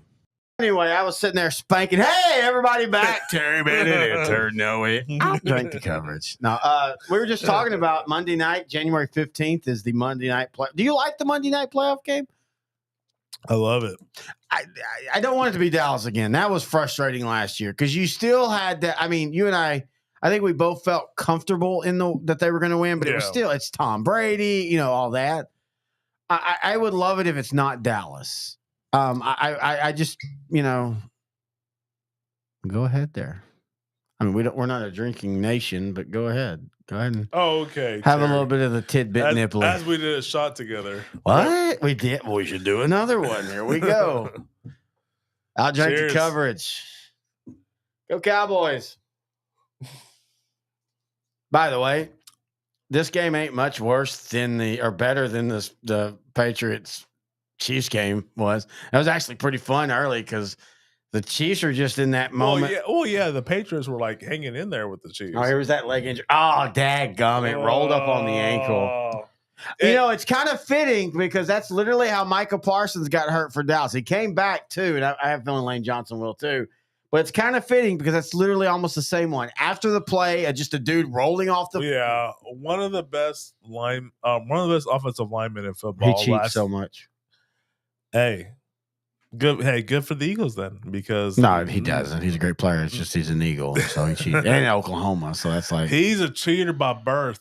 He played Oklahoma, so yeah, they are the land stealers. He's a cheater by. Right, we got it.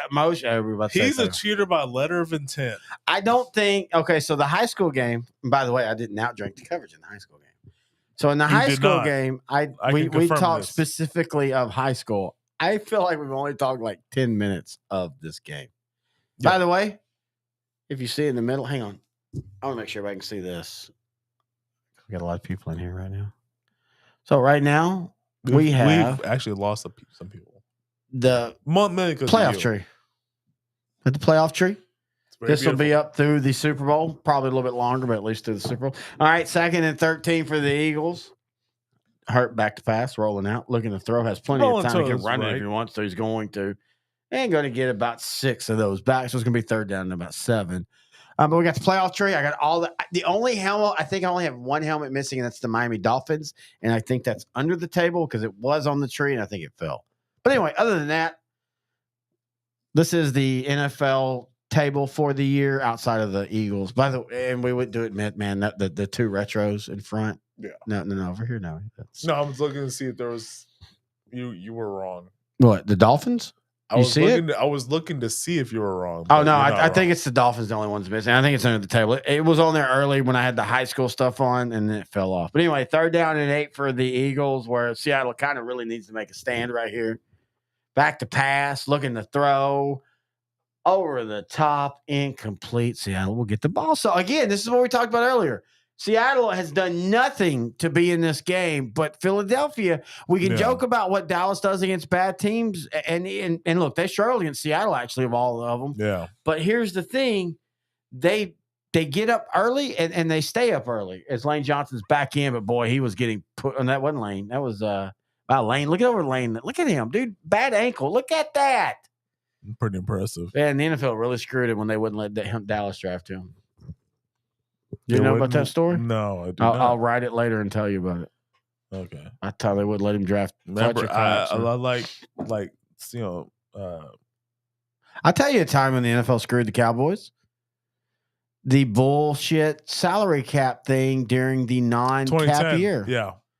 2010. That legitimately, this is that's one of those eras where I realized, I'm not saying Jerry Jones don't want to win, but Jerry Jones got screwed. Jerry Jones could have easily taken Jerry him to Jones court. wants to make money. All right, so here's the backstory.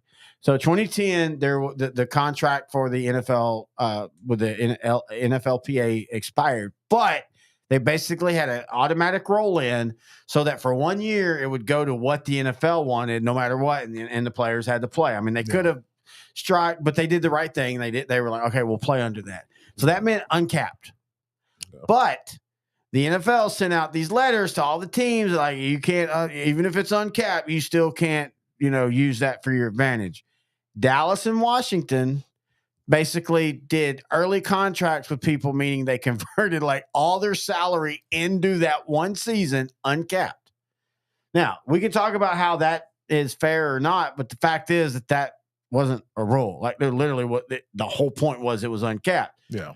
The NFL punished them with a huge salary cap charge. And that legitimately, for all the talk about Dallas in the 2012, 2013, that's what hurt Dallas is they were basically 2 players down, if not more, depending on how the salary cap went, of depth and stuff. And that's why they ended up like 8-8 multiple times.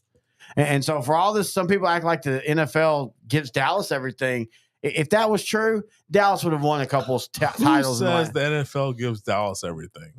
Man, I've got to get you to some of these boards I'm on, dude. I almost feel like I don't need to be on these boards. I mean, that's me. It's like so soon as last night happened, today I'm trying to promote our show. And by the way, we thank everybody. We've got like 900 people still in right now. Thank you so much. Thanks for braving out, everybody.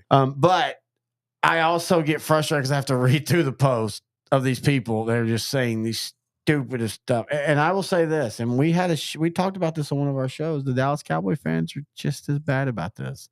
Yeah. The stupidity, the just things like that. But anyway, that's some of the belief is that the NFL gives Dallas all this stuff. And I'm like, well, yeah. I mean, I know Dallas is bad, but are they so bad? Oh, we got AJ Brown talking crap. Here we go. What is it about AJ Brown trying to I'm surprised DK Metcalf didn't just get in his face. The Stars lead the Kraken 3-2 with 3 minutes left to play. They've been released. I feel like they need to win that. Oh, here's the Eagles head of security. Oh, wow, they brought him. Okay, first off, kudos to the Eagles for bringing the guy suspended to the game because I think he got a raw deal. He's not even a player. Oh, Kenny Walker breaks a big one. I say that's a 5-yard game, but it was going to be a 2-yard loss. Look, he acted wrong. Greenlaw acted wrong. Yeah. But that was one of those, again, I go back to the Zach Martin yesterday. The officials could have swallowed the flag on that, and it wouldn't have mattered. Yeah. And that was the thing that frustrated me about yesterday. Dak Prescott gets hit late. He gets the flag. Mm-hmm. Zach Martin runs up and chest bumps the guy, and they immediately throw a flag. Whoa. I didn't mean to talk about Grant there, my bad. That was one of those, like, dude, really? Like, and even Greg Olsen said, like, you normally kind of give the offensive lineman that chance to push the guy that just hit your quarterback. Yeah. Wow, though. Wide Seahawks open is up the just middle. like, we're going to run on y'all. 32 seconds left in the quarter. Time is it? We've been going so long. This is longer. When I was about to, no, actually, this is kind of longer than the Cowboy Charger game because we started earlier today. I feel like we had a wonderful meal at Joe Willie's. Noe had a 5-year-old meal. What'd you have, Noe? I had the chicken strips with French fries. I love talking about that. Chicken strips. It was pretty good. That was so cute. It was so cute when they brought you your nappy. I like to try different things. They put you in your nappy and your little. I've had the burger. I liked it. I have had the Philly cheesesteak because Studio Fiance said she liked it. And she's good on food. Like she has good taste food. I was going between the strips and the chicken fried sandwich. So I want the strips. The strips are good. They're prepared hot. I think if we go back again, I'm going to try one of the salads. Okay, now you just went completely gay. We'll be right back. Football season, and that means it's bug season. Heck, who am I kidding? It's always bug season in Texas. And that's why you need Grandeur Pest Solutions in your corner. They're locally owned and operated. They're trained, they're trustworthy, and they have a proven record as they have been in business for almost 10 years. They provide pest control against ants, bed bugs, bees, roaches, fleas, wasps, mosquitoes, rodents, spiders. If it crawls and you don't like it, they're probably going to take care of it for you. Now, they serve all of the Dallas-Fort Worth area, and they're locally owned. These two guys have been running this business since 2013, and every year they get bigger and bigger. But you know what they still do? They still have great customer service. In fact, if you get a hold of them, they're usually going to have your quote and your job ready to go within 48 hours. That's pretty good. Now, you can call them for a free estimate at 469-809-1769. You can find them online at Grandeur4, that's the number 4, shore.com. You can also find them on Facebook. Just type in Grandeur Pet Solutions, and we are so happy that they're title sponsor for OutDrank The Coverage in 2023.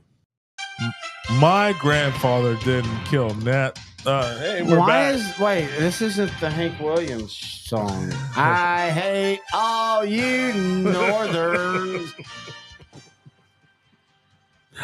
Oh, man. Terry, yeah. OutDrank The Coverage. Having a lot of fun here tonight. Eagles, Philadelphia. Gates kind of went how I thought it would. I think I said 27-21, a little bit more defensive. But again, we go back to, and I'm not saying this is a negative, but the Eagles tend to do just enough to beat the teams. And I don't know if that matters or not. I still, if I'm ranking the NFL teams right now, I'm still going San Francisco first, and I think Dallas. Baltimore? No, in the NFC. I'm sorry. Oh, okay. NFC. I think I'm going San Francisco first, Dallas and Philadelphia literally right there. Yeah, 1A, 1B. Everybody else below. Or 2A, 2B. Or 74-37. Okay. I'm glad you finally understood what I meant there. So 1st and 10 now for Seattle. They have a nice little drive going on here. Start of the first or fourth. Run to Kenneth Walker. Oh, no. Is that Gainwell or Walker? Oh, no, Gainwell's on the Eagles. Sorry. I keep forgetting it. He's one of those guys.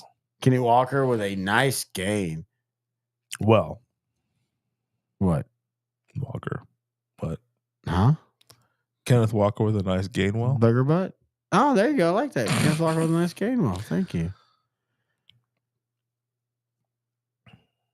I still got a 4-point lead going into this last. I mean, you're at this point now where you just don't want the Eagles to have the ball. Yeah. Like either way. Let's go Seahawks. Run a 14-minute drive here. Go for 2 and let's get out of here. Or if Kenneth Gainwell could just be the lead back this last quarter. And the Eagles, that's not that crazy. Yeah. Walker going to again take it for a first down. I mean, this is again, what do we say? I say this about Dallas, but I mean it for the Eagles too. Now, I will say San Francisco, they have a good run defensive line too. I mean, they got Hargrave from Philadelphia. Yeah. So, but really, they're the only team that I feel has a good pass rush and a good run defense. They traded for a pass rush this offseason with Chase Young. They drafted Nick Bosa in the 2019 draft. Boy, the Kraken tie it with 20 seconds left. Sorry. Go Well, I was happy until you just said that. Yeah, sorry about that. But anyway, thanks for ruining my evening. I know. But yeah, so the 49ers are the most well-balanced team. They have 2 excellent pass rushers. They have Hargrave up the middle. They got the 2 best running, or they have the best linebacker in football, and Fred Warner. Talanoa Hufanga, he's injured out for the season, but he really good player. Yeah, but outside of him, they still have Tre'Davious Ward, one of the best one-on-one cover corners. Outstanding secondary. They have one of the most complete teams in football. So far, Chase Young only has a sack and a half with San Francisco. But that does not really matter. I mean, I'll admit I haven't seen. Has he been getting pressure? It's the pressure he's getting. It's the pressure he's getting that's freeing up everybody else. No, I totally trust you on that. Yeah. I haven't seen it, so I didn't know. So, Drew Lock. Oh, the Rangers lose Martin Perez.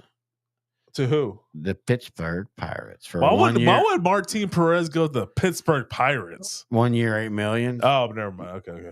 Good for him. And also, I mean, look, and you and I talked about this a year ago. Yeah. He had a great year before when the Rangers were bad. Yeah. But he was not that good. That was an outlier year. And then this year he didn't even pitch like in the offseason or in the postseason. Oh, nice stop.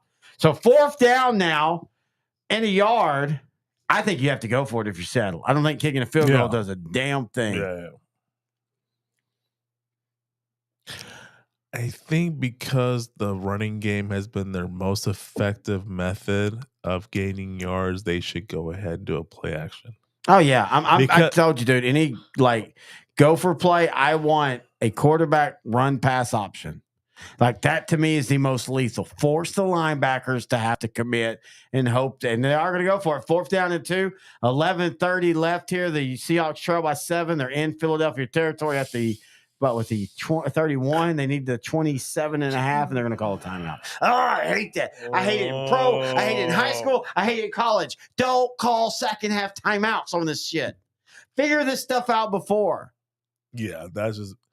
I hate to say God, it because so Pete Carroll is frustrating. the head coach for the Seahawks. That's bad coaching. You never spend your second half timeouts until. That's the thing. I'm sorry. Go ahead, finish. You never spend those timeouts until like the last 3 minutes. That's the thing that offensive coordinators like Norv Turner were really good at, knowing what they wanted to do 3 plays down the line. You waste a timeout. So now, even if you get it, and even if you score, you've now cost the timeout. So if you don't get it, you've not only not got it, but you've also lost timeout. Fred Sanford, I've won in the other league that I'm in. I want to see how much DK Metcalf has got me, though. He hasn't had much of a night. All right, 4th and 2, 11:20 left. Slant, incomplete. And we got a flag. So they at least get the 1st down, but again, they still lose the timeout. And I still contend that's going to be huge. Yeah, I got 1.8 points from DK Metcalf in this game. So I'm glad I've already won because I would have been screwed. Let's see here.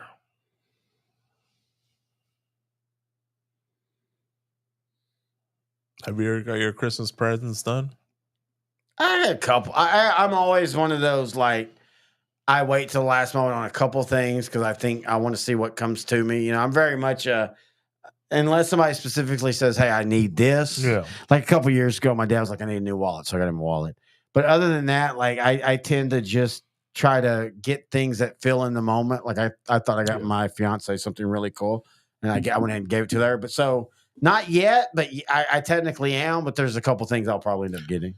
I'll finish tomorrow. I have the rest of my list done, or I have the rest of my list to go. But I just have one person. Walker on the end round. He's gonna lose like 3. I don't, and that's another thing. In today's world of football, where in today's world, if you're gonna do it right. In today's world, but I just don't understand any offensive coordinator that thinks, hey, let's start a play 5 yards behind the line of scrimmage, because everything today is about getting up, getting pressure. Don't give them that.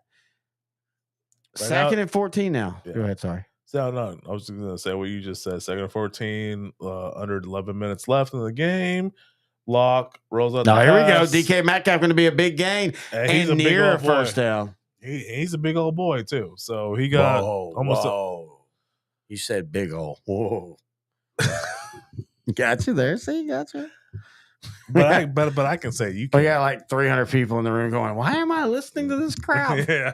God, we said the number keeps going lower and lower. It always does at that point. I blame the game. It could be 39-38, and I'd blame it's the game's fault. It's boring. All right, 3rd down and 2 for Seattle. You got to feel like they're going to go for it again on 4th. Pressure. Gets rid of it. Going to be caught. They're going to say incomplete. But it will not be intentional grounding, so it's going to be 4th and 2. Go for it. Oh, yeah, you have to. Well, I mean, you don't have to. I think you do. Yeah, the Kraken and the Stars go into overtime.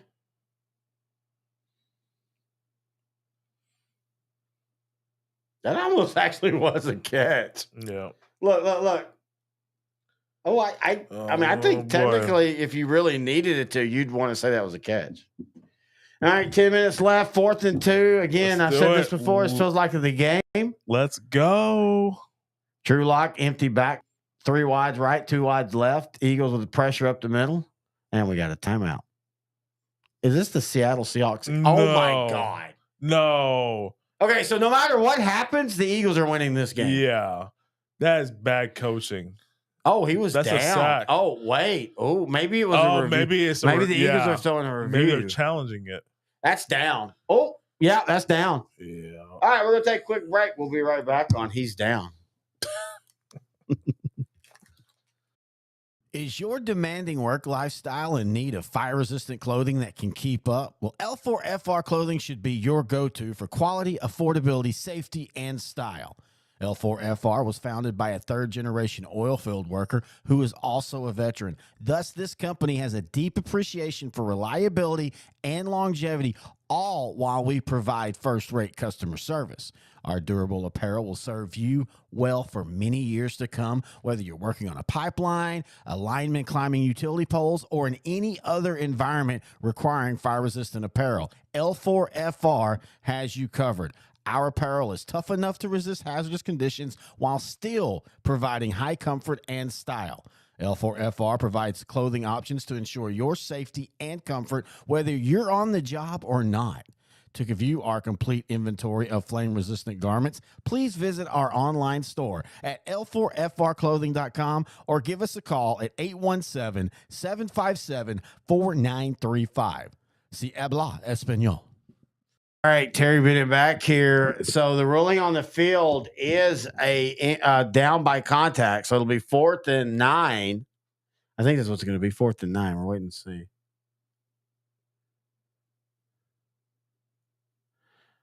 Now they're going to kick a field goal. Wow. So now they're going to kick a field goal, and it kind of feels like for Seattle that might be a tough thing because I know the Eagles only have 17 points, but they've moved at all. Dallas Stars beat Seattle. The Dallas Stars in overtime. I'm Harry Carey. How you doing? Welcome back to the show. R.I.P. Harry Carey. This is Noe Tedley. He's been on the show before. First time in years since he disappeared. We don't know what happened. We would have called the cops, but they were like, "Do you really care?" We were like, hey, sure, whatever. Anyway, we're about to have a 43-yard attempt. I thought they were gonna go for it. Well, they and then the penalty. Yeah, no, they said he was down. Oh yeah, he was down.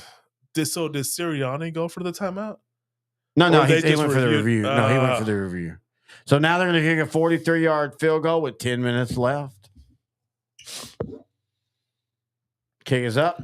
Kick is good. Right down the middle. So 10 minutes exactly left in the game. The Eagles lead the Seahawks 17-13. We'll be right back. Is your demanding work lifestyle in need of fire-resistant clothing that can keep up? Well, L4FR clothing should be your go-to for quality, affordability, safety, and style. L4FR was founded by a third-generation oil field worker who is also a veteran. Thus, this company has a deep appreciation for reliability and longevity, all while we provide first-rate customer service. Our durable apparel will serve you well for many years to come, whether you're working on a pipeline, a lineman climbing utility poles, or in any other environment requiring fire-resistant apparel. L4FR has you covered. Our apparel is tough enough to resist hazardous conditions while still providing high comfort and style. L4FR provides clothing options to ensure your safety and comfort, whether you're on the job or not.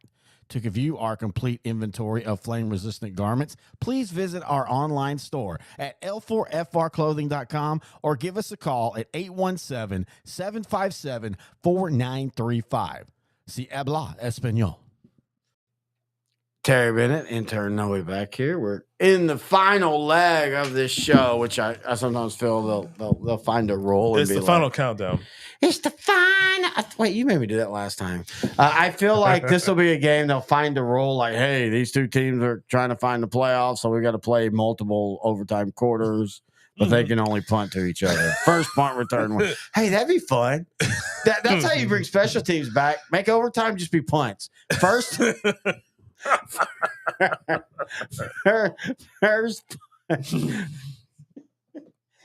punt return wins.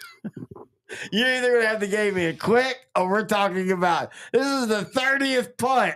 It's 2 a.m. in the morning, damn it. I've never met you.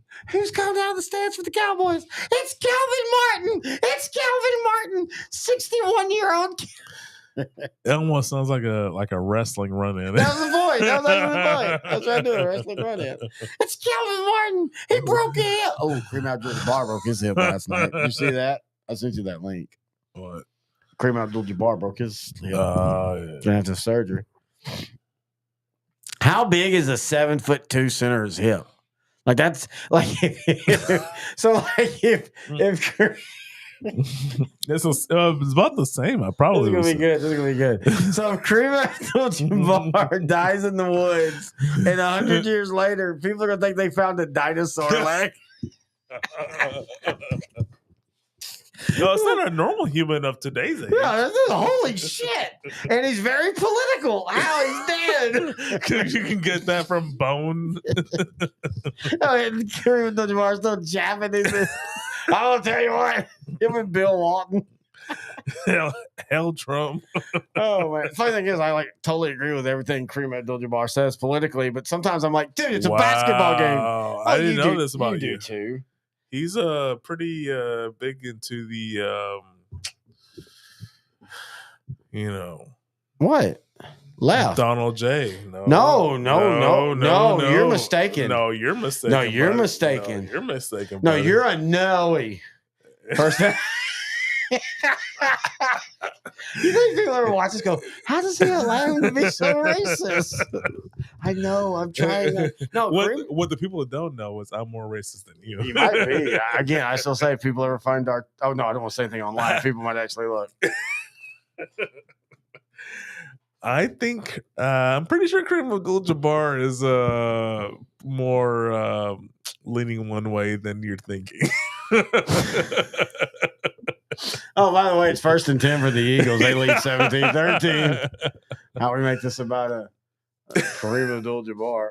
Actually, I think, honestly, he's one of those that kind of everywhere. So in 2018. Yeah, see, this is what I thought, legitimately. In 2018, he said, Abdul-Jabbar said he was encouraged by the midterm elections that gave Democrats control of the House.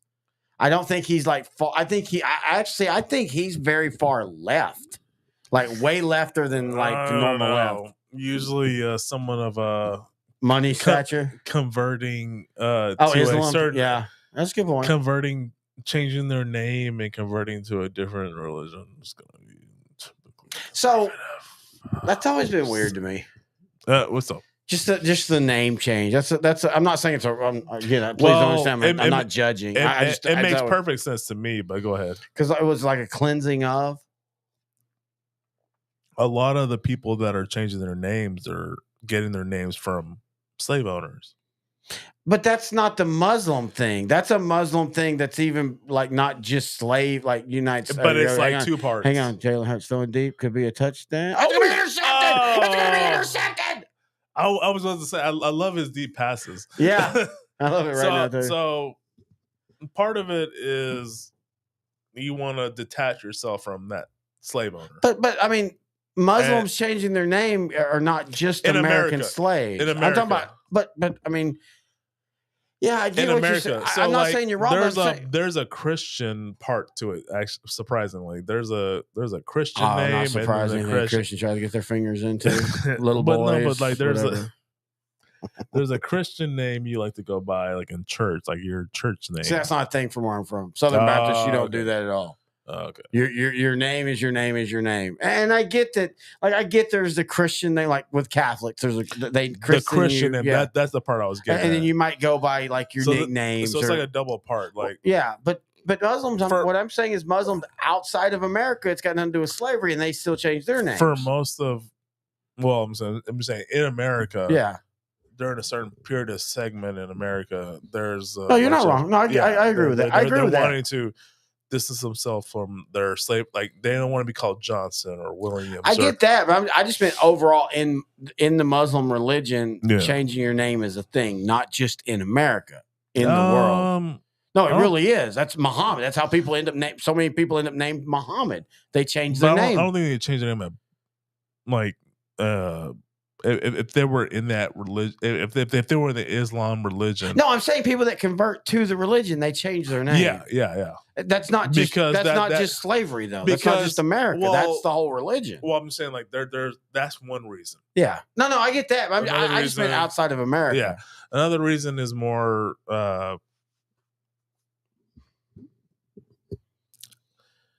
Another reason is more. Where are we? I'm trying to be like. What's this in front of me? Because I have this like tree right here. I'm thinking of Kevin from the league. I got a shot. Take a drink. Okay. Take a drink. It's been fun. Yeah, it's been fun. We do appreciate everybody that's joined us tonight. We've had a blast. Game, we still got probably 45 minutes. Debates. Well, and that's what I mean. Honestly, when you and I first started bringing this show back, and we were doing what we do, the normal week stuff, and then when we went over to L4 Media and we started the video, I even said this, like there's going to be nights like this where we're just talking what we want to talk, and that's what I want the show to be. Like I want us to talk football. I want people to come to us because we're talking football. Yeah. But I do have other interests outside of football. Like baseball. I'm shocked. Like hockey. I actually,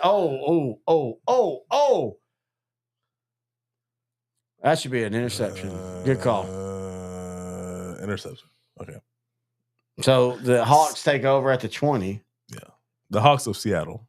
Okay, everybody knows that if they're listening to this show. Walker with a nice run. I will say this: they have moved the ball well in the second half on the run. And again, Drew Lock, I understand it's been the big plays on third down that they haven't been able to get. That if you felt like Geno Smith was playing, I don't know. Again, this is what's confusing about the Eagles. They're probably going to win this game, but I mean, they will. The way they've looked, nothing makes me think, oh, hey, you get them in the playoffs, they're going to scare you. That's what I thought when they came to Dallas. Well, I mean, that's why we both thought Dallas would win. That's what I thought when I watched them play Kansas City. Walker now going to dive up. And here, though, again, I love running, but running first and second with a backup quarterback, it leads you to third and long. And then you're going to do a dump pass, and then you're punting. It's 7 minutes left in the game. Just let's see what happens.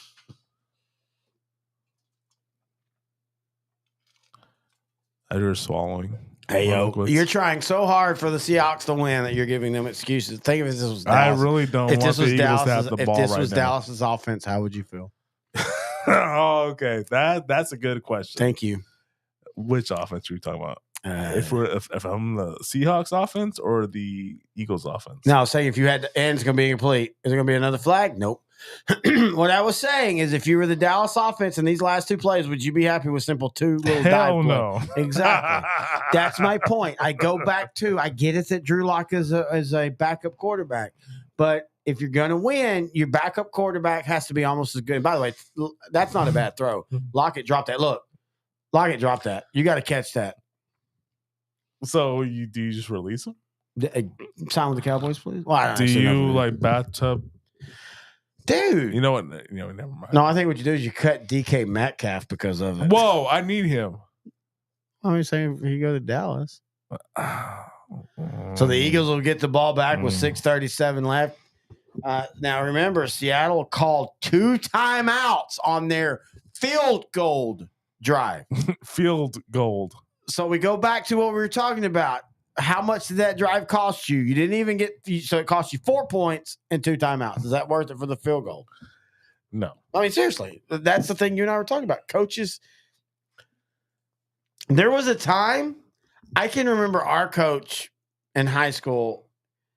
In the second half, you take a delay a game, unless it's just like the key moment, like it's a huge moment, Yeah. like you need, it's 4th and 1, and you're about to go for it to win the game. What's his name? Charles Parker? Dennis Parker. Dennis Parker. Good try though. Good try. I respect you. It was one of those. Yeah, you're just shooting in the dark. You just took two honky names, put them together, and you almost got it right. Good job. They're all like kind of the same. Yeah, we all look the same. But no, I mean, but there was a time when you said, "Hey, well, you eat the yards to keep the timeout." I don't think NFL coaches do that enough in the second half. Yeah, I agree with you, John Smith. 100%. Wait, that was on. Isn't that all right? Mulan? First and 10, 6 Isn't John and a half Smith left in the game, so big second down now. and You know what we should watch together? I'm afraid to ask. Okay. Yes, hang Terry. on, What should we watch together? Hang on, no. I'm gonna see if we're on the same racist waves. I'm thinking the most racist type show that we would watch. What would that Blazing show? Saddles? I don't know. No, that's great. We watched that. You were awesome. No, racist, not racist show, but a show about race. Oh, you know this one. Come on. Philadelphia? I don't know. How's that about race? That's about guys touching each other. Roots. You're like, I don't. We gotta watch Roots. The whole series? Yes. Oh, no. Even the second I'll one. have an ulcer after that series. Oh no, Hart's gonna go for the first. Oh, he got short. It's 3rd down and 2. Oh, sorry. Third down and what? We might have reached that point of the night where I have outdrank the coverage. So, hello everybody. How you doing? Why are you Message me at noe.tedla@gmail.com. Why are you like being very sensual right now? I'm sleepy.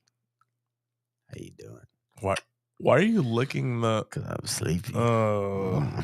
No, I'm kidding. I'm having fun. Oh, Drew Lock's warming up. We're going to be good. Oh, they go with a touch push, and they get the first down. Got him.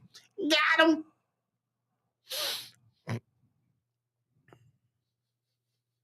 But when we go quiet, don't we? Like complete dead silence. It's your fault, buddy. There we go. Look, here we go.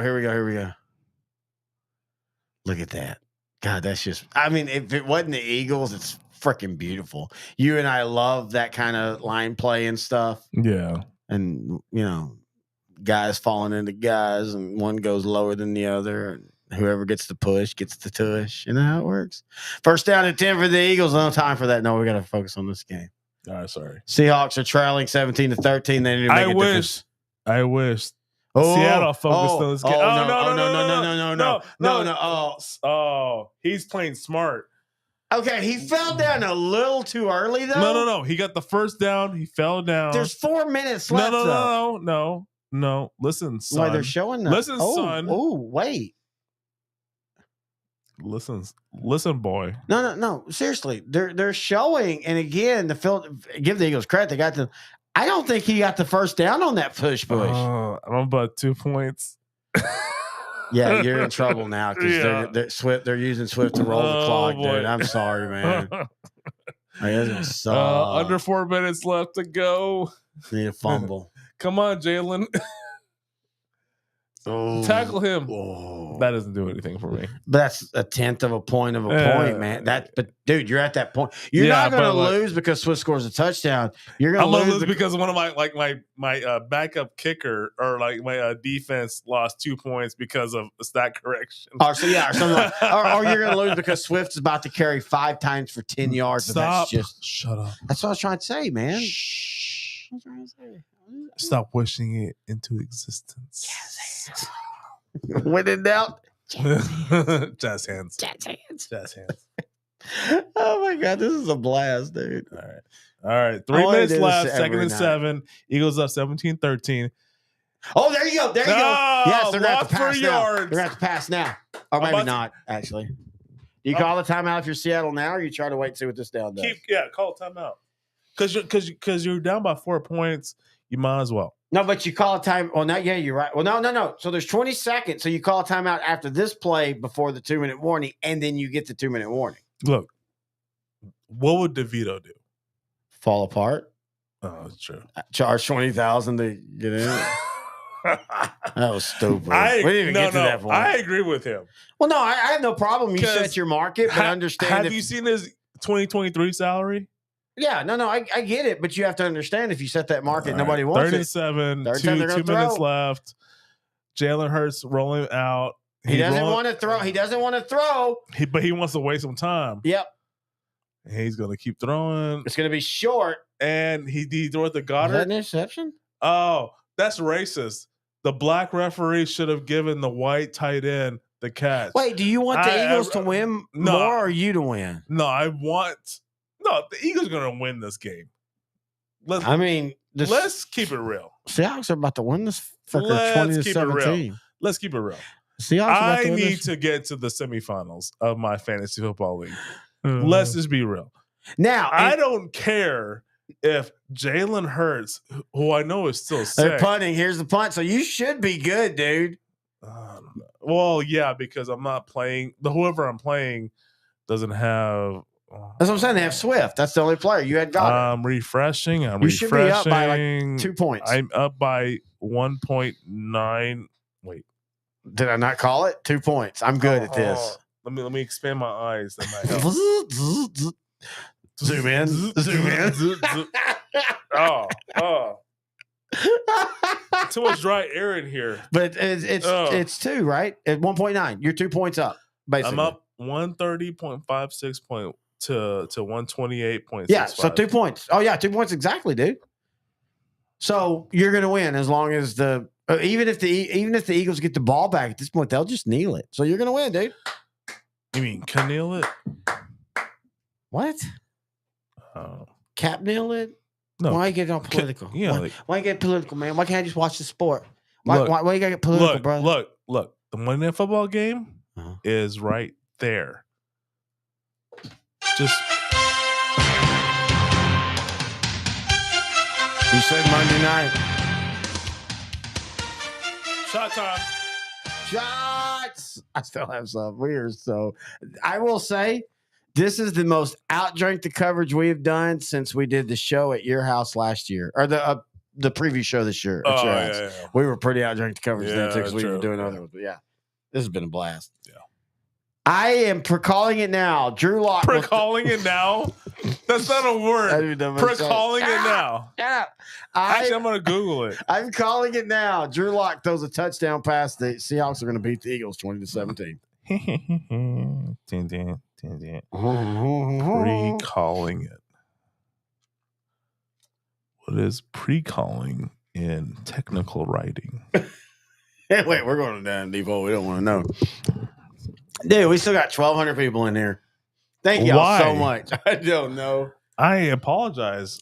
I will do cartwheels or something to make y'all. No. But I need to. Like, why are people still watching? Because we're awesome. That's cat, bro. I don't even know what that means. As the kids say, cat means lying. Really? I thought cat meant the other. I thought cat meant like you're. No, it is not an uppercase. It is cat, like as in lying. That is cat. I don't know what that means. So, say you're a known heterosexual. Mm-hmm. So Terry Bennett's a known heterosexual. Cat. Wait, no. Yeah. So exactly. Son of yeah, exactly. So now I have to take a lifestyle I don't want just because I say cat. Yeah. Is that how it works? Yeah. No, he's a white man. Well, cap. You gotta be black. You got in this country, you get all the freedoms that I don't get. Oh, sorry. We're going a little weird now. All right, here we go. Seattle. All right. And the Nazis. Drew Lock looking to pass over the middle. Ball's incomplete. Almost intercepted. You know what? I don't think the NFL will catch us if we do this. So we're going to go play by play. All right. Second down and 10 for 147 left for the Seahawks. They're trailing 17-13 here on Monday Night Football. Seattle's playoff hopes basically, even though if they lose, they're still okay, but it's getting more and more where you got to win out. You beat the Eagles, you help the Cowboys, and Jerry Jones will help you get in the playoff.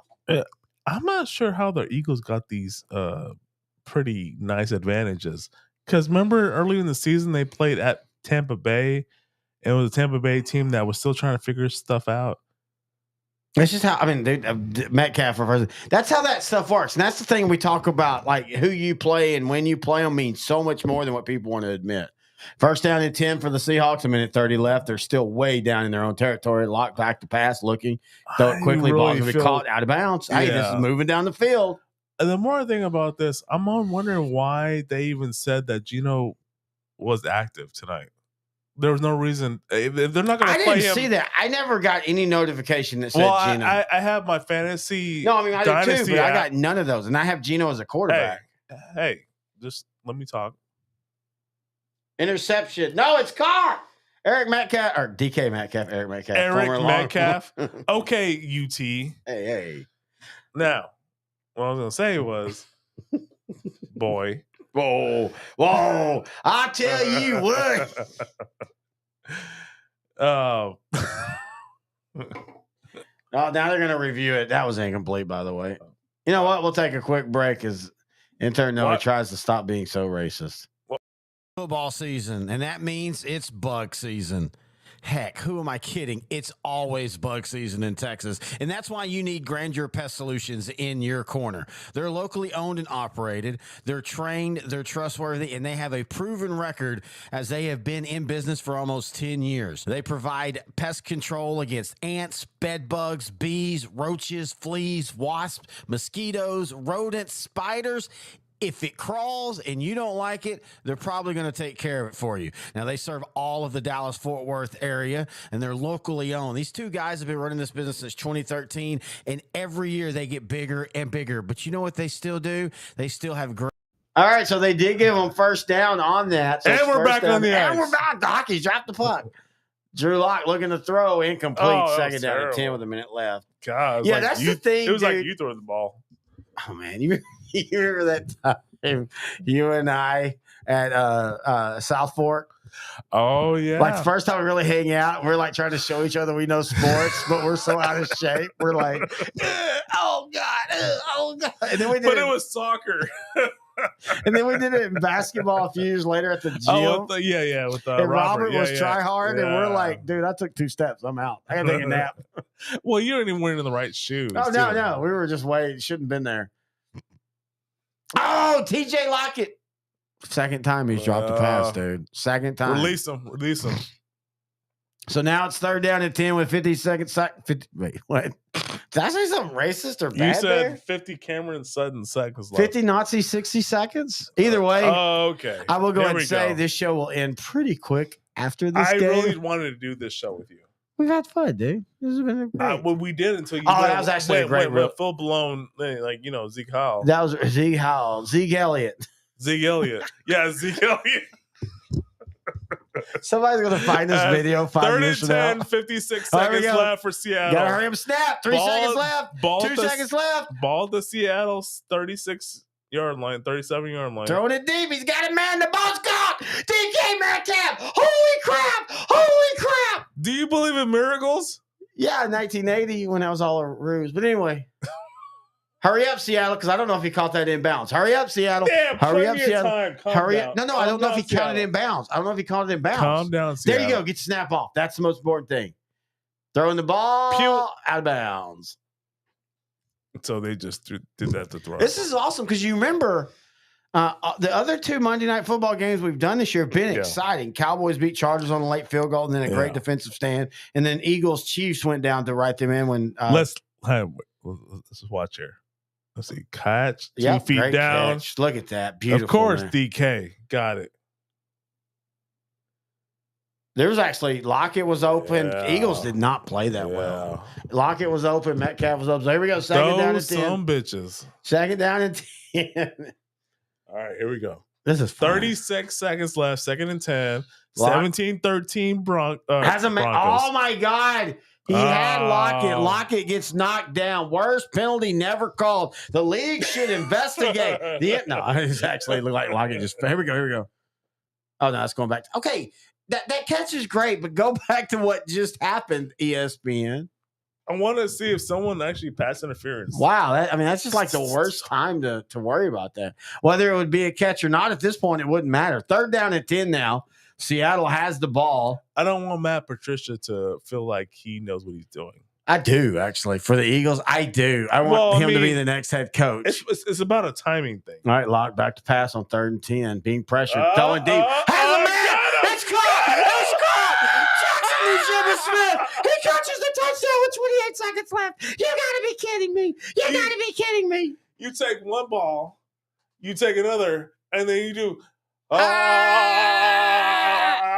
I promise I said Jackson the Jimmy Smith, not the other word. And just like that, 10 plays. Wait, watch 92. it. Watch it. Huh? Watch it. Huh? What did you say? I got clear hair.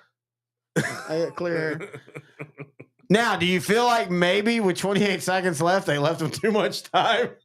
Great play by Locke, though. Great job of reading the safety, throwing it over, and Rockwall's own Jackson the Jeeba Smith. Jackson Smith and Jeeba Smith. Oh, that's why I said Jackson Smith. I said Jackson and Jeeba Smith. And we know his Jackson- dad. Dad's a good dude. Jackson N-word Smith. Hey. Got it. Dad's a good dude. Oh, we got 1,000 people watching. Somebody might know who he is. Holy crud, man. What a game this has turned out to be. 20-13. Holy crap is a crapple. Holy crap, it's a crapple. Wow. Dude, this is the game of legends. This is that stuff on Monday night, you know, back before they told ASPN. They told ASPN. They told ABC. God bless, amen. They told ABC that if you moved it over to ESPN, they would lose a good schedule. And that was a mistake. But I like now that they've given with Troy and Joe Buck, it's fun that Monday night actually, and you're going to get some stinkers, but that, I mean, that's the way it is. But like this matchup, this is literally keeping Dallas in the NFC East title, and it's keeping Seattle in a playoff race. Mm-hmm. This is what you should be watching on Monday nights right here. It's an absolute blast.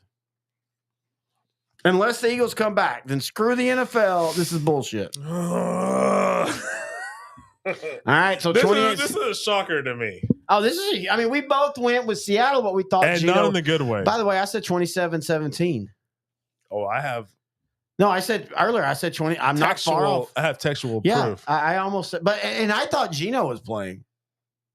Okay, so let's ask it, Noe. Oh, you put me on the spot? No. Well, let me finish. So everybody gives. I never let you. Everybody gives Dallas all our time because they lost to the Cardinals and they lost to the Bills, but they've not done something that the Eagles and the Niners are both about to do: lose 3 straight. Gross. The Eagles are about to lose 3 straight. Yeah. So again, I go back to all this crap the Cowboys get when they play bad in Buffalo. I want the same energy if the Eagles end up losing this. 26 seconds left. They're going deep down the negative field. Stuff you said about Nessa Carrigan. Huh? There's some negative stuff you said about Nessa Carrigan. Should I screenshot that and post it on? No. To be fair, I wasn't talking about her. I was talking about what was done to her. Great play by the defender right there, knocking AJ Brown out. Are you saying? I mean, this literally. Are you saying curse word that guy? I'm going to say this. I mean, if they end up losing this gives Dallas that door. Yeah, it really does. I mean, this is the thing we were talking about. Yeah. 21 seconds left. Jalen Hurt's going to run. That's fine. Jalen should not be hurting and running. Now do they have timeouts or not? Yeah, they do. So I would like to see a Hail Mary. Well, they're going to kick a field goal. I'm not here. And they're going to try to get a field goal. You think Jake Geller's going to kick a 75-yard field goal for Frank? Dude kicked a 60-47 field goal with 42 million miles wind against him against 2 weeks ago. So, yeah, this is our math. The math adds up. Thank you, Mr. Accountant. Yeah, sure, whatever. Go for it, dude. Call it. We got 1,000 people in there like going, what in the fuck are we getting? And we're down to 100. And we're down to 5. Yeah, see, career 61. So they have 2 timeouts, 13 seconds. Hey, I trust Brandon Aubrey, but historically I would trust Elliott. Yeah, no, he's been clutch in his short career. Going the ball deep. Intercept and out of bounds. He dropped it. But with 6 seconds left. He's calling it. He's saying it's interception. But they're going to review it. But either way, with 6 seconds left, you're not going to be able to set up for a field goal. Look, Elliott is going to make that from that. I don't care what anybody says. Elliott lines him. Has made it. Elliott lines him. He's like, you know what? No, let's go back further. Yeah. I'm going 80, bitches. Here we go. Here we go. one. I don't see the second one. Yeah, it's going to be out of bounds. It's going to be. It's not going to count. But still, it's only 6 seconds, so you're not going to be able to throw the ball. Here we go. If they were smart. Wait. Oh, him hitting his own play. Wait, that's one. That's one. Oh, That's two. That's an interception. The Dallas Cowboys are going to the Super Bowl, folks. Maybe I overrated that one. Sorry. Sorry. It's a cleanup on all of you. Clean up on all your back. Like Barney, you remember Barney and How I Met Your Mother can never take a bad picture. Yeah. I can always put one on your back. Tomorrow when you're at work, just remember that. Oh, you're not at work tomorrow. You're off tomorrow too. Rolling on the field, the interception. The ball might intercept.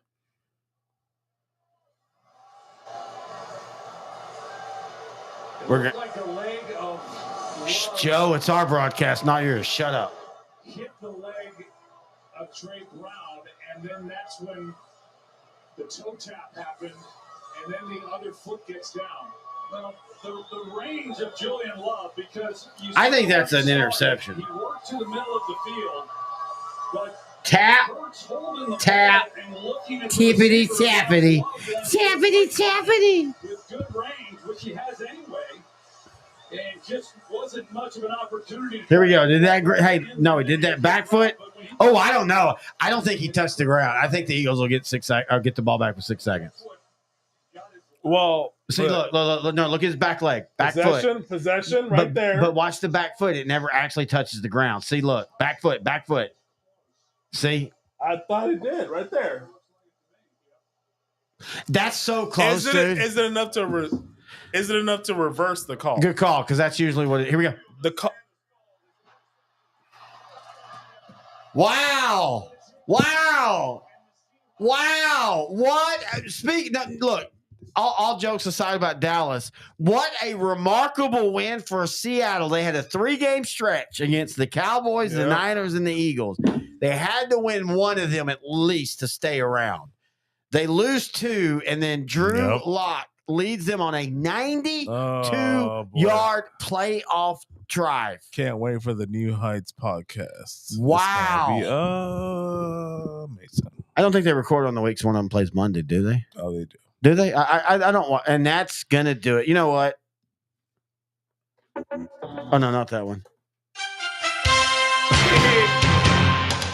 We're gonna go ahead and call it a night, folks. We do appreciate the thousands that joined us.